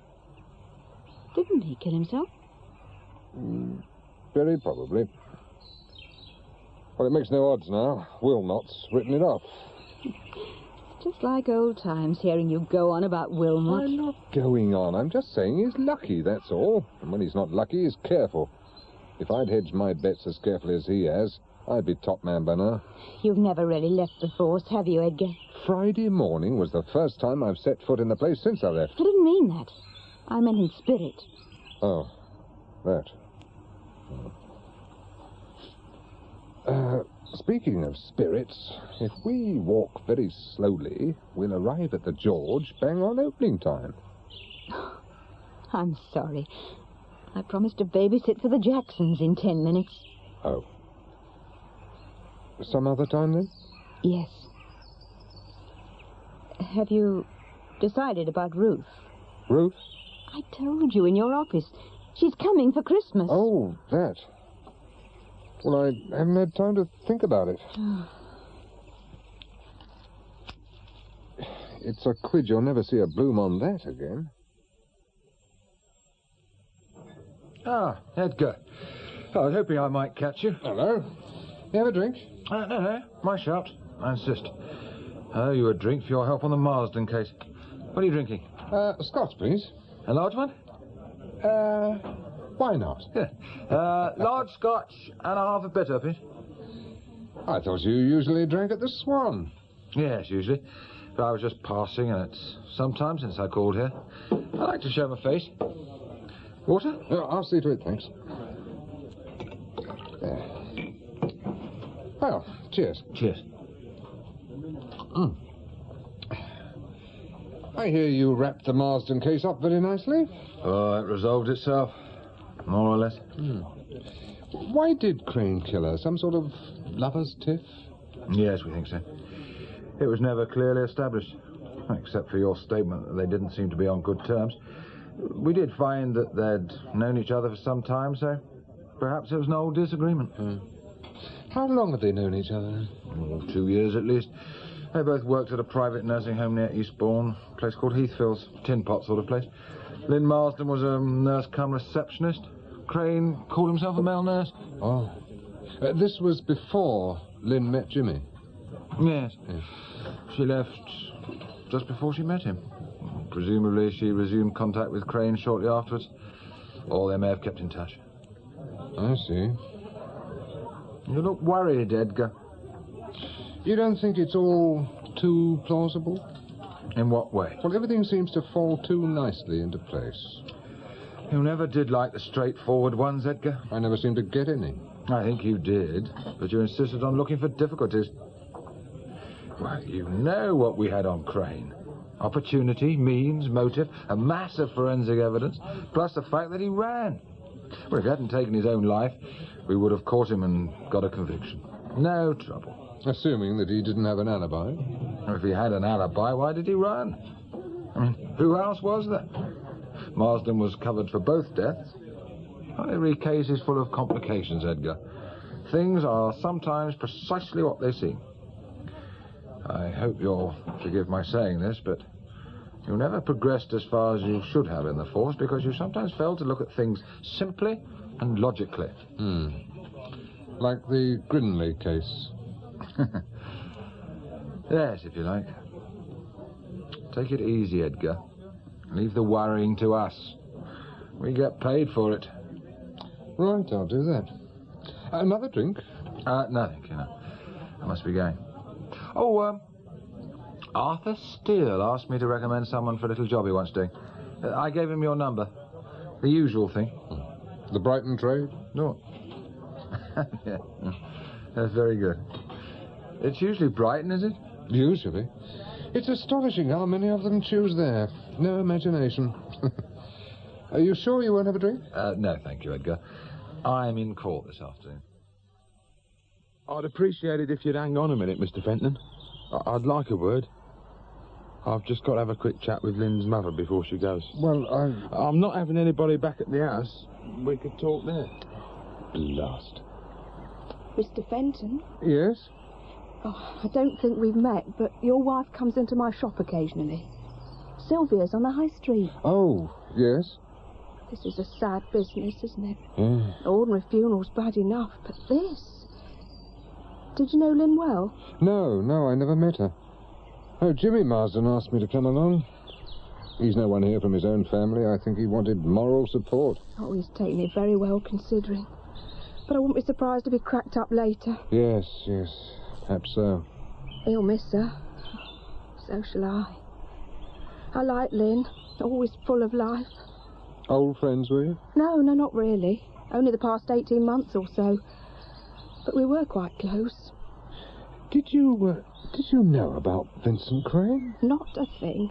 Till I saw the papers, that is. I wouldn't have thought it of her. She liked a good time, but I wouldn't have thought that. It explains one thing, though. Huh? What's that? Well, Lynn was never short of money.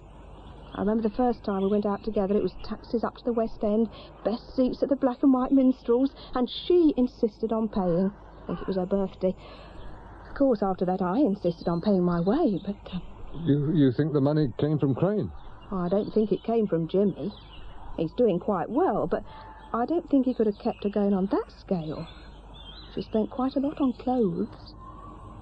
I don't think Jimmy knows how much she did spend. Did the police question you about Lynn? Well, they sent a young fella round to the shop. They were only interested in finding out about the man. I said nothing about the money. Well, their business, is it? Makes no difference now she's dead, does it? You know, I still can't believe it. Same again?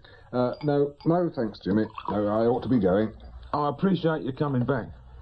I dreaded coming back alone to an empty house. Look, Jimmy, why not go back into town tonight, eh?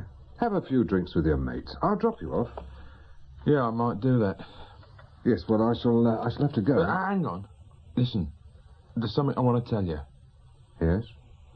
Well, I was looking through Lynn's dressing table and I found this. In a box she keeps her makeup things in. Well, go on. Look at it. Dear women keep a savings account of their own on the sly, Jimmy. Perhaps it dates from before you were married. No, it doesn't. Look. She opened it not long after we were married. And look at the amount. Over 1,000 quid. Regular deposits as much as 60 quid at a time. Well, where did it come from? The business? She was milking the takings, you mean? No chance. Lynn wasn't like that anyway. Jimmy, just after the funeral, I was talking to Lynn's friend, Sylvia. She said Lynn always seemed to have plenty to spend. Well, I didn't stint her. Yeah, but, Did you know that Lynn and Sylvia used to go to West End shows? Meals, taxis, you know, the lot. According to Sylvia, she spent a small fortune at the local shops, dresses and so on. Well, I knew they went out, but Lynn never said nothing about the West End. I thought they went out locally. I mean, Lynn, God rest her soul, was no beauty. It can't be some bloke paying for you-know-what, can it? What about Crane? He can't have been paying her for it. No, I didn't mean that. Well, what then? Blackmail? He was only a bloody barber. How could he shell out like that? Well, perhaps he was on some sort of fiddle and Lynn was keeping the money for him. They may have been saving to clear off together. Perhaps that's why they were disagreeing. I don't think it was like that at all. I'll tell you something now, Mr. Fenton, and I know it sounds ridiculous, but I don't think they were lovers. I've thought a lot about it, and I don't think they were. Yeah. Perhaps you're right. Makes no odds now, does it? She dead. And him. Whatever they were up to didn't do 'em much good, did it? No. What do I do with the book? Well, legally... Got to clear her name, don't you see, Mr. Fenton? Yeah, but finding out about the money wouldn't do that. And you and I are the only ones who know anyway. I have to clear her name for myself. You want me to find out that she wasn't unfaithful? I have to know. Jimmy, it's all over. I've got to know. All right. All right. I'll do what I can. Mind if I sit down? No, help yourself. You were asking at the bar about Vincent. Vincent Crane. Yeah. Did you know him? Are you the law? No. Insurance, something like that? No, nothing like that. Here, let me get you a drink. I'm all right just now, thanks. What are you then, reporter? Yes, that's it. The papers have already covered the story. Well, they reported the facts. I want to go a bit deeper. Oh, I see. Are you paying? Could be. It depends. What was in the papers didn't make much sense to me. In what way? Vincent never had an affair with that woman. No? No. You mean she wasn't his type? You could say that. But they used to meet. Why was that? Business? It wasn't the other, I know that. Did he ever mention her? Never. Not once. First I knew about it was when I saw the papers. Vincent had horror of violence. He couldn't have done a thing like that. He wasn't above the odd little fiddle, but he couldn't have done that. And I'll tell you something else. Yeah? He never killed himself either. Why do you say that? I knew him. He couldn't have done it, any of it. Well, if he didn't commit suicide, what happened? I don't know. I only know he could not have jumped into the sea like that, or strangled that woman. Have you, told the police? I was away when they came round asking. And anyway, as a general principle, I tell them nothing. I know Vincent was a good friend, but what I say isn't going to alter the fact that he's dead, is it? And the police are only interested in what you know, aren't they? Not in what you feel. Would you like that drink now? Yes, please. Vodka and lime. 6681. This is a friend of Lynn's. I'm sorry, I think you must have the wrong number. No, I don't think so. I've got it here, you see, in her own writing. Lynn Marsden. Marsden. Now, I know no one by that name, I'm sorry, but you've obviously... What, Lynn Foster, then? Eh? What? Oh, hello, Mr. Fenton. Looking forward to your holiday? Oh, yeah, just see me right a few days in the sun. It's more than a few days, isn't it? Oh, I shall see how it goes. Here on business, are you? Somebody taking his secretary to Paris? I came to see you, Jimmy. Shall we go and have a cup of tea? I meant to give you a ring. Completely slipped my mind. I've found out about the money myself. Dead obvious, only I didn't stop to think about it. Where did the money come from? Family. Come from a sister. Lynn was looking after it for her. She's got a hairdressing business. And why was Lynn looking after her sister's money? Oh, I don't know. Probably some sort of tax fiddle. Doesn't do to ask too closely, does it? So I sent you on a wild goose chase. I wouldn't say that. Oh. Well, I must owe you something. Same as last time. A £5 will cover it. Right, 5 it is. Sorry I forgot. Yes. You got a lot on your mind. Well, yes, that's why I decided to get away from things for a bit. Well, I'd better get moving. I said I want to talk to you, Jimmy. Now sit down. Look, I'm sorry about not paying you. I'll tell you what. Here's another £5. You keep it. You can't stop me going. You're not the law now. One phone call to Wilmot, and you'll be back in the nick. There's plenty of time for him to check on Lynn's money, keeping it for her sister. Jimmy, why are you running? I'm not running. I'm just having a few days' holiday. Your ticket is valid for 6 months. Who are you running from? Me? Why should I run from you? Because I know Crane didn't kill himself. And if he didn't, who did? How should I know? Wilmot will lean very hard on you, Jimmy. You've messed the police about, and you've messed me about. Look, I had nothing to do with any of it. Just leave it alone, Mr. Fenton. I believe you. I don't think you had anything to do with any of it at first. But you have now. I know nothing. You know enough to make you run. Now, were you involved in either of the killings? No. Right. Tell me what you know, and you can catch your plane. Whatever you tell me, it's only my word against yours. I'm not the law now. Then why push it? Because I want the truth. And what good will that do you? No good at all, Jimmy, no good at all. But I still want to know. Right. I'll give you my version. Crane and Lynn were blackmailing somebody. He paid them regularly. So either there was some disagreement about the money and Crane killed Lynn, then himself, or whoever they were blackmailing got rid of them both and made it look right for the police. Now, which is it, Jimmy? Well, I don't know, do I? Well, what do you know? You meant what you said about keeping me out of it? I said you could catch your plane. I can't vouch for what will happen after that. It depends on what you tell me. Bloody marvellous, that is. Jimmy, you stand a better chance with me than with the law. Would you rather tell Wilmot? You'll let me go? If you're not involved in the murders, yes. Well, after I found that bank book, I searched right through the house. Well, I thought there might be some cash somewhere, and I found this diary hidden behind the back of Lynn's dressing table. I read through it. There didn't seem to be much, the usual stuff. Birthdays, hairdressing appointments and so on. And then I noticed these figures. About monthly intervals. I checked with the bank book and all the dates are a few days before she banks the money. What about the amounts? Well, they tallied more or less with what was in the bank book. All right, so Lynn was receiving regular payments from someone. I've already worked that out. That isn't all. I took a closer look at the diary. Then I went through the telephone numbers written in the back. There weren't many, most of them I knew. There was one, VC, which I reckon was Crane's. Then there was one I couldn't place. DRG and a London telephone number. I've got the diary here. Let's have a look.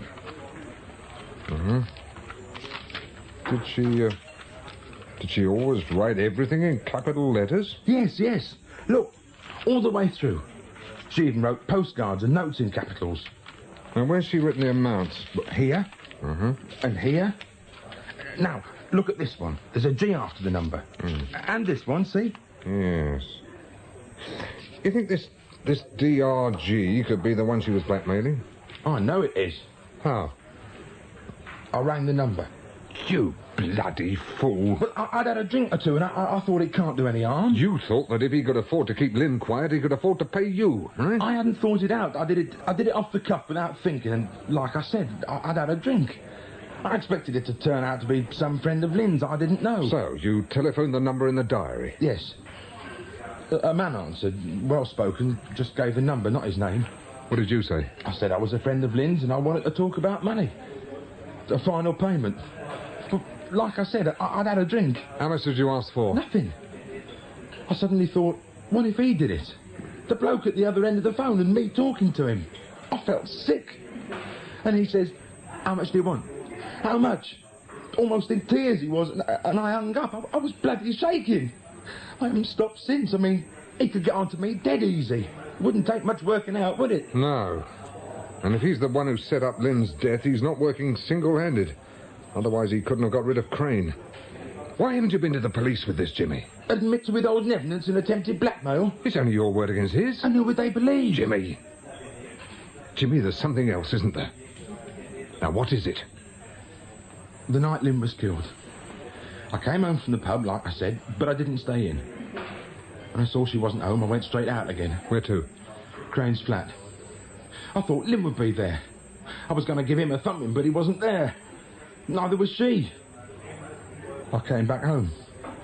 I got back just a few minutes before the coppers called. Jimmy, you're in the clear. Now, if you go and tell Mr. Wilmot... Fenton, all I want is to be out of it, right? Look, you keep the diary. Do what you like with it. Can't you tell them I gave it to you and you worked out about the money? You'd be better off going to the police. Just give me time to get over the other side. That's all I ask, all right? If it all gets settled, nothing happens, I mean, I'll see you all right when I get back. Oh, clear off before I change my mind. I asked old Frank to call me back at this number.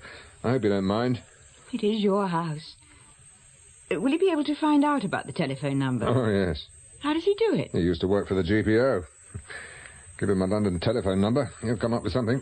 Surely he's not supposed to do that. No, but he owes me a favour. The world's full of people who owe you a favour, Edgar. True.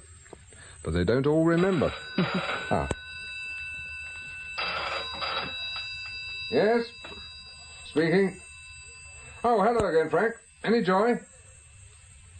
Good. Right, ready? Yeah. That's Gerard, Gerrard. What? A doctor? Yes. 6A, Albion House, Knightsbridge. Well, that's very good of you, Frank. Yeah. Yes, I'll be in touch. Cheers. Thanks again. Ah, Dr. David Gerrard. I should have thought of the doctor bit. The DR in DRG stands for doctor. What are you going to do? Go down to Eastbourne, nose around Heathfields. It's odds on that this Dr. Gerrard worked there. Or still works there. Why do you think that? Well, it seems a logical tie-up. Vincent Crane and Lynn met at Heathfields. They began receiving payments just after they left there. This man's a doctor, and his phone number is in Lynn's diary. But I don't see why you're going there. To nose around. But why? Isn't it time to tell Inspector Wilmot, Edgar? You've found enough to make him reopen the case. When I go to Wilmot, I want to be able to tell him everything. So that you can crow? Well, why not? He's preached at me often enough. Perhaps after this one, he'll start to think more about the truth and less about his bloody crime figures. But why bother anyway? Oh, nothing's changed, has it, Edgar? I thought since we started seeing each other again, things were getting better. But it's worse than when you were in the police. At least then you could say it was the job you were paid to do. But it isn't now. You don't have to prove yourself to Wilmot or the station or me or anybody. It doesn't matter. It matters to me. Oh, would you like to come down to Eastbourne with me? It won't take long. We could go for a meal afterwards. I'm sorry, I can't. I've got to visit a family. They're never in during the day, so... Oh. Right, well, I better get going. We still haven't decided anything about Ruth. She wrote again asking about Christmas. Well, I'll call back here when I get back from Eastbourne and we'll talk about it. If you'll be in. Yes, I'll be in. Mr. Cooper? Yes? Well, I've taken the liberty of bringing you a drink. I hope you don't mind. Oh, I'm sorry. I've a shocking memory for faces these days. We haven't met, Mr. Cooper. The landlord pointed you out. I understand you work at Heathfields. That's right. Caretaker. Well, odd job, man. Whatever you like to call it. What is it you want, Mr. Fenton? Just a little information, Mr. Cooper. Information? Oh, nothing underhand, Mr. Cooper. Now, perhaps I should explain. I'm a writer. A writer? Well, perhaps journalists would be more accurate. And how can I help you, Mr. Fenton? Well, I'm writing what we call an in-depth piece on two people who worked at Heathfields. Now, you must have known them. Lynn Marsden, Foster as she was then, and Vincent Crane. Ah, the two who died. Yes. Do you remember them? Yes, very well. Good. Is the drink okay? Oh, yes, fine, thanks. Your health. Cheers. A writer, you say? Yes, I specialise in crime writing. Real-life drama, you know, that sort of thing. Now, before I start writing a word, I like to go into the thing thoroughly. Pick up every bit of background knowledge I can. I don't use it all, but it helps if I can absorb as much as possible before I start. Oh, I see. I thought you might be the police. Have they been here? Yes. When they were looking for Crane. What exactly was Crane's job at Heathfields? Oh, a male nurse, he called himself.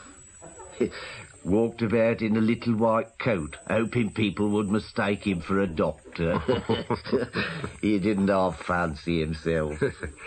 And what did Lynn Marsden do? She was a nurse, but she acted as a sort of receptionist as well. Did they both live in? Yes. And I'll tell you something. Yeah?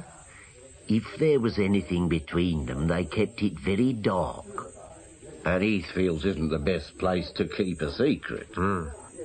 How many on the staff? Oh, I don't know exactly. 7... no, 8 nurses. And the domestic staff. 2 doctors. Are they the same doctors who were at Heathfields in Lynn Marsden's time? No. Old Ferguson died last March. The other, Gerard, left, almost 2 years ago. Gerard? Unusual name. Unusual bloke. In what way? Hey, look. You're not going to say you got all this stuff from me, are you? Oh, you won't be quoted, Mr. Cooper. I can assure you of that. Well, it's just that I got to be careful, see? Doctors don't like staff who talk behind their backs. It's not only doctors. No, don't you worry. Now, I respect my sources. Respect and protect, Mr. Cooper. Now then, you said this Dr. Gerard was an unusual bloke. What way? Well, you know, burnt the candle at both ends. With a vengeance. Up to London every end and turn. Ooh, I've seen him back at 3 in the morning and treating a patient at 9. Where did he go in London? Some club, I think. I once heard him talking to Ferguson about it. Can you remember the name of the club? No. I think I only heard it once. It was a gambling club, I know that. Oh, he was a real man for a flutto, was Dr. Gerard. Anything. Mind you, he was good at his job. Ran the place single-handed. What about the other doctor? Ferguson? Yeah. Oh, a sick man himself. And too fond of the bottle. Very near 70. Where did Gerard live when he was down here? He had a flat in the annex. Any family? Well, I think he was divorced. He's got a daughter at school near Tunbridge. And did he have much contact with Crane and Lynn Marsden? Well, it isn't a very big place. He was bound to see a lot of them. But nothing special? No. Oh, wait a minute. There was that business of the patient in the annex. What was that? Well, I can't recall that much about it. Except one night, there's nobody in the annex. They never use it much. And the next morning, there's somebody in there. Just appeared overnight. Not even the sister knew who it was. Dr. Gerard looked after the case personally, and Lynn Foster was over there most of the time. What about Crane? We shared the duty with her, I think. They were both on night call when whoever it was brought in. Did you ever find out who it was? No. He was here about a week. Then he went, just like he came, in the night. Nobody knew what to make of it. Well, there must have been talk. Well, I heard it was some VIP who got in a car accident and he was brought here to avoid the breathalyzer. Bit far-fetched, I thought. Well, Lynn Marsden must have had some idea as she helped to treat him. She said not. His face was bandaged, you see. The doctor changed the dressings himself. You mean the man's head was injured? Yeah. Well, there were other injuries as well, I think. I can remember going down to the annex one morning to see to the boiler, and he was gone. The place was locked, and his room was empty. Didn't Crane and Lynn ever talk about it? Not to me. Well, I think they were as puzzled as everybody else. Here, let me get you a refill. Same again. Oh, thank you. 6681. Dr. Gerard? Speaking. My name is Fenton, Doctor. I'd like to see you. I'm sorry, Mr. Fenton, but I can't possibly see anyone tonight. If it's urgent, I suggest you contact 57896. It's a personal matter, Doctor. Personal? Concerning you or me? You. I don't think we should discuss it over the phone. I'd like to see you this evening. What is it you want to discuss, Mr. Fenton? I think you might be able to guess that, Doctor. And don't ring off, please. If you do, I shall only have to ring the police. You want to see me now? Yes. I'm only a few minutes away. I should like to know more, Mr. Fenton. I've just driven up from Heathfields, Doctor. 10 o'clock? Yes, if you wish. Shall I come to your flat? No, I'm in the middle of a dinner party. There are too many people about. Well, where shall I see you? There's a residence car park beneath this building. I'll see you there. Where's the entrance? Just off Queen Street. Right. 10 minutes. Where are you speaking from? London, Knightsbridge. Knightsbridge? Thought you were at Eastbourne. I've just come from there. Our Dr. Gerard was at Heathfields at the same time as Lynn Marsden. And now you're going to try and see him. Yes. What if he won't see you? He will. I've already phoned him. Edgar, I think you should tell Wilmot. All in good time. Oh, you love it, don't you? Grubbing about, wheedling bits of information out of people, putting it all together. It's like some stupid game. Let's not go over that again. Look, I rang to say that I don't think I'll be able to get over tonight and have that talk about Ruth. What about tomorrow? What about tomorrow? Oh, idiot. Stupid, stubborn idiot. Oh. Mr. Fenton? Yes? David Gerard. A car park isn't the best place to talk, Doctor. I'm sorry, but the flat's full of people. It would be impossible to talk there. Your flat is above here? The second floor. Look, perhaps it would be easier if we sat in my car. It's over there. All right.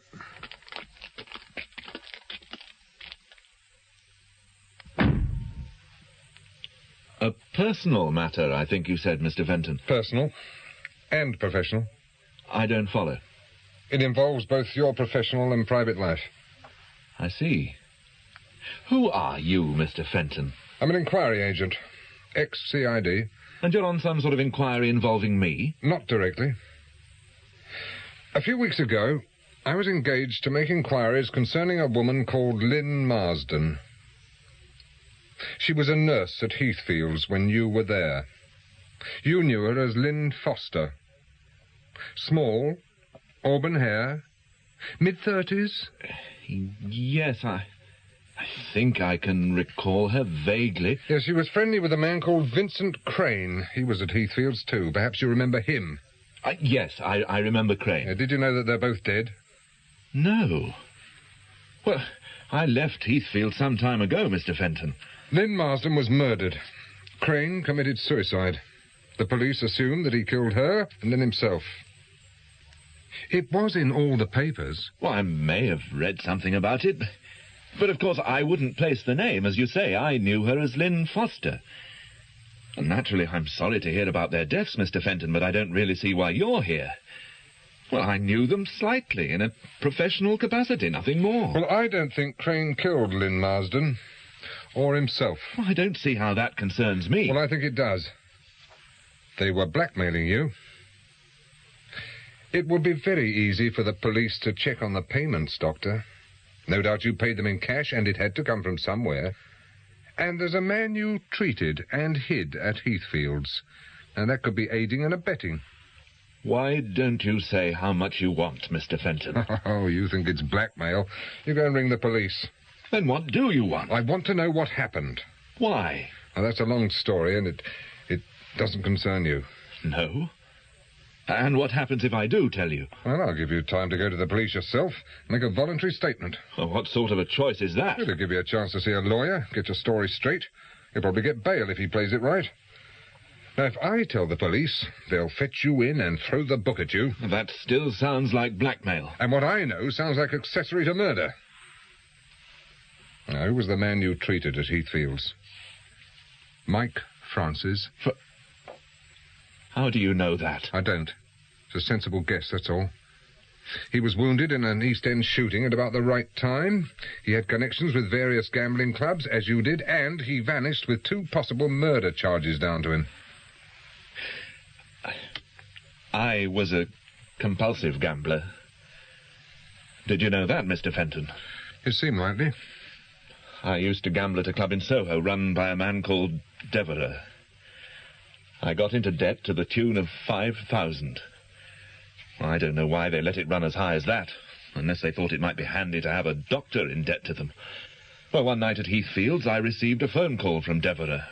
He said he was in the vicinity and had a friend with him who was ill. He asked if he could bring him to see me, and I said yes. They turned up in about 5 minutes. I saw immediately that the man had been shot. He'd lost a lot of blood and was in a bad way, so I suggested that he should be taken to hospital at once. Devereux said he wanted him to stay at Heathfield's. Did he threaten you? No. He offered to cancel my gambling debts in return for looking after Francis until he was well enough to move. Well, I said no. And then he said he knew where my daughter was at school. And if I didn't do as he asked, something would happen to her. He had a man waiting for instructions. He'd only to pick up the telephone. What did you do? Well, what could I do? Well, this wasn't a calm, rational discussion, Mr. Fenton. The man was there, bleeding and unconscious. And I was terrified for my daughter's safety. Well, we took him to the surgery, and I removed 2 bullets from his shoulder. It wasn't as bad as I thought. But it was obvious that he couldn't be moved. So we put him in the annex. Yeah. Was that when Lynn Marsden saw him? Well, she wasn't there when they arrived. She must have got a glimpse of him later. The next day, I bandaged his face so that he couldn't be recognized. What about Devereux? Did he stay? No, but he repeated his threat. He said if the police came anywhere near Heathfield's, I would never see my daughter again. What about the other doctor? Ferguson? Oh, he was a sick man. Well, virtually an alcoholic. He had no idea what was happening most of the time. How long did Francis stay? 5 days. Each day I told myself I'd ring the police, but I never did. And by that time, Devereux had offered me £1,000 for every day that Francis stayed. He must have been as strong as a horse. By the 5th day, he was on his feet, and Devereux collected him. Well, I thought that was the end of it. What about their end of the bargain? Oh, they kept that. I never heard anything more about my debts. And shortly afterwards, £5,000 in used notes turned up in a plastic shopping bag in the back of my car. Well, I didn't know what to do with it. I could hardly turn it into the police. So eventually I used it to buy myself into my present partnership. Yeah. When did Crane and Lynn Marsden start asking for money? Some time afterwards. Well, at the time Francis was at Heathfield's, they didn't recognize him. And there was no reason to suspect who he was, even if they'd read about the shootings. There was some story going round that he was a friend of mine who was avoiding the police after having a minor pile-up. So what put them on to Francis? Well, some months after I moved here, I had a phone call from Crane. He said enough to make me worried. I agreed to meet him. He knew about Francis and the shooting. Well, I didn't see it, but in one of the colour supplements there'd been an article called The Man Who Vanished, or something like that. It was about Francis. It said he'd probably died of wounds and his body had been dumped at sea. Well, there were several photographs of Francis. Lynn recognized him and contacted Crane. Well, I think the blackmail was his idea, although he didn't call it blackmail. He said they wanted their share for looking after Francis. They wanted 3,000 between them. Well, I couldn't raise that much in cash, so he agreed to take it in monthly installments. And the payments became too much, hmm? Oh, no. No, things went quite smoothly. And then Crane came to see me. He said Lynn had become very nervous about the whole business and was talking about going to the police. He suggested that if I paid them off in one final installment, she'd probably be all right. Well, perhaps he was just trying it on. I never found out. He was probably telling the truth. That's about the time that Jimmy Marsden became suspicious when Lynn went down to Brighton to see Crane. I didn't know what to do. According to Crane, she was likely to go to the police at any time. So I rang Devereux at his club. I told him what had happened and asked him to lend me the money. What did he say to that? Very little. He told me to arrange to meet Crane and Lynn in Lennox Woods, but not to go myself. He would attend to it. Yeah, he did that all right. Well, I was in Bristol when I read about it. And then Crane's body was found. I tried to convince myself that it had happened the way the papers said. I thought Devereux would pay them off. Or merely frighten them. You thought that? Well, what could I do? What you going to do now? Go to the police. You see yourself as an avenging angel of justice, do you, Mr. Fenton? Or is it merely a taste for persecution? But, no, Doctor, I'm just a nosy ex-copper. 2 people have died because you didn't have the sense or the guts to see beyond your own nose. Do you think I don't know that? Look, Mr. Fenton, I can pay you. An annual retainer as a security consultant, all perfectly legal. I don't want money. Agree to take it. Please. I don't want any more... Any more what? Killing? Have you told Devereux you were meeting me here? Well, I thought you were the man who rang the other night. After I rang you tonight, you told Devereux you were meeting me here? Yes. Well, I thought it might be one of his own men who knew... You thought? Do you know the kind of people you're dealing with, Doctor? Ah, the door to the lift is the nearest. Is there a staircase? Yes, but... When we get out of the car, we'll go over to the door. Now, behave naturally. Don't walk quickly. We've got to get out of the car park. What did Devereux say when you told him you were meeting me? Well, very little. He asked me to let him know what happened. Well, his men may not be here. Perhaps not. I wouldn't bank on it, though. Who's that? One of your neighbours? No, I don't know the car. I thought this was a private car park. Residents only. It is, but it could be a visitor. Oh, yes, it's a visitor, all right. Now, lock your door. But Lock your door and start the engine. There are 3 of them. They're getting out. Are you sure that... when I say so, reverse like hell. Straight at them. You get it? But I don't even know... Use your eyes. The one on the left's got a shotgun. Start your engine. Now, go. Right.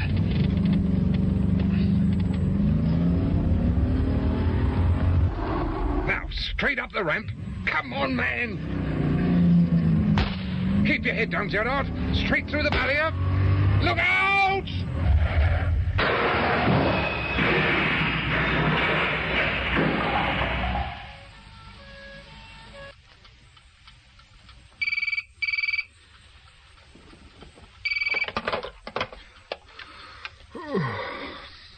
Wilmot. Sergeant Thomas here, sir. Sergeant, it is 1:48 a.m. and I'm on leave. No, I'm sorry, sir, but it is important. Yes, it better be. Well? There's been a call from the Met, sir. Serious crime squad. And? I believe they come up with new evidence on the Marsden case. Well, that was closed weeks ago. What new evidence? I don't know, sir. The chief's handling it himself. I'm very much on the outside. Is the chief there? Gone to London, sir. London? Yeah, I think something's happened there, and, well, Edgar Fenton is involved in some way. Fenton? That's the word that's going round here, sir. He's mixed up in it somewhere. He damn well would be. Is it the same leg you broke playing football? No, it was the other one. Did the sister tell you anything? She said it was a straightforward break, no complications. They were more worried about the concussion. You were out a long time. Turned out to be very handy. Kept the law off my back. Has Wilmot been yet? No. No, I've had bigger brass than Wilmot. What were they like? Very considerate. One of them brought me some grapes. Did they say anything about your not going to the police sooner? They did mention it. Why should they grumble? It isn't their CID that's going to get hammered by the press. And they've got Devereux banged to rights, something they've been after for years. I dare say they'll get a lead on Francis, too. Jack Elliott's wife rang. She says Wilmot's furious. Good. I shall enjoy lying here thinking about all the grafting he's got to do to get himself out of this one. He'll have a hell of a job proving who killed Lynn Marsden and Vincent Crane. What about Deborah? Oh, he fixed it. But he'll have a dozen witnesses to say he was in London on the night it happened, and Wilmot is going to sweat over that one. Have a grape. Thanks. Have you seen Dr. Gerard since the accident? Yes, they let him come in for a few minutes. How is he? Oh, he seemed all right. He only collected a few bruises and a cut head. What are they charging him with? Well, the lawyers are sorting that out. He may not come out of it too badly. He can claim the aiding and abetting was under duress. And if he says he didn't know that Crane and Lynn were dead, which is possible, they'll have problems proving anything there. What about you? Well, I've already told him I can't remember much about the conversation with Gerard. The concussion, you see. Very convenient. Can't they charge you with something? Yes, they can take their pick. Withholding evidence, obstructing the course of justice, etc., etc. And will they? I don't know. I don't care very much. You'll lose your license. They can keep it. You're finishing? Yep. I'm turning in my dirty raincoat and my street map of Brighton. You don't like being shot at? I prefer to nosing around tatty hotels or sitting in the car all night trying to keep awake. No. No, it isn't that. It was something Dr. Gerard said. What was that? He asked me if I saw myself as an avenging angel of justice. Very poetic. It touched me on a raw spot. Why? Because it was near the truth, I suppose. I'd got emotionally involved. You always did. Yes, but it was different then. In the force, you did your bit, put in a report, left it to the other people to decide what happened next. This wasn't like that. You see, I had Gerard marked down as a clever bastard who had it coming to him. When I met him, he was just a poor devil who had got caught up in something he couldn't handle. And I had to decide what was going to happen to him. You couldn't have kept quiet, even without the fracas in the car park. No. Especially as you rang the police. It's just as well I did. Yes. You're really finishing? Yes.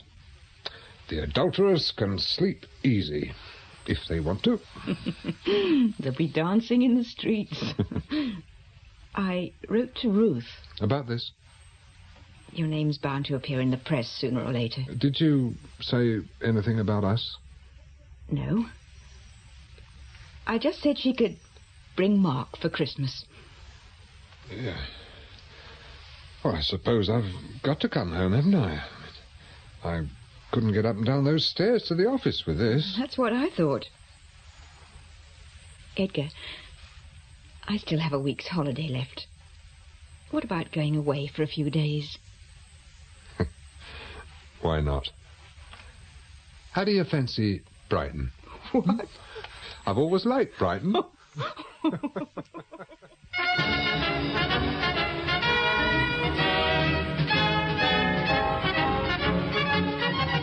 The Brighton Trade was written for radio by T.D. Webster.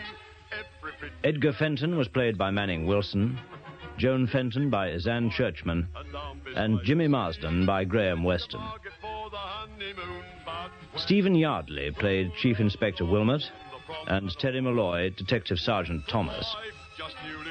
Sergeant Elliot was played by Jack Holloway, P.C. Buckley by Kenneth Hadley, and P.C. Cartwright by Les Miller. George Woolley played Dr. Holbrook and Cooper, and Angela Piper, Sylvia, and the shop assistant. Dennis was played by Simon Carter, and Dr. Gerard by Stephen Thorne. I am surprised at you. Hello. The play was produced in our Birmingham studios by...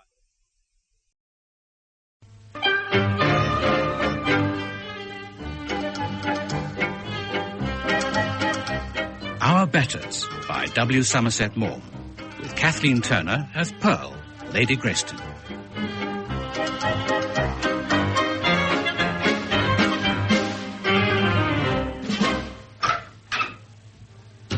My dear Bessie, I found an entirely strange young man on the doorstep who says he is a cousin. Fleming! I introduced myself to Lady Grayston, but please reassure your sister, Bessie. She looks upon me with suspicion. You must remember Fleming Harvey, Pearl. I've never set eyes on him in my life, but he looks quite nice. He is. Apparently he's here to see you. Well, I rang up 5 minutes ago, and Bessie ordered me to come round right away. I'll make him stop to tea. I've got to telephone. I've suddenly remembered I've asked 12 people to dinner. Does George know? Who is George? Don't be absurd, Pearl. George, your husband. Oh, yeah. Oh, I couldn't make out who you meant.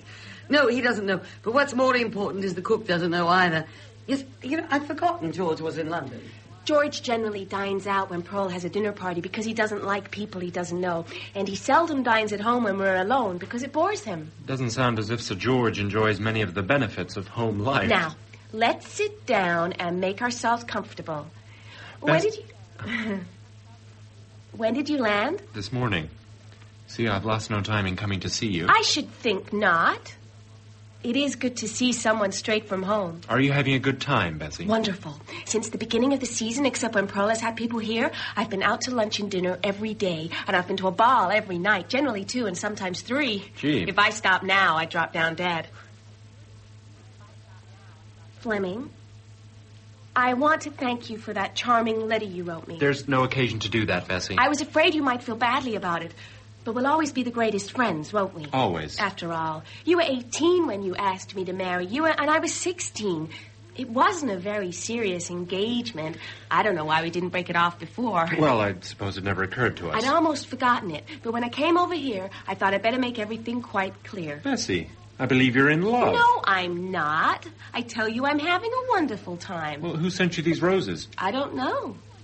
Lord Blean? You're not going to marry a lord, Bessie. Have you any objection? Well, on first principles, I think American girls had better marry American men, but then I happen to be an American man. The poor dear is trying to propose to me every time he sees me, and I'm doing all I can to prevent him. Why? I don't want to refuse him and then wish I hadn't. Well, I'm reassured about one thing. You're not in the least in love with him. I told you I wasn't. You don't mind my saying all this to you, Fleming? Has it occurred to you that he wants to marry you for your money? You can put it more prettily.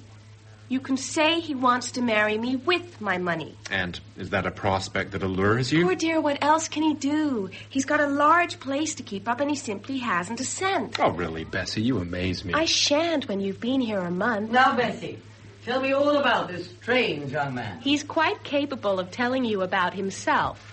How long are you staying? A couple of months. I want to see something of English life. And do you want to improve your mind, or do you want to go into society? I suppose I couldn't combine the two. Are you rich? Not at all. Doesn't matter, you're good looking. If you want to be a success in London, you need looks, wit, or a bank balance. You know Arthur Fenwick?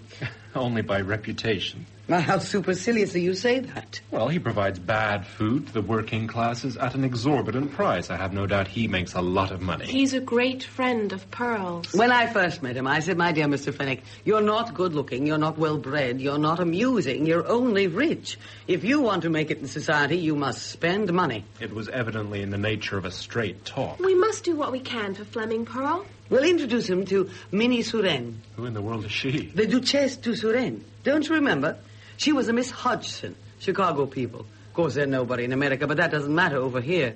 She adores good-looking boys, and I dare say she's rather tired of Tony by now. You'll meet her here this afternoon. I don't like Tony. Don't you? I think he's charming. He's the most unprincipled ruffian I've ever met. Is Tony the Duke? What Duke? Oh, you mean her husband? No. She divorced him years ago. I think Fleming would like the princess much better. Well, he'll meet her here today, too. She was a Miss Van Hoog, Fleming. Is she divorced, too? Oh, no. She married an Italian. It's very difficult to get a divorce in Italy. She's merely separated. She's quite nice. She's one of my greatest friends. She bores me a little. Mr. Thornton Clay. How do you do? Ah, Thornton, the very person we want. This strange young man has shown up on my doorstep and claims he is a cousin. My dear Pearl, this is a calamity which we Americans must always be prepared for. I won't have you say such things, Mr. Clay. Fleming is not only our cousin, he's also my oldest friend. Aren't you, Fleming? Fleming wants to see something of life in London. I tell him he couldn't do better than to put himself under your wing. I know everyone who's worth knowing, I can't deny that. But of course, there's really nothing I can do for you.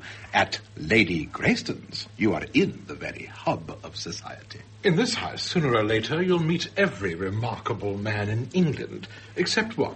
And that is George Greyston. And he's only remarkable because he's her husband. I might have known you'd say a pleasant thing only in order to make the next more disagreeable. Of course, I can't work out why you never invite George to any of your parties. Personally, I like him. Well, that's all the nicer of you, Thornton, since he always refers to you as that damned snob. Poor George. He has such a limited vocabulary. The Duchess d'Essuré. Oh, my dear, how nice of you to come. Isn't Tony here? No. He said he was coming straight here. Well, I dare say he was delayed. I don't understand it. He rang a quarter of an hour ago saying he was starting at 1. He'll be here presently.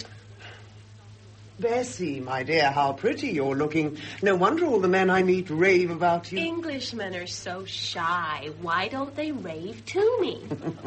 They'll never let you go back to America. No, of course she's never going back. I am determined she shall marry an Englishman. She'll make a charming addition to our American peeresses. I wish you wouldn't talk as if I hadn't a word to say in the matter. Of course you've got a word to say, Bessie. A very important one. Yes, I suppose. Exactly. Pour out the tea, darling, will you? Surely. I know you don't share Fleming's contempt for tea, Mr. Clay. I couldn't live a day without it. Why, I never travel without a tea basket. Oh, is that so? You Americans who live in America... So queer of us. ...despise our delectable habit of drinking tea because you are still partly barbarous.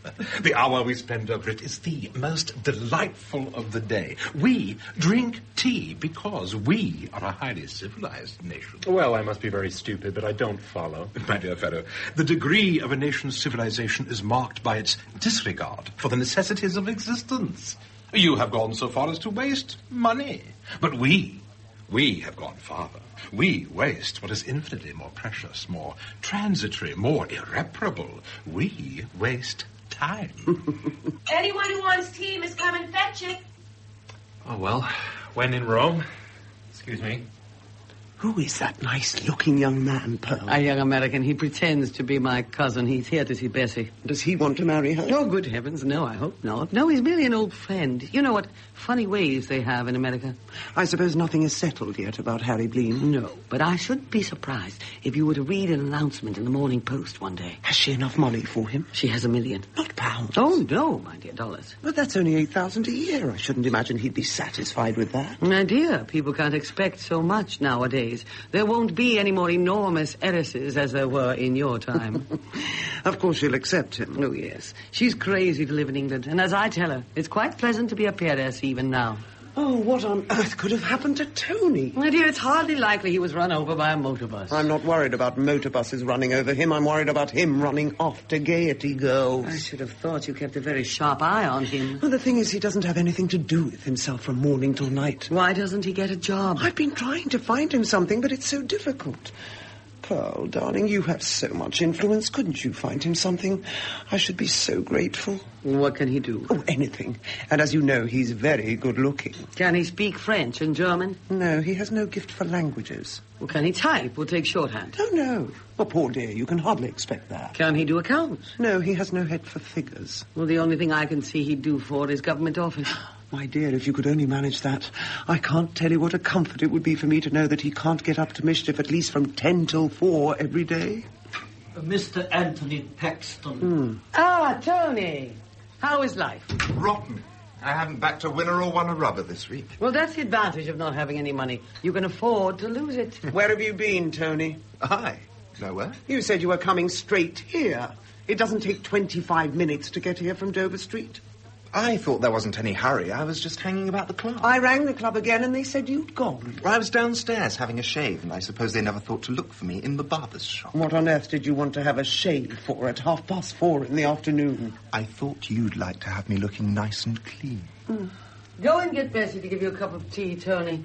I'm sure you need it after the strenuous day you've had. Thank you. Oh, Minnie, how can you be so silly? You can't expect to keep a man if you treat him like that. I know he's lying to me. There isn't a word of truth in anything he says. But he's so slim, I can never catch him out. Oh, I'm so jealous. Are you really in love with him? He's everything in the world to me. Oh, my dear, you shouldn't allow yourself to be carried away like this. I'm not as cold-blooded as you. But you seem to have a passion for rotters, and they always treat you badly. I don't care about the others. Tony is the only man I've ever really loved. Oh, what nonsense. I can't imagine what you see in him. You must know. There is very little I don't know. He's a liar, a gambler, an idler, a spendthrift. But in his way, he is fond of me. Well, you can see he's fond of me, can't you? He's so much younger than you, Minnie. Well, I can't help it. I love him. Well, then I suppose there's no use talking if he makes you happy. Doesn't. He makes me miserable. But I love him. He wants me to marry him. Oh, my dear, you're not going to. No. If I married him, I'd have no hold over him at all. Princess della Cercola. Darling. Do you hate me for coming to bother you? I ran up because I know how difficult you are to catch. How are you, Minnie? Don't ask me for a subscription, Flora. I am so poor. Lady Grayston, I'm going to say goodbye to you. Oh, you mustn't go before I introduce you to Flora. Flora, this is Mr. Fleming Harvey. He's just come over from America. He's probably carrying a 6-shooter in his hip pocket. Princess? When did you land? This morning. I envy you. Because I landed this morning? No, because a week ago you were in America. Flora. Oh, I was beginning to think it was something to be rather ashamed of. Oh, you mustn't pay any attention to Pearl and the Duchess. You're a New Yorker, Mr. Harvey. I'm proud of it, madam. You must come and see me, and you shall tell me all the news of home. How high the latest building is, and how much money the latest millionaire has got. Goodbye. I'm just going to go and find Tony. The Lord Bleed. Ah, Harry, how nice of you to come. I'm in absolute despair. Good heavens, why? They're sending a mission to Romania to hand the Garter to some bigwig, and I've got to go with it. But that sounds very interesting. Yes, but we start tomorrow, and I shan't be able to come down to Kenton on Saturday. When will you be back? In 4 weeks. Well, you must come down to Kent in the Saturday after you return. May I? Of course. Now go and break the news to Bessie. Poor thing, she was so looking forward to your visit. Do you think she'll give me some tea? I have no doubt of it, if you ask her very nicely. Now I've got you to myself for 2 minutes. You will help me with my concert, won't you? Of course. What do you want me to do? Oh, I'll make Arthur Fenwick take any number of tickets. He's quite charitable, you know. It's for a very good cause. I'm sure it is, but please, Flora, don't harrow me with revolting stories about starving children. I'm not interested in the poor. How can you say that? Are you? I've often wondered if your philanthropy wasn't some sort of elaborate pose. You don't mind my saying that, do you? Not at all. You have no heart, and you can't imagine that anyone else should have. I have plenty of heart. It simply beats for people of my own class. I've only found one thing really worth doing with all this money I have, and that is to help a little those who need help. Well, if it makes you happy. It doesn't. But it prevents me from being utterly miserable. Oh, really, Flora, sometimes you make me so impatient. You have more money than you know what to do with. You're a princess. You've practically got rid of your husband. I cannot imagine what more you want. I wish I could get rid of mine. I don't know what you've got to complain of in George. But that's just it. See, I wouldn't mind if he beat me or made love to chorus girls. Then I could divorce him. Oh, no, my dear. Thank your stars you had a husband who was grossly unfaithful to you. Mine wants me to live 9 months of the year in the country and have a baby every 5 minutes. I didn't marry an Englishman for that. Why did you marry him? I made a mistake. I was very ignorant. I lived all my life in New York. I thought if you were a baronet, you must be in society. I often wonder if you're happy, Pearl. Do you? Well, of course I'm happy. An ambassador told me the other day that you were the most powerful woman in London. It's very wonderful how you made your way. You had nothing much to help you. Shall I tell you how it's done? By force of character, wit, unscrupulousness, and push. You're very frank. That has always been my pose. My dear, we really must be going. I expect my masseur at 6. Now, you're coming to my ball? Well, of course we're coming. Yours are about the only parties in London where one enjoys oneself as much as at a nightclub. Goodbye, dear. Are you coming, Tony? Yes. I've not had a word with you today. What are we going to do about it? I must get Minnie to go to my concert. Minnie? You're looking perfectly divine today. I don't know what there is about you. It's nice of you to say so. I simply haven't been able to take my eyes off you. Are you making love to me? That's nothing new, is it? Oh, you shameless creature. I can't imagine what it is Minnie sees in you. Oh, I have all sorts of merits. I'm very glad you should think so. I can only discover one. What is it? You're somebody else's property. Oh. Good day. Oh, that doesn't make you irresistible, you know. There's always the future. Oh, the future is everybody's property. Pearl. No. Be quick and go. Minnie will be wondering why you don't come. I've got my subscription. Yes, I kept Tony here as long as I could to give you a chance. That was really tactful.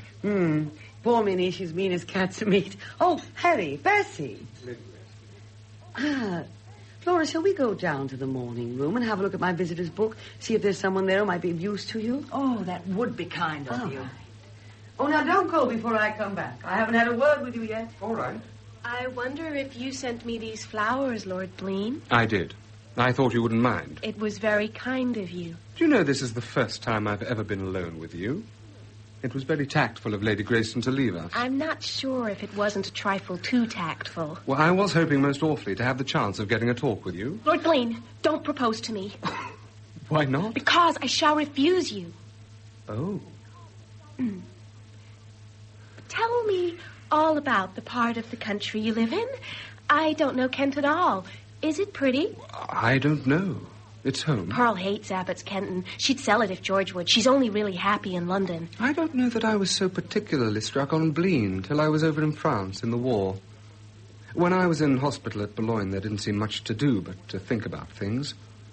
It didn't seem as if I could get well. I knew I should if they'd only let me come home, but they wouldn't. They said I couldn't be moved. It's rather bleak in our part of the country. We've an east wind that people find a bit trying. But if you've been used to it all your life, it bucks you up wonderful.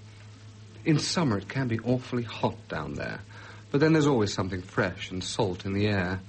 You see, we're so near the marshes. You know, England was only just across the water. And yet it seems such an awful long way off. I ain't boring you, am I? No. Of course, I know it couldn't mean the same to a girl that it means to me. I shouldn't expect anyone to live there always. I can be quite happy in London. You're determined to do it? If you could bring yourself to marry me, I'd try and give you a good time. Well, I suppose that's a proposal. Well, I've never made one before, and it makes me a bit nervous. You haven't said anything that I can answer yes or no to. I don't want to say anything you can answer no to. Let me say I'll think it over, may I? I'm going away tomorrow. I'll give you an answer when you get back. That won't be for 4 weeks. It'll give us both a chance to make up our minds. After all, it is rather a serious step. You may come to the conclusion that you don't really want to marry me. There's no fear of that. You're coming down to Kenton the weekend after you get back. If you change your mind, send Pearl a wire putting yourself off. I shall understand, and I shan't be in the least hurt or offended. Then it's goodbye till then? Yes. And thank you very much for wishing to marry me. Thank you very much for not refusing me outright.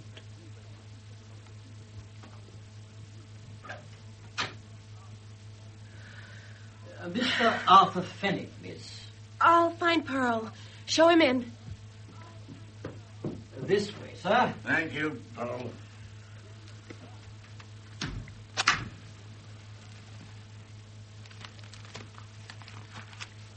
You're very late. I like to come when I stand a chance of finding you alone, girlie. Oh, Arthur, please, don't call me girlie. You know how I hate it. That's what I always think of you. When I'm present at one of your big set-outs, and I watch you like a queen amongst all those lords and ambassadors and bigwigs, I'll just think to myself, she's my girlie, and I feel warm all over. I'm so proud of you then. You've got there, girlie, you've got there. You've been very kind to me, Arthur. My love for you is the most precious thing I have in the world. You're my guiding star. You're my ideal. You stand to me for all that is good and noble and clean in womanhood. Oh, God bless you, girlie. I don't know what I'd do if you failed me. I don't think I could live if I ever found out you're not what I think you. You shan't. Not if I can help it. You do care for me a little, girlie. Of course I do. I'm an old man. Oh, what nonsense. I look upon you as a mere boy. Oh, I dare say a good many young men would be glad of my physique. I could work 10 hours a day and feel as fresh as a daisy the other day. Yes, your vitality is wonderful. I always feel I can rely on you. You couldn't have said anything to please me more. I want you to rely on me. I know you. I'm the only man who's understood you. I know that under that big, human, beating heart of yours, you're just a timid, sensitive little thing with the innocence of a child, and you need me to protect you from the world. Oh, my God, how I love you, girlie. Oh, take care, the butler. Oh, damn it, there's always the butler. A telegram for you, lady. Thank you, Paul. Oh, bother. No answer, Paul. Very good, my lady. Is anything the matter? Yes, it's that fool Lord Sturry was supposed to dine here tonight. He's just wired to say he can't come. Oh, I'd asked 10 people to meet him. I hate it when someone upsets my plans like that. That's too bad. This pompous owl. He's refused invitation after invitation. I asked him 6 weeks ago this time. He hadn't the face to say he was engaged. I suppose you must have given him up. I dare say you could do without him. Oh, don't be a fool, Arthur. I'll get hold of him somehow. He may be Prime Minister one of these days. Now, let's see. What is his number? Yes, here it is. Gerard, 7035. If he comes once because I force him to, he'll come again because he likes it. This house is like the kingdom of heaven. I have to compel them to come in. Lord Sturry, please. Lady Greyston calling. Yes, I'll hold the line. Oh, is that you, Lord Sturry? Pearl Greyston? Yes, I just rang up to say it doesn't matter at all about this evening. Of course, I am disappointed. But you'll come another time, will you? Oh, that is nice of you to say. How about this day week? Oh, I see. Well, would Thursday suit you? Yes. Well, how about Friday? My, you're engaged every evening next week. Why, you are in demand. I tell you what, you get your book and tell me what day you're free. You're the best, girlie. You'll get there. Shh. Tuesday fortnight. Oh, yes, that will suit me beautifully. 8:30. I'm so glad you chose that evening because I'm having Chrysler in to play. Yes. Oh, I do too. All right. Goodbye, then. I'll see you then. This time I've got him. That ape thinks he understands music. Have you got Chrysler a Tuesday fortnight? No. Are you sure you can get him? No, but I'm sure you can. You shall have him. Oh, you are a duck, Arthur. Shall I come and have lunch with you tomorrow? Oh, yes. Very well. But now you must go. I need to lie down before I dress for dinner. That's right, girlie. You take care of yourself. You're very precious to me. Goodbye, Arthur. Goodbye, girlie. Ooh.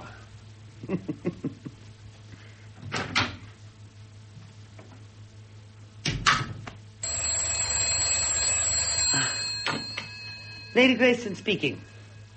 Tony. Yes, of course I recognize your voice. No, what is it? I shall have to ask Bessie, see if she's free.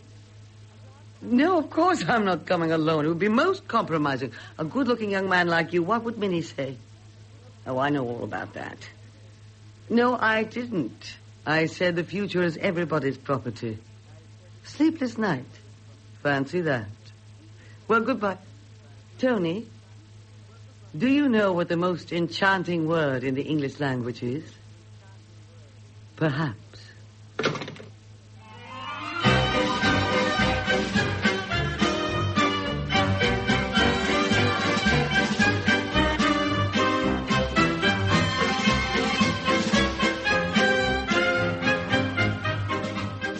You must be exhausted after all the tennis you played this afternoon, Minnie. Not a bit. I only played 3 sets. You played so vigorously, it made me quite hot to look at you. If I didn't take exercise, I should be enormous. You've been a long time. Where's Tony? He and Glean are finishing their cigars. Arthur, did you have a cigar? Absolutely not. You asked me not to. Very good. Well, Mr. Harvey, are you still enjoying life in London? Well, he should be. I've got him invitations for all the nicest parties. But he will waste his time in sightseeing. Do you know, the other day, Thursday, wasn't it? I wanted to take him to Hurlingham, but he insisted on going to the National Gallery instead. What outrageous proceedings. I don't see that it was any more outrageous for me than for you. I saw you coming into the gallery just as I was going out. Well, I had a reason to go. Arthur just bought a Bronzino, and I wanted to see those at the National Gallery. I think it's far more likely you had an assignation. I've always heard that it's the perfect place for that. You never meet any of your friends, and if you do, they're there for the same reason and pretend not to see you. Well, I certainly only went to see the pictures. Oh, good heavens, if you want to do that, there's Christie's, and there you will meet your friends. I'm afraid you'll never make a man of fashion out of me, Thornton. I'm beginning to despair. You have a natural instinct for doing the wrong thing. I remember when I'd been in London 2 or 3 years, I knew pretty well everyone who was worth knowing, but I'd never been asked to Hereford House. Well, I found out that the Duchess had a widowed sister who lived in the country with her 2 daughters, Lady Helen Blair. Oh, my dear. She was a very stuffy, very dowdy woman of 55, and her 2 daughters were stuffier and dowdier still, and, if possible, older. They were in the habit of coming up to London for the season when I got introduced to them, and I laid myself out. I took them to the play, I showed them round the academy, I stood them luncheons, I gave them cards for private views. For a month I worked like a Trojan. And then the Duchess sent out her invitations. The Blair girls had half a dozen for their young men. I received one, and by George, I had earned it. Of course, the moment I got my invitation, I dropped them. But do you know, I felt quite badly about it. I expect they're used to that. A strangely tactless woman, Lady Helen Blair. Do you know, she wrote and asked if I was offended about anything because I never went near them. I wish those men would come. Then at least we could dance. Oh, that would be charming. And it's such good exercise, isn't it? I'm told you dance divinely, Mr. Harvey. Oh, I don't know about that. I dance. My dear, who do you think I danced with the other night? Ernest. Oh, my dear, don't say oh like that. Don't you know who Ernest is? Ernest is the most sought-after man in London. Believe me, my dear, I would go to any dance where there was the remotest chance of meeting Ernest. He's a perfect dream to dance with. He taught me this new little step, which I can't get quite right. I don't know what I shall do if I don't run into him again very soon. But why don't you let him give you a lesson? At 10 guineas an hour? Oh, my dear, I couldn't possibly afford it. No, I'm bound to run into him at a dance in a day or 2, and then I shall get a lesson for nothing. You ought to make him fall in love with you. My dear, if only he would, but he's so run after. At last! We've been taking a stroll in the garden. I hope you showed Lord Blean my new tea house. He did. It's Pearl's new toy. You must be sure to admire it. Oh, yes, I'm very proud of it. Now, George won't let me do anything here. He said it's his house. He's not having any of my muck in it. Well, there was an old summer house out there. I wanted to pull it down and put up a smart new Japanese tea house, but George wouldn't hear of it because, if you please, his mother, a peculiarly plain woman, used to sit out there and sew. Well, I bided my time, and when George went up to town, I had the old summer house pulled down, got my smart Japanese tea house down from town, had the whole thing put up and finished within 24 hours before George got back. Oh, you should have seen his face. I thought he was going to have an apoplectic stroke. If he had, I should have killed 2 birds with 1 stone. Pearl, I don't know why you furnished it so elaborately. I thought I might sleep out there in the hot weather, rather like sleeping in the open air. These young people want to start dancing, Pearl. Well, where shall we dance? In here with the gramophone or in the drawing room with the pianola? Oh, in the drawing room. Well, then let us go. Mr. Clay, come and help me get the rolls out. Oh, right you are. Aren't you coming, Princess? No, I think I'll stay here for the present, but don't bother about me. You must go and dance. Oh, there are enough men without me. I'm sure Thornton Clay is a host in himself. You don't approve of poor Thornton. What do you expect me to think of a man who's proud of having forced his way into a house where he knew he wasn't wanted? He reckons success by the number of invitations he receives. He holds himself up to me as an example. He tells me that if I want to get into society, I must work for it. I mean, what do they think of a man like Thornton Clay in England? Don't they despise him? Everywhere, in New York, just as much as in London, there are masses of people struggling to get into society. It's so common a sight that one loses the sense of there being anything disgraceful in it. Pearl would tell you that English society is a little pompous. They welcome a man who can make them laugh. Thornton is very useful. He has high spirits. He's amusing. He makes a party go. I'm afraid you don't think me very charitable.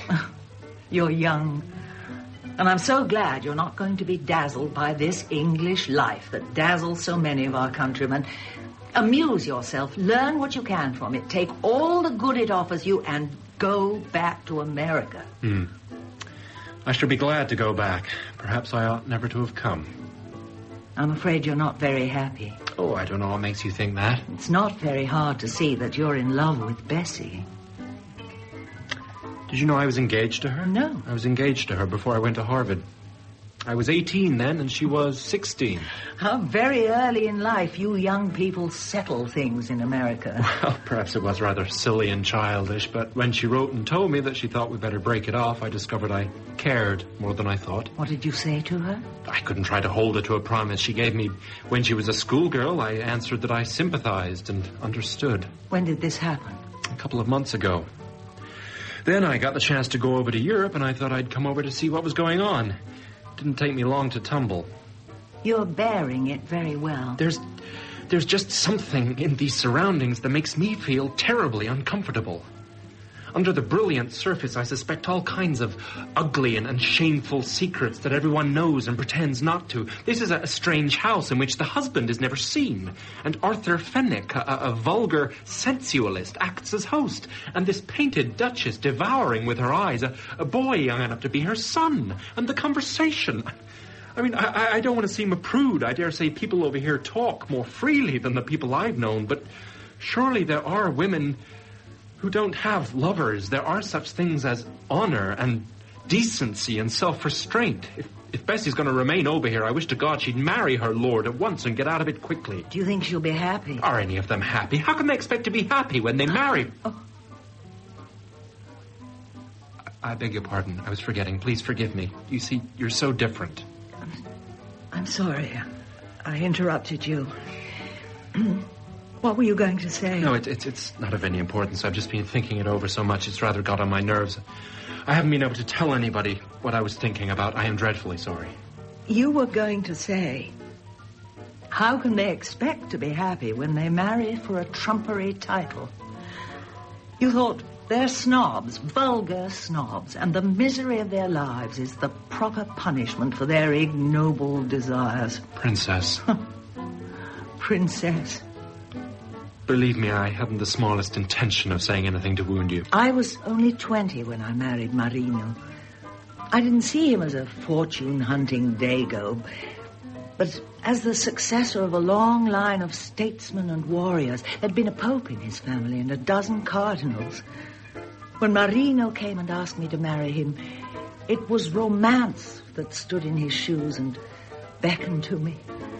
I thought of the palace in Rome which I'd visited as a tripper and where I might reign as mistress. I thought it was splendid to take my place after all those great ladies. Orsinis, Colonnas, Gaetanis, Aldobrandinis. I loved him. But there's no need. My husband's family had been ruined by speculation. He was obliged to sell himself. He sold himself for $5 million. $5 million? Yes. And I loved him. You can imagine the rest. First, he was indifferent to me, then I bored him, and at last, he hated me. Oh, the humiliation I endured. When my child died, I couldn't bear it any longer. I left him. I went back to America. I found myself a stranger. I was out of place. The life had become foreign to me. I couldn't live at home. I settled in England, and here we're strangers too. I've paid very heavily for being a romantic girl. Really, Fleming? It's too bad of you to stay in here and flirt with the princess. We want you to come and dance. Excuse me. What's the matter? Nothing. Are you coming to dance or are you not? I had quite a talk with Lord Blean after dinner, Bessie. Well? He's a very nice fellow. I know that. I wanted to dislike him. Why? Well, I don't think much of these English lords who run after American girls for their money. I expected him to be a brainless loafer with just enough cunning to know his market value, but he's a modest, unassuming fellow, to tell you the truth. I'm puzzled. Fancy that. I think it's a low-down thing that he's doing. And yet he doesn't seem a low-down fellow. He might be in love with me, you know. Is he? No. Are you going to marry him? I don't know. I suppose he's come here to ask you. He asked me a month ago. I promised to give him an answer when he came back from Romania. I'm in a panic. He's waiting to get me alone.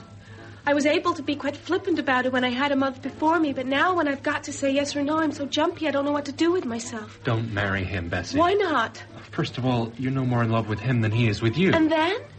Well, isn't that enough? I wonder if you realize what he offers me. Do you know what the position of an English peeress is? Does it mean so much to be called your ladyship by tradesmen? You donkey, Fleming. If I marry an American boy, my life will be over. If I marry Harry Blean, it will be only just beginning. Look at Pearl. I could do what she's done. I could do more because George Grayston isn't ambitious. I could make Harry do anything I liked. He would go into politics and I should have a salon. Will you break your heart like the princess because your husband takes a mistress? Or will you bore yourself to death like Pearl because... Fleming, you've got no right to say things like that to me. I'm sorry if I made you angry. I had to say it. Are you sure that it's for my sake you don't want me to marry Lord Blean? Yes, I think it is. When you broke off our engagement, I didn't blame you. You wouldn't have done it if you'd cared for me, and it wasn't your fault if you didn't. When I came over here, I saw that I could expect nothing but friendship from you. You must do me the justice to acknowledge that during this month, I haven't given the smallest sign that I wanted anything else. Oh, you've been charming. You always were the best friend I've had. If in a corner of my heart I kept my love for you, that is entirely my affair. I don't know that it puts you to any inconvenience, and it pleases me. Go back to America and fall in love with some nice fellow and marry him. You'll have all my best wishes. Perhaps your life won't be so brilliant or so exciting, but it will be simpler and more wholesome and more becoming. You're a dear, Fleming. I shall always want you to be my dearest friend. Bessie, I was looking for you everywhere. Oh, Lord Blean. I wondered where you'd got to. Well, I really must go and dance with the Duchess, or she'll never forgive me. I've just been dancing with her. My dear fellow, it's the most violent form of exercise I've ever taken. I'm in very good condition. Blessings on him. Why? Because he's left us alone. Ask me another. I don't think I will. Then I'll ask you one. Please don't. Tell me all about Romania. Romania is a Balkan state. Its capital is Bucharest. It has long been known for its mineral springs. You're in very high spirits tonight. You may well wonder. Everything has conspired to depress them. Oh, what nonsense. I merely wish to point out to you that if notwithstanding I am in high spirits, I must have a most engaging nature. The man's going to propose to me. No, I'm not. I beg your pardon. My mistake. I did that a month ago. Oh, there's been a change of moon since then, and no proposal holds good after the new moon. Well, I never knew that. You've been down to see your mother. She sends you her love. Have you told her? I told her a month ago. You know, I want to be frank with you. You won't think it disagreeable of me, will you? I'm not in love with you. I know. But you don't positively dislike me. No, I like you very much. Won't you risk it then? I can't make up my mind. I'll do everything I can to make you happy. I'll try not to make a nuisance of myself. I know quite well that I wouldn't marry you if you weren't who you are. And I'm afraid I know that you wouldn't marry me if I didn't have a certain amount of money. Oh, yes, I would. It's nice of you to say so. Don't you believe it? We're arranging a deal. You give your title and your position, and I give my money. It's a commonplace thing enough, but somehow it sticks in my throat. You make me feel an awful swine. The worst of it is that some part of what you say is true. I'm not such a fool I didn't see your sister was throwing us together. I don't want to seem a conceited ass, but a fellow in my sort of position can't help knowing that many people think him rather a catch. Mothers of marriageable daughters can be very transparent sometimes, you know. And if they don't marry their daughters off, they're determined it shan't be for want of trying. Oh, I couldn't quite believe that. I have noticed it in American mothers, too. I knew it would be a good thing if I married you. I don't suppose I would have thought about you if I hadn't been told you were pretty well off. It's beastly now saying all that. I don't see why. Because after a bit I found out I'd fallen in love with you. And then I didn't care if you hadn't got a bob. I wanted to marry you because I didn't know what to do without you. Harry! Do believe me, I swear it's true. I don't give a hang about the money. After all, we could get along without it. And I love you. It's so good to hear you say that. I'm so absurdly pleased and flattered. You do believe me, don't you? Yes? And will you marry me? If you like. And of course I like. Oh, take care. Someone might come in. Come with me into the garden. You see? That was Harry Bleen and Bessie. I wondered where they were. You've got eyes like a lynx. I'm positive they were hand in hand. Well, it looks as if she'd worked it at last. I don't know about that. It looks like he'd worked it. She's not such a catch as all that. If I were a peer, I'd sell myself for a damn sight more than 8,000 a year. Tony, don't stand so far away. Come and sit on the sofa by me. I say, I've been talking to Bleen about two-seaters.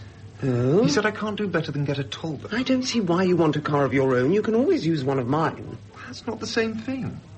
After all, it won't cost much. I can get a Ripper for just over £1,200 with a really smart body. You talk as though £1,200 were nothing at all. Hang it all, it isn't anything to you. What with the income tax and one thing and another, I am not so terribly flush just now. Well, I've practically committed myself now. You only want a car so that you can be independent of me. Well, hang it all, you can't expect me to be tied to your apron strings always.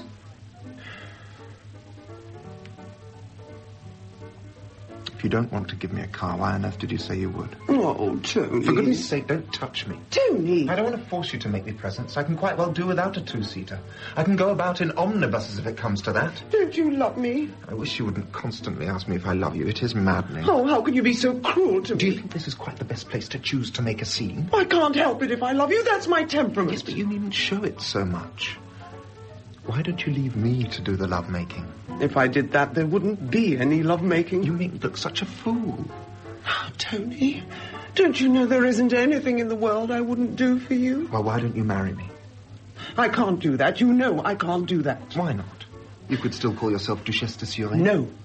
I've always told you nothing will induce me to marry. Well, that shows how much you love me.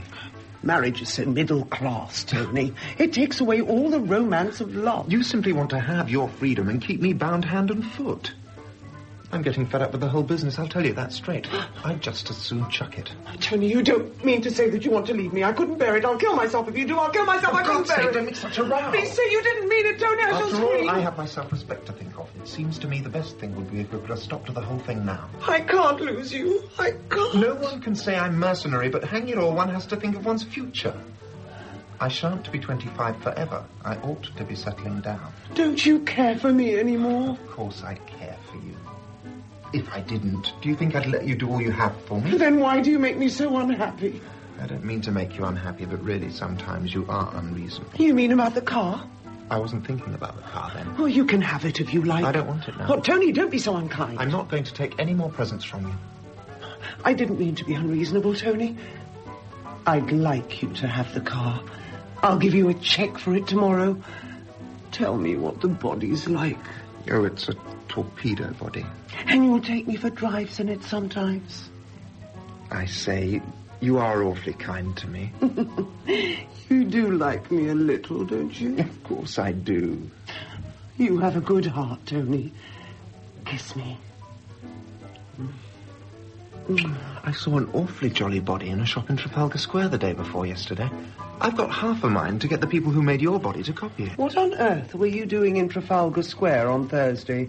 I thought you were going to Ranelagh. Well, I was put off. I had nothing to do, so I just thought I'd slope round the National Gallery for half an hour. Last place I should have expected you to go to. Oh, I don't mind having a look at pictures now and then. Did you look at the Bronzinos? Yes. Arthur Fenwick bought one the other day at Christie's. Paid a devil of a price for it, too. Do you know, I do think it's rot, the prices people pay for old masters. Oh, really? I'm blowed if I paid £10,000 for a picture. We'll go to the National Gallery together one of these days, shall we? I don't know that I want to make a habit of it, you know. I've got great news. Bessie and Harry Blean are engaged. Oh, I'm so glad, my dear. You must be so gratified. Oh, yes, I'm delighted. Now, you must come and congratulate them. Above all, we must congratulate one another. We've all worked for it, pal. Poor Blighter didn't stand much chance, did he? Now, we'll have one last dance, and then Arthur wants to play poker. Oh, you must come. Oh, you dance this with me, Minnie. I'd like to. You haven't danced with me yet, Tony. You really should learn to pay more attention to your hostess. I say, don't go. Why not? Because I want to talk to you. If you want to whisper soft nothings in my ear, you'll find the one step exceedingly convenient. You're a little beast, pal. You've been having a long talk with Minnie. Oh, she's been making a hell of a scene. Poor thing, she can't help it. She adores you. Well, I wish she didn't. And you did. My dear, it's your only attraction for me. That she adores you. You've got a piece of hair out of place, Pearl. Have I? Oh, don't be a fool, Tony. Anyone might see us. I don't care. I do. Arthur's as jealous as a cat. Arthur's playing the pianola. There's nothing wrong with my hair. Of course there isn't. You're perfectly divine tonight. I don't know what there is about you. Oh, you foolish creature, Tony. Let's go in the garden. No. People will wonder where we are. Hang it all. It's not so extraordinary to take a stroll instead of dancing. I don't want to take a stroll. Pearl. Yes? Oh, don't be a fool, Tony. Let's go down to the tea house. No, I won't. We should be quite safe there. I can't. I'll go down there and wait for you. But if they wonder where I am... You've gone up to your room.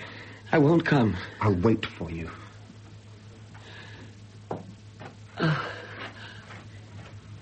not going to go on pounding away that wretched piano unless you come and dance, Pearl. I don't want to dance. I'm too tired. Well, let's play poker now, shall we? Well, I'll get tired, darling. Oh, I'm never too tired for that. You don't know how I adore you.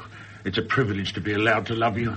Oh, if you say things like that to me, you'll make me vain. You do love me a little, don't you? I need your love so badly. Why, I dote on you, you silly old thing. Where are you going? I'm going to my room to arrange my face. God, how I love you. There's nothing in the world I wouldn't do for you. Really? Nothing. Well, then, ring for Paul and have him bring the table and set out the counters. Thornton, we're going to play some poker. Get the others to come along, will you? Righto. Paul, get the card table ready. Very good, sir. And we'll need the counters. Get out those mother-of-pearl ones I brought down last time I was here. Very good, sir. Princess. Pearl's gone up to her room. She'll be down in a minute. This looks like more dissipation. We're going to have a game of poker. I don't think we should play for too long. Pearl's looking terribly tired. I don't wonder. She's so energetic. Oh, she's the most open-handed, the most generous woman I've ever known. Who is this? We were speaking of our hostess. I see. I have no hesitation in saying that Pearl is one of the most remarkable women in England. She's got half the cabinet in her pocket. She's very powerful. I've often thought that if she'd been alive in the reign of Charles II, she'd have been a duchess in her own right. Maybe. She would adorn any sphere. She's got everything. Brains, tact, energy, beauty. Virtue. We're all dying to play poker. Well, the table's all ready. Where is Pearl? She's gone to her room. She'll be down in a moment. You're going to play, Princess? No, I don't think so. I'll look on. I'm going to bed in a minute. Oh, you must play. Leave a place for Pearl. You must leave one for Tony, too. What's he doing? He'll be here presently. Now, shall I give out the counters? A shilling, Auntie. Will that suit you? Very well. Thornton, the whites are a shilling, the reds 2, and the blues 5 bob. Mr. Harvey, sort some out, will you? Sure. Oh, how How stupid of me. I haven't got my bag. Never mind, we'll trust you. No, I'd rather pay at once. It saves so much bother. Besides, I hate not having my bag. One always wants to powder one's nose if one hasn't got it. Bessie, dear, I left it in Pearl's new tea house. Run and fetch it for me, would you? Certainly. No, I'll go. You don't know the way. I can go through the bushes. It's only... How came you to leave it in a tea house? Oh, I'm so careless. I'm always leaving my bag about. Here's another £5. What beautiful counters they are. I'm glad you like them. I gave them to Pearl. They've got her initials on them. Let's have a hand before Pearl comes. Ante up, Princess. Oh, I beg your pardon. $2 to come in. I'm coming in. I always come in. Well, I oughtn't to, but I shall all the same. You're going to make good your ante, Duchess? I may as well, mayn't I? That's how I made a fortune, throwing good money after bad. Do you want a card, Princess? I'll have 3. Princess got a pair of deuces. I'll have 1. One never gets that straight, Harvey. I'll take 5. Now, that's what I call a real sport. Oh, nonsense. It just means he can't play. It would be rather a sell for you if I had a flush. Yes, it would, but you haven't. You're quite right. I haven't. Don't you want any cards, Duchess? No, I'm out of it. I'll have 3. I thought you were in luck. Wait a minute. You'll be surprised. What have I got to put in? 10 shillings. Ah, here's Bessie. What have you got? Did you find my bag? No, it wasn't there. But I distinctly remember leaving it there. I'll go and look for it myself. Mr. Fenwick, would you come with me? No, don't. You can't go into the tea house. Bessie, is anything the matter? The door of the tea house is locked. It can't be. I saw Pearl and Tony going in there just now. Minnie, you devil. What have you been doing? Don't ask what I've been doing. Well, you must be mistaken. Pearl went up to her room. Go and look for her. No, Mr. Fenwick. I saw her. Bessie? What? Well, we'd better go on with our game, hadn't we? That was your money, Mr. Fenwick. Thank you. The slut. The slut. You'd better deal, Fleming. The princess won't play, I expect. Deal me cards. I want to play. Bleen, come on. We're going on with the game. Take Bessie's chips.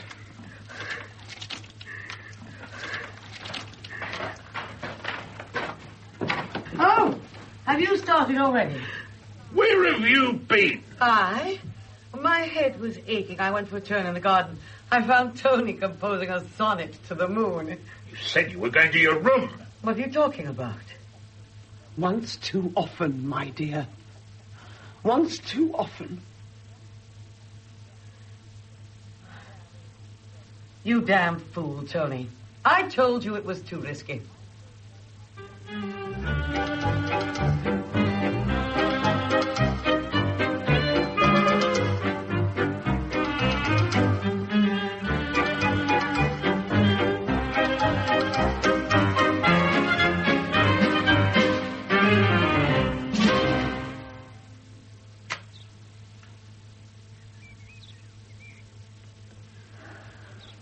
Is it good for you to smoke so many cigarettes? I shouldn't think so. If only we had the Sunday papers, that would be something. You can hardly expect them in a place like this. I don't suppose there are many trains on Sunday. I wonder if dinner is going to be as cheerful as luncheon was. Did Pearl send any reason for not appearing at luncheon? I haven't an idea. I asked the butler where she was. He said she was lunching in bed. I wish I'd thought of that. I'm afraid we were rather silent. Silent? I shall never forget that luncheon. Minnie subdued and silent, Tony sulky and silent, Bessie frightened and silent, Bleen embarrassed and silent, Fenwick furious and silent. I tried to be pleasant and chatty. It was like engaging the pyramids in small talk. Both of you behaved very badly. You might have offered me a little encouragement. I was afraid of saying the wrong thing. The Duchess and Bessie looked as if they'd burst into tears on the smallest provocation. I was thinking of Pearl. What a humiliation. What a horrible humiliation. I have an idea she won't appear again till we're all gone. Poor thing, she must be a wreck. It was a terrible scene. I shall never forget it. The things that Minnie said. I couldn't have believed such language could issue from a woman's throat. Oh, Does she have attacks like that often? I know she did when the young man before Tony married an heiress.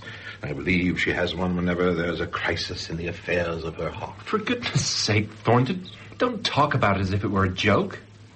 What's the matter, Fleming? I think it's abominable to treat the whole thing so flippantly.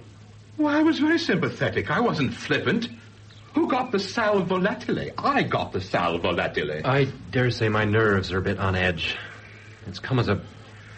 Well, as a shock to discover exactly what the relations are between all these people, and what I can't quite get over is that I'm the only member of the party who doesn't take it as a matter of course. It's not entirely their fault. It's the life they lead. They've got too much money and too few responsibilities. English women in our station have duties that are part of their birthright, but we, strangers in a strange land, have nothing to do but enjoy ourselves. Well, I thank God Bleen is a decent man. He'll take Bessie out of all this.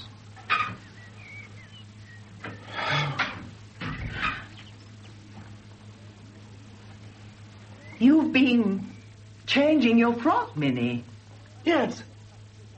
I'm leaving this house this afternoon.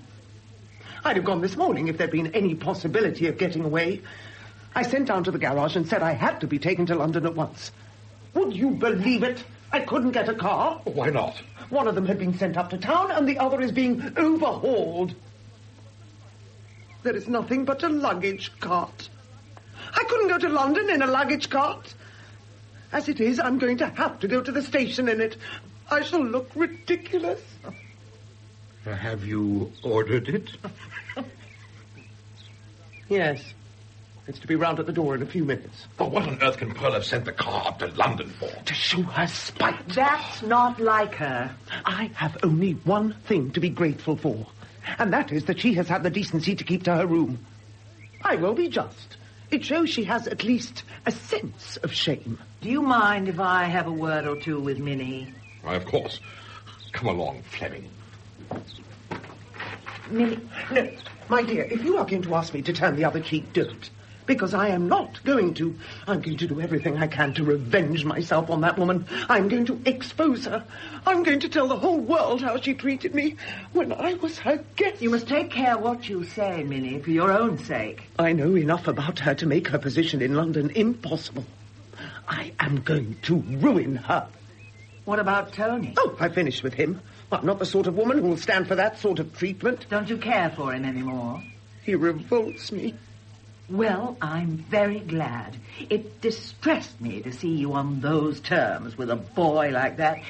You're well rid of him. Oh, my dear, you needn't tell me. He hasn't even made an attempt to excuse himself. He hasn't even tried to see me. After all, he never really cared for you. Anyone could see that. Don't say that, Flora. I couldn't bear it. He loved me. Before that woman came between us, I know he loved me. He couldn't help loving me. I did everything in the world for him. Minnie, my dear, don't give way. Take care. Here he is. Oh, I beg your pardon. I didn't know anyone was here. I was looking for some cigarettes. I think I'll join the others.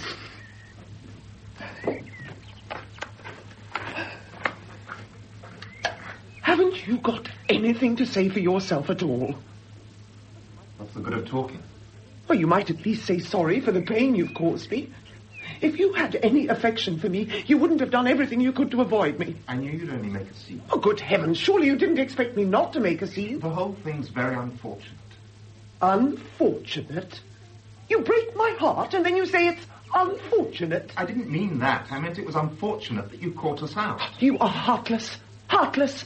If you had any decent feeling, you couldn't have eaten the lunch that you did. But you munched away, munched until I could have killed you. Well, I was hungry. You oughtn't to have been hungry. What are you going to do about it? About your appetite? Hope to God your next mouthful chokes you. When do you want me to move out of my flat? What's that got to do with me? You know very well I can't pay the rent. That's your lookout. I shall go to the colonies. Oh, yes, that's the very best thing you can do. I hope they make you dig.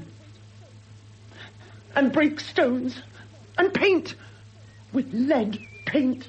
I hope you're miserable. Oh, well, it'll have its compensations. Such as? I shall be my own master. I was about fed up with this, I can tell you. Oh, yes, you can say that now. Do you think it was all jam, never being able to call my soul my own? I was sick to death of it. You cat. Well, you may just as well know the truth. Are you in love with that woman? No. Then why did you, Tony? How could you? If one felt about things at night as one does the next morning, life would be a dashed sight easier. Tony, if I said to you, let's let bygones be bygones and start afresh, what would you say? We've made a break now. We'd better leave it at that. I shall go to the colonies. Tony, if you want to marry me, I'm willing to marry you. I should be just as dependent on you. Do you think it would be jolly for me having to come to you for every £5 I wanted? I shall settle something on you so that you shall be independent. 1,000 a year. Will that do? You are a good sort, Minnie. You will be kind to me, won't you? Rather, and look here, you needn't give me that two-seater. I shall be able to drive the Rolls-Royce. You didn't really want to go to the colonies, did you? Not much. Oh, Tony, I do love you so. That's right. Ring the bell. We shan't stay in this house a moment longer, and you shall come in the luggage cart with me. Oh, I much prefer that to walking. I think it's monstrous there isn't a car to take us to the station. This is the most uncomfortable house to stay in. Oh, beastly. Do you know there wasn't a bathroom attached to my bedroom? Oh, mon pauvre chéri.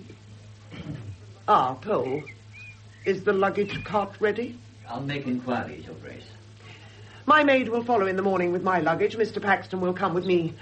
What about your things, darling? They'll be all right. I brought my man with me. Her ladyship is just coming downstairs, Your Grace. Oh, is she? Well, thank you, Paul. That'll do. Very good, Your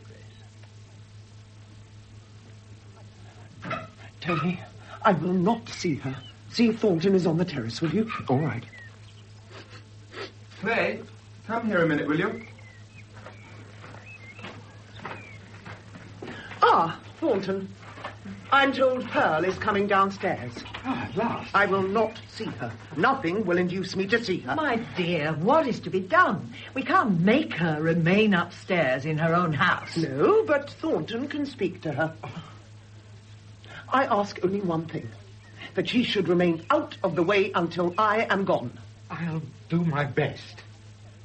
I shall walk up and down on the terrace until the luggage cart is ready. I haven't taken my exercise yet today. Oh, here's Bessie. It appears that Pearl is just coming downstairs. Is she? Have you seen her this morning, Bessie? No. She sent her maid to ask me to go to her, but I had a headache and couldn't. I'm thinking of going back to America next Saturday, Bessie. Dear Fleming, I shall be sorry to lose you. I expect you'll be too busy to think about me. You'll have all kinds of people to see, and there's your trousseau to get. Princess, I wish you would come over to Paris with me and help me with it. I? Well, of course. If I could be of any help to you, dear child, perhaps it's a very good idea. We must talk about it. Good morning. Good afternoon. Oh, I might have known everyone would abuse me for coming down so late. But it was such a lovely day, I thought it was a pity to get up. Don't be paradoxical, Pearl. It's too hot. The sun streamed in my room, and I thought it's a sin not to get up on a day like this. And the more I thought I ought to get up, the more delightful I found it to stay in bed. How was your head, Bessie? Oh, it's better, thank you. I was sorry to hear you weren't feeling up to the mark. I didn't sleep very well. What have you done with your young man? Harry, he's writing letters. Spreading the glad tidings. You ought to write to his mother, Bessie. Oh, and we must think of sending an announcement to the Morning Post. Oh, you think of everything, Pearl. I take my duties as Bessie's chaperone very seriously. Why, I already have a brilliant idea for the gown I'm going to wear at the wedding. Gee. Oh, my dear Fleming, don't say gee. It's so American. Say, by Jove. I couldn't without laughing. Laughing? Why can't you say laughing? I don't want to. Oh, how obstinate you are. Well, now that Bessie's going to marry an Englishman, she'll have to take lessons. I know an excellent woman. She makes you read out loud and recite long lists of words 20 times a day. Half instead of half, and bath instead of bath, and can't instead of can't. By Jove instead of G. Appearances don't say by Jove, Fleming. She teaches them to say good heavens instead of mercy. Does she make money by it? Parts. But she's a lovely woman.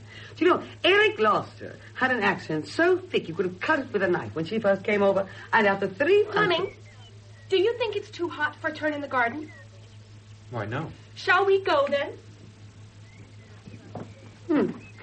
Whatever's the matter with Bessie? One would think she'd swallowed a poker last night. No wonder she couldn't sleep. That would be enough to give anyone indigestion. You know that Minnie is going this afternoon, Pearl? Yes, so I heard.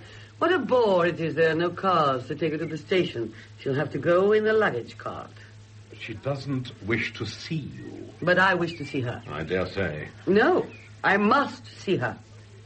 She asked me to tell you that she only wished you to do one thing, and that is to stay out of the way until she's gone. Then you can go and tell her that unless she comes to see me, she shan't have the luggage cart. Pearl! That is my ultimatum. But can you see me taking a message like that to the Duchess? It's 4 long miles to the station. There's not a scrap of shade all the way. After all, it's not a very unreasonable request she's making. If she wants the luggage cart, she must come and say goodbye to me like a lady. What am I to do? We used up all the sal volatile last night. I'll tell her if you like. Do you really insist on seeing her, Pearl? Yes, it's very important. Oh, poor Flora looks shocked. She shouldn't know such people. Really? Pearl, your behavior is monstrous. Oh, never mind my behavior. Now tell me how luncheon went off. Oh, my dear, it was like a gathering of relations who hate one another after the funeral of a rich aunt who's left all her money to charity. You must have been priceless. Oh, I would have given anything to be there. Oh, why weren't you? Oh, I knew there'd be scenes, and I'm never at my best in a scene before luncheon. One thing I've learned from this war, a general should always choose his own time for battle. Oh, Minnie moved heaven and earth to get away this morning. I knew she couldn't go. I knew no one could until this afternoon. As soon as I awoke, I took the necessary steps. You slept? Oh, yes, I slept beautifully. Nothing like a little excitement to give me a really good night. Well, you certainly had some excitement. I've rarely witnessed such a terrific scene. Yes, I sent out to the garage and told them to have the old Rolls-Royce taken down at once and sent the other off to London. Yes, what for? Never mind, you'll find out presently. And then I did a little telephoning. Why were you so anxious to prevent anyone from leaving this house? Oh, I couldn't persuade myself my party had been a success if half my guests had left me Sunday morning. And I thought they might change their minds by the afternoon. If that's your only reason, I don't think it a very good one. It isn't. I will be frank with you, Thornton. I can imagine a very amusing little story might be made out of this episode. I never mind scandal, but I don't expose myself to ridicule if I can help it. My dear Pearl, surely you can trust the discretion of your guests. Why, who do you think would give it away? You. I? My dear Pearl, I give you my word of honor. My dear Thornton, I don't give tuppence for your word of honor. You're a professional entertainer. You will sacrifice everything for a good story. You really might have left Tony alone. This habit you have of snitching has got you into trouble before. People are so selfish. It just happens I find no man more desirable than one that a friend of mine is in love with. I make allowances for the idiosyncrasies of my friends. Why can't they make allowances for mine? Ah, Minnie. I have just been told that the only way I can leave this house is by submitting to the odious necessity of seeing you. I really wish you wouldn't go, Minnie. Lord Surrey's coming over for dinner, and so are the Arlingtons. You know, I always take a great deal of trouble to get the right people together, and I hate it when anyone fails me at the last minute.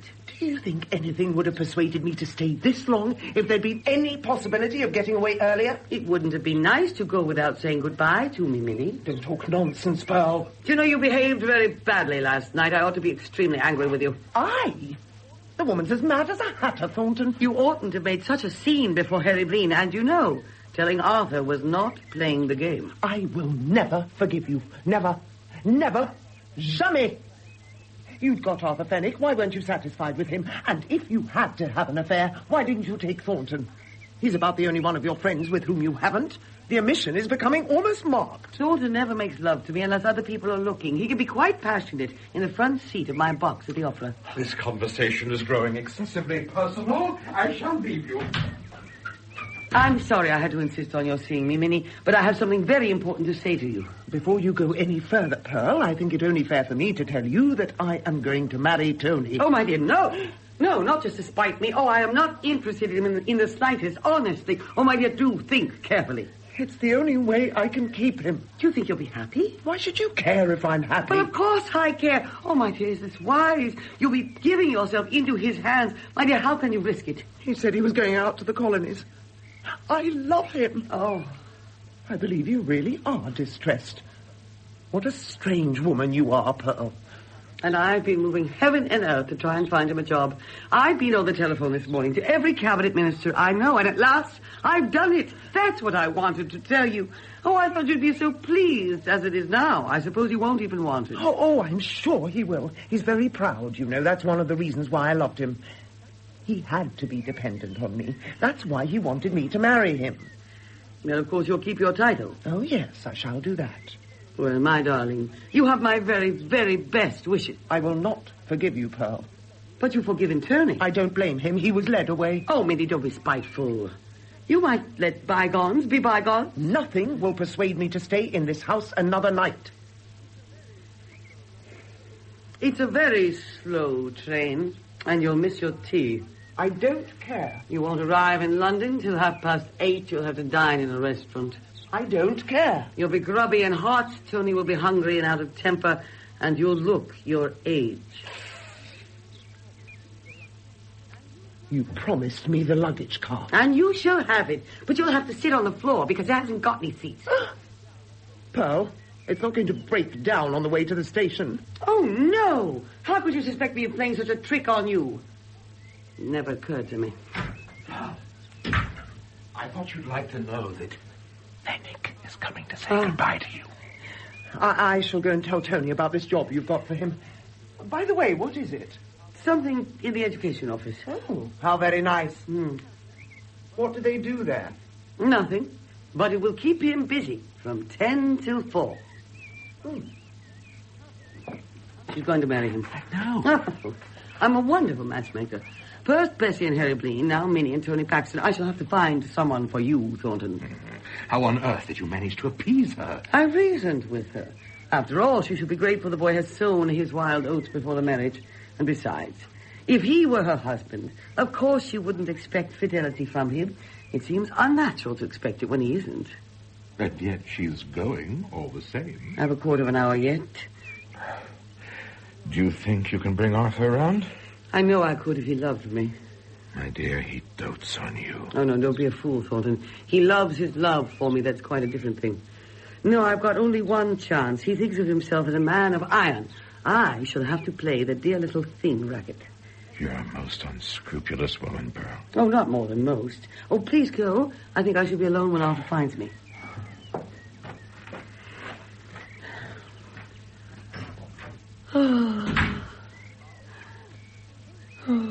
How? Oh, how you startled me. I didn't hear you come in, Arthur. I dare say you're surprised to see me. I thought it necessary that we should have a short conversation before I left this house. It's good to see you once more. You understand that everything is over between us? If you've made up your mind, there's nothing for me to say. I know nothing can move you once you've done that. I don't want to part from you in anger, Pearl. Last night I could have thrashed you within an inch of your life. Well, why didn't you? Do you think I would have minded from the man I love? Well, you know I could never hit a woman. Oh, I thought of you through all the long hours of the night, Arthur. I never slept a wink. I'll come quickly to what I have to say and then go. It's merely this. Of course, I shall continue the allowance I've always made you. I couldn't take it. No, I couldn't take it. Oh, be sensible, Pearl. This is a matter of business. It's a question I refuse to discuss. Surely you must realize that nothing would have induced me to accept your help if I hadn't loved you. Now that there can be nothing more between us, oh, no. The very thought outrages me. I was afraid you'd take up this attitude. You've only 8,000 a year of your own. You can't live on that. I can starve. I must insist, Pearl, for my own sake. You've adopted a style of living that you never could have done if you hadn't had me at the back of you. I am morally responsible. I must meet my obligation.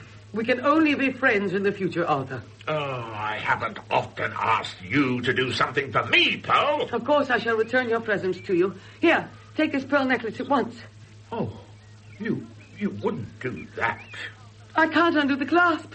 Help me, Arthur. No, I won't. I won't. I'll tear it off my neck. Pearl, you break my heart. Do you care for me so little that you can't bear to wear the trifling presents I gave you? Oh, if you speak to me like that, I shall cry.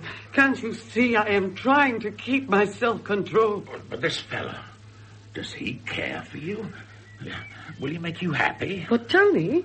Oh, he's going to marry the Duchess. I shall never see him again.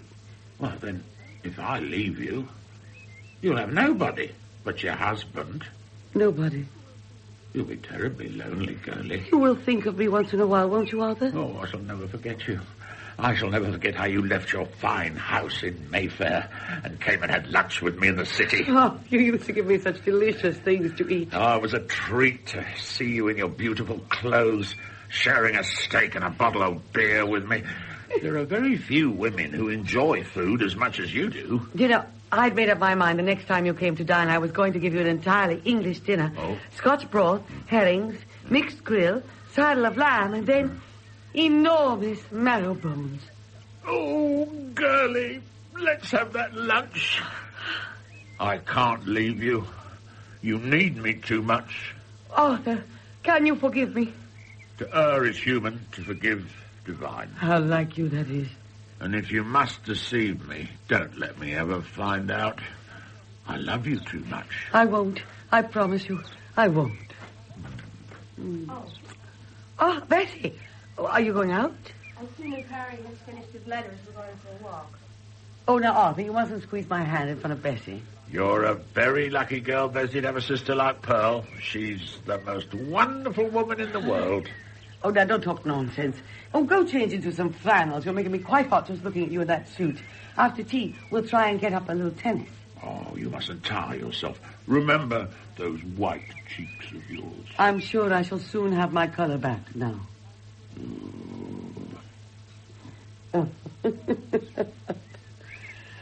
Oh. Men are such trivial, foolish creatures.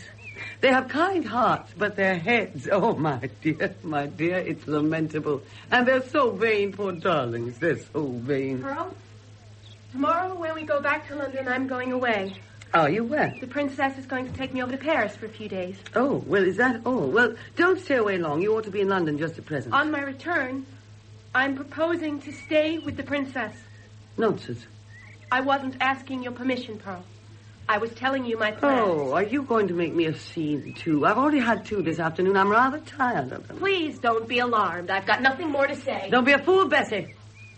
What would people think if you were to suddenly leave my house? We don't want to go out of our way to make people gossip. Please don't argue with me, Pearl. It's not my business to reproach you for anything you do. But it isn't my business either to stand by and watch. You're no longer a child, Bessie. I've been blind and foolish. Oh, Pearl, don't make me say what I have in my heart, but let me go quietly. Please, Bessie, you must be reasonable. Well, what would people think if you were to suddenly leave my house and go live with Flora? They'd ask all sorts of questions, and heaven knows the explanations they'd invent. People aren't charitable, you know. Now, I don't want to be hard on you, but I'm afraid I can't afford to let you do a thing like that. Now that I know what I do, I should never respect myself again if I stayed. Oh, I don't know how you can be so unkind. I don't want to be that, Pearl. I've made up my mind, and there's an end to it. Flora is a fool. I will tell her she is not to take you away from me. You will stay with me until you are married. Do you want me to tell you that I can hardly bear to speak to you? Oh. You fill me with shame and disgust. I want never to see you again. Oh, well, you drive me beyond endurance. I think I must be the most patient woman in the world to put up with all I put up with today. After all, what have I done? Oh, I was a little silly and incautious. Besides, it hasn't got anything to do with you. Why don't you mind your own business? You talk as though your relations with Arthur Fenwick were perfectly natural. Oh, good heavens! You're not going to pretend you didn't know about Arthur, are you? After all, I'm no worse than anyone else. One of the reasons we Americans like London is we can live the lives we choose here and people accept things philosophically. Ellie Gloucester, Sadie Twickenham, Mamie Hartwell. You don't imagine they're faithful to their husbands, do you? They didn't marry them for that. Oh, Pearl, how can you? How can you? Haven't you any sense of decency at all? When I came in just now and saw you kissing that gross, vulgar, sensual old man, oh, you can't love him. I could have understood it, but oh, it's so disgraceful. It's so hideous. What can you see in him? He's nothing but rich. It's not because he's rich. Pearl. Oh, you're a silly little girl, Bessie. I'm tired of talking to you. Pearl, it's not that. Answer me. Answer me. Mind your own business. He was right then. Last night when he called you that. He was so right that you didn't even notice it. What? A few hours later, you're hand in hand with him. A slut. That's what he called you. A slut. Hold your tongue. A slut! How dare you? Hold your tongue! A kept woman, that's what you are! Oh, I am a fool to lose my temper with Why you. sit you and say nothing but the truth? Oh, you are a silly little person, Bessie. If Arthur wants to help me out now and again, that's his affair and mine. He has more money than he knows what to do with. It amuses him to watch me spend it. I could have $20,000 a year from him if I chose. Haven't you got money of your own? But you know exactly what I've got. $8,000 a year. Well, you don't think I've got the position I have on that, do you? You're not under the impression the whole world comes to my house because of my charm, are you? I'm not. Do you think the English want us here? They come to me because I amuse them. Very early in my career, I discovered the English can never resist getting something for nothing. If a dancer's all the rage, they'll see her in my house. If a fiddler is in vogue, they'll hear him at my concert. I give them balls. I give them dinners. I have made myself the fashion. I have power. I have influence. Oh, but everything I have, my success, my reputation, my notoriety, I've bought it. Bought it. Bought it. How humiliating. And finally, I've bought you, our husband. That's not true. He loves me. Oh, do you think he would have loved you if I hadn't shown you to him in these surroundings? If he hadn't been dazzled by the brilliant people amongst whom he found you? Well, you don't know what love is made of. You think it nothing that he hear a prime minister pay you compliments? Of course I bought him. It's horrible. You know the truth now. It will be very useful to you in your married life.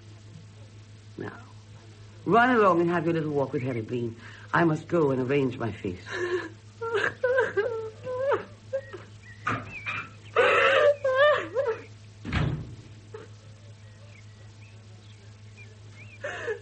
I'm afraid I've kept you waiting. I'm so sorry. It doesn't matter at all. Where shall we go? You know the way about these parts, and I don't. Harry, I want you to release me. I can't marry you. Why? I want to go back to America. I'm frightened. Of me? Oh, no.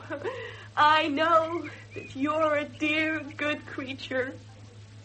I'm frightened of what I may become. But I love you, Bessie. And that's all the more reason for me to go.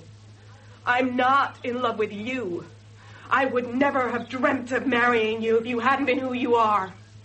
I wanted to have a title.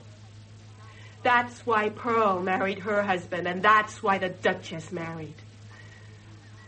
Let me go, Harry. I knew you didn't love me, but I thought you might come to in time. I thought if I tried, I could make you love me. You didn't know that I was nothing but a self-seeking, heartless snob. I don't care what you say of yourself. I know that you can be nothing but what is true and charming. After what you've seen last night, after what you know of this house, aren't you disgusted with all of us? You can't think that I could class you with the Duchess and... Pearl, at my age, was no different from what I am. It's the life. But perhaps you won't want to lead it. You think I can make myself at home with your family, in your life. I've had a hint of it now and then. It's a life of dignity, of responsibilities, and of public duty. You make it sound very strenuous. It comes naturally to the English girls of your class. They've known it all their lives, and they've been brought up to lead it. But we haven't. To us, it's just tedious, and its dignity is irksome. We're bored, and we fall back on the only thing that offers pleasure. There's nothing for us to do but amuse ourselves when we fall to pieces. Your house means everything to you because it's associated with your childhood and all your people before you. It could only mean something to me if I loved you. And I don't. I don't know what to say to you. Don't you think you could wait a little before you decide finally? I want to go home, Harry. If I marry ever, I want to marry in my own country. That is my place. Let me go back, Harry. If you don't want to marry me, of course I'm not going to try and make you. Don't be angry. And be my friend. Always. Always. After all, 3 months ago you didn't know me. In 3 months more you will have forgotten me. Then marry some English girl who can live your life and share your thoughts. And be happy. The car's just come back from London. Minnie! I shall tell Pearl tomorrow. Minnie! Well, I shan't post my letters then. I'll go and get them out of the box. Forgive me. Did you call me? Oh, yes. Yes, the car's just come back from London. We can take you to the station. Oh, that is a mercy. I didn't at all like the idea of going to the station in the luggage cart. But what on earth did you send the car to London for anyway? In a minute, you'll see. Who is that gentleman that's just arrived, Pearl? A man of mystery. Mr. Ernest. Ernest? Ernest. Ernest.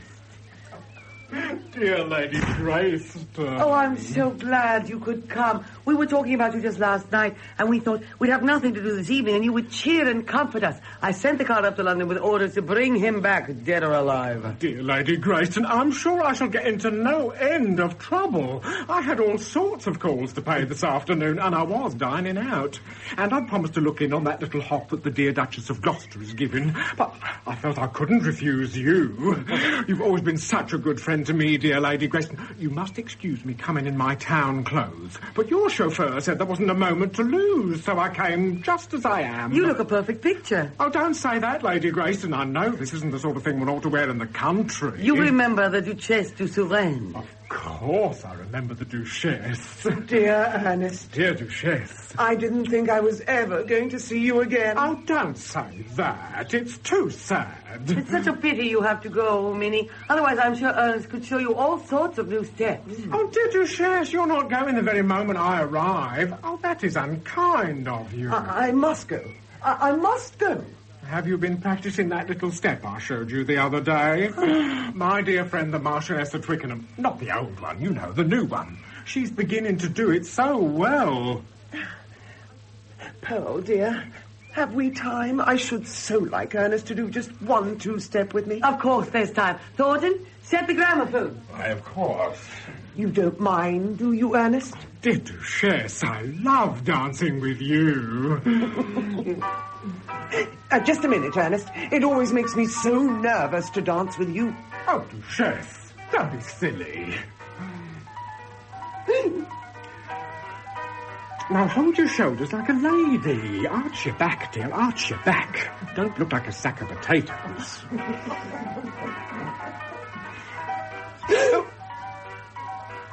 If you put your foot there, I shall kick it. Oh, Ernest, don't be cross with me. I will be cross with you, Duchesse. You don't pay any attention to what I say. You must give your mind to it. I do.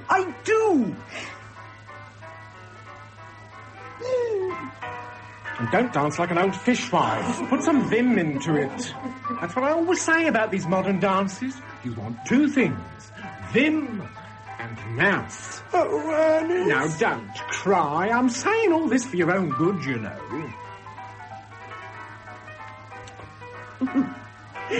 This is the step, Pearl. What's wrong with you is you got no passion. Oh, Ernest, how can you say such a thing? I've always thought of myself as a very passionate woman. Oh, well, I don't know anything about that, dear Duchesse, but you don't get it into your dancing. It's what I was saying the other day to the Marchioness of Twickenham.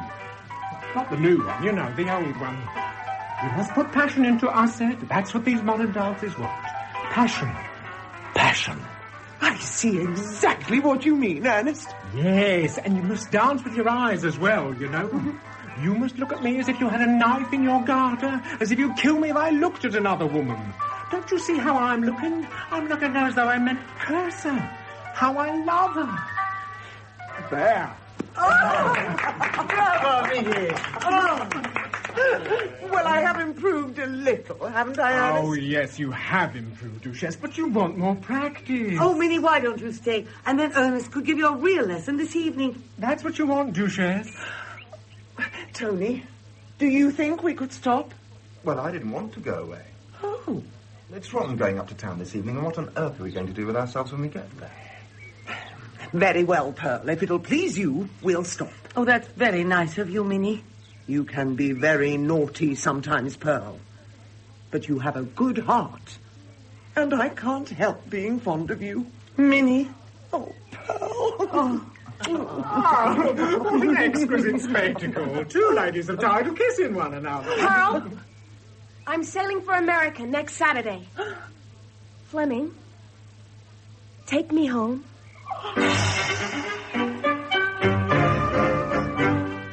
In Our Betters by W. Somerset Maugham, Kathleen Turner played Pearl, Lady Greyston, with Rula Lenska as the Duchess, Barbara Jefford as the Principessa, and Nigel Davenport as Arthur Fenwick. Sherry Graubert played Bessie, Charles Edwards, Fleming, and William Hootkins, Thornton. Tony was played by Stephen Billington, and Lord Blean by Nicholas Caunter, with Stanley Page as Pole and Paul Stewart as Ernest. Our Betters was adapted from the Chichester Festival Theatre production, directed by Michael Rudman, and redirected for radio by Janet Whittaker.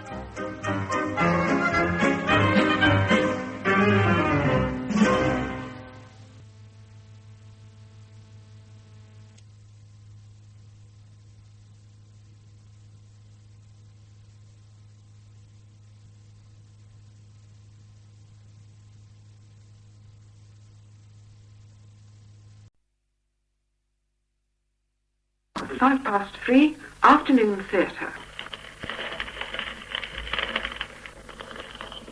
An Ordinary Bloke by Bill Lyon, with Douglas Livingston, Nigel Hawthorne, Diana Bishop, and Philip Stone. Well, I thought I'd do one that easy. Lucky I didn't have any money on it. I can't hear you. I've got selective deafness. Jack, the kettle's boiling. Just doing it, love.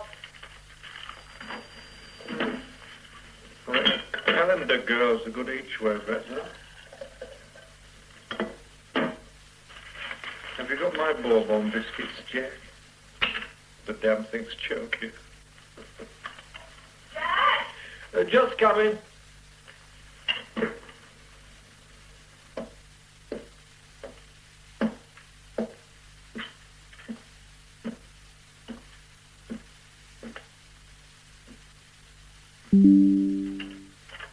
You were a long time. Was I? Ages. I called several times. Sorry. What kept you? I'll pour you tea.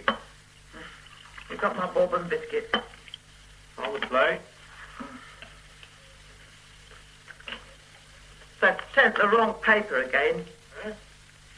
I thought you were going to do something about it. I did. This one's no use. There's no news in it. It's like a child's comic. Racing's good. I'm not interested in racing. I like to know what's going on in the world. I expect a newspaper to be informative. Yeah? There's nothing very informative about racing or photographs of cheap, vulgar little tarts. It depends what you want to know, doesn't it? Well, are you going to do something about it? I've told you. I've already spoken to him. The paper boy's new. He's bound to make a few mistakes while it's settling in. You don't know how to deal with tradespeople at all. If you tell them we're not paying until we get our proper order, they'll soon sort it out. Maybe. You've got to be firm with them. I'll leave it with you then. I can't do anything today. Why not? Up to Manchester after lunch. It's the 14th. Suppose that means I'll have to speak to them. I'll handle it next week when I get back. I'm not putting up with that rag till then. Only a couple of days. I'll get up and go down there myself. You like? No, I don't like. I don't like this back keeping me in bed so much. I don't like you and Robert resenting every little thing you do for me, but I have to learn to live with it. Dr. Morrison said it'd do you good to give it a bit more exercise anyway. Dr. Morrison doesn't have to put up with the pain. I'd best get off to work. What about the breakfast thing? Just leave it by the bed. Mrs. Morgan will be in to clear up later. I brought you some coffee up.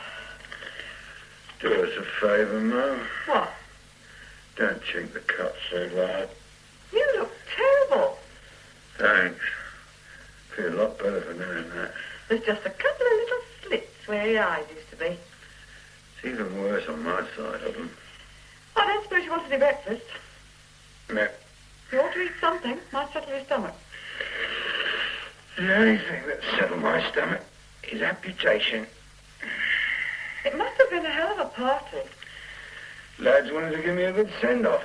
If you go in looking like that this morning, they'll send out squad cars for the gang that mugged you. So how do you feel about starting your new career today? Oh. You've got about an hour to make yourself look all keen and bright-eyed. I don't reckon you'll make it. Oh, sorry. I've worked with Fraser before. He knows what I can do. But he won't be the only one there, will he? Oh, you can't let him down, Jimmy. Like you said, he must have fixed this transfer. He'll be expecting a lot from you. Give me that coffee, then. That's better. Your bath's run, and I've laid out a clean shirt. And your suit. I don't feel comfy in a suit. I can't work in one. You need to make a good impression. They wanted Jack, not a fashion model. Look, just for today, leave the egg stains and the fag ash till they've learned to love you like I do. Oh, all right. Mom, it's me, Robert. Hello, dear. Oh, I didn't expect to find you down here. No time to stay in bed, things to do. You mustn't go overdoing it, you know. They sent the wrong paper again. Your father's in Manchester. Huh? So I had to sort it out. Oh, you should have left it to me. Had that Indian behind the counter. He never understands a word I say or pretends he doesn't. Don't suppose I did any good. Well, I'll look in there lunchtime. I don't want to be a trouble. It's no trouble. Perhaps you still think that, but Margaret resents any time you wait on me. It's no trouble. Look, I've not got long, Mum. I'll be late for work. Is there anything I can do while I'm here? She never visits. You always come on your own. It's not true. She came last month. And spent the whole afternoon looking at her watch. It was most embarrassing. I see Dad finished the concrete. It was well past 9 before he was in. Well, it's very professional. He should have done it years ago. Well, it means he's lost half his vegetable patch. Oh, it was dangerous. What? You know, I'm not so steady on my feet these days. First sign of rain, that garden's a mud bath. Meant I was a prisoner in my own home half the winter. Wasn't fair. Well, you'll miss it, though. Not got room to grow anything much now. Used to spend hours out there. I think he did it to keep away from me. Gets very lonely, stuck on your own indoors all the time. No one to talk to. I visit every day. That's only an hour at lunchtime. Well, I come before work when I can. The rest of the time hangs heavy. It's the best I can do. Oh, I realise you'd come more if Margaret had let you. I don't know what she's got against me. I've always gone out of my way to be nice to her. Look, for God's sake. Let's leave Margaret out of the conversation for once, shall we? I suppose you feel you've got to take her side. It's not a question of sides. I come here, me, not Margaret. I come to do any little jobs that might need doing, and because you say you need the company. Is there anything you want from the shops? Mrs. Morton will go to the supermarket for me. She's such a treasure. I don't know what I'd do without her. How about your massage? Is the machine fixed? Jack did it Tuesday, but he didn't bring it up. If you could fetch it out of his tool room for me and plug it in. Right. Bedroom? Yes. I'll be ever so grateful.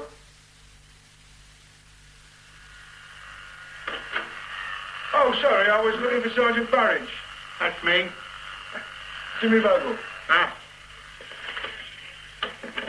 Pleased to meet you, Jimmy. That's your desk. Ah. Yeah, well, just shove that lot in the bin. Look who sat there before you was a scruffy beggar. What happened to him? Tucked up, taking bribes. Straight up. He was. Got made up to DI, jammy devil. 3 years less service than me and all. I'm up again, but I've almost given up hope. Story of my life. Yeah. Reckon it'll all change now you're with the big boys. Well, there's more chance of getting noticed. Yeah, you can dream. I hear you worked with the big cheese before, eh? Fraser. Oh, yeah. Found a body on the heath. Looked like suicide, turned out murder. Bit of a funny one. Get a conviction? No. Ah, black mark against you then. Not my fault. He likes success, does Fraser. Yeah. I'm supposed to be seeing him at 11. Well, don't fret about that. It's just his usual pep talk. You're part of the team here, Vogel, and we don't have any stars. Yeah, I often wonder what I'd done if I hadn't had a vacation. Pub would be nice. Suppose they'd only drink the profits. Burridge. Ah. Oh, yes, sir. I've got that. Yes, sir. Yes, sir. Yes, sir, I'll tell him. Talk with the devil. Fraser? Yep. Giving me surveillance Saturday night. Bang goes my match of the day. Hard luck. Oh. And he's off to see the ACC later, so he wants you straight up there now. On my way.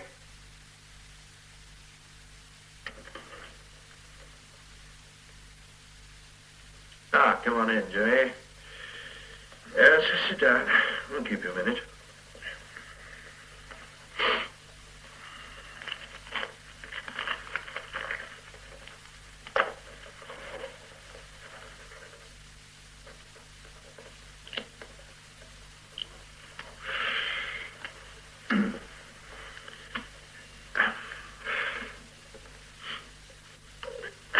Perhaps you'd like to open the window while you're waiting.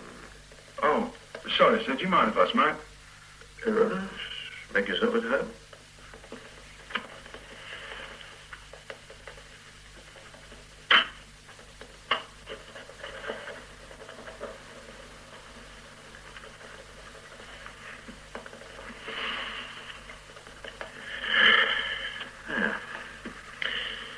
Well, nice to see you again, Jimmy. Thank you, sir. I had hoped we'd have time for a long chat, but as Burridge probably told you, I've got to see the ACC, so I'll have to be brief. A good chap, Sergeant Burridge. I think you'll get on well. Yes, sir. I wanted to thank you, sir. What on earth for? Getting me transferred. Well, I didn't get you transferred, Sergeant. I was under the impression that you'd applied to join us. Well, yeah, but I'd never have made it if you hadn't put in a word for me. Look, Jimmy, I'm delighted to have you on my team, but there are a few things we ought to get straight first, which is partly what this talk is all about. Yes, sir. And now, we've worked together before, so I feel I know a bit about you. Some aspects of your work are excellent. You're like a terrier when it comes to digging out information. You're keen, hard-working. There's more to it all than all that, isn't there? Yes, sir. Your selection board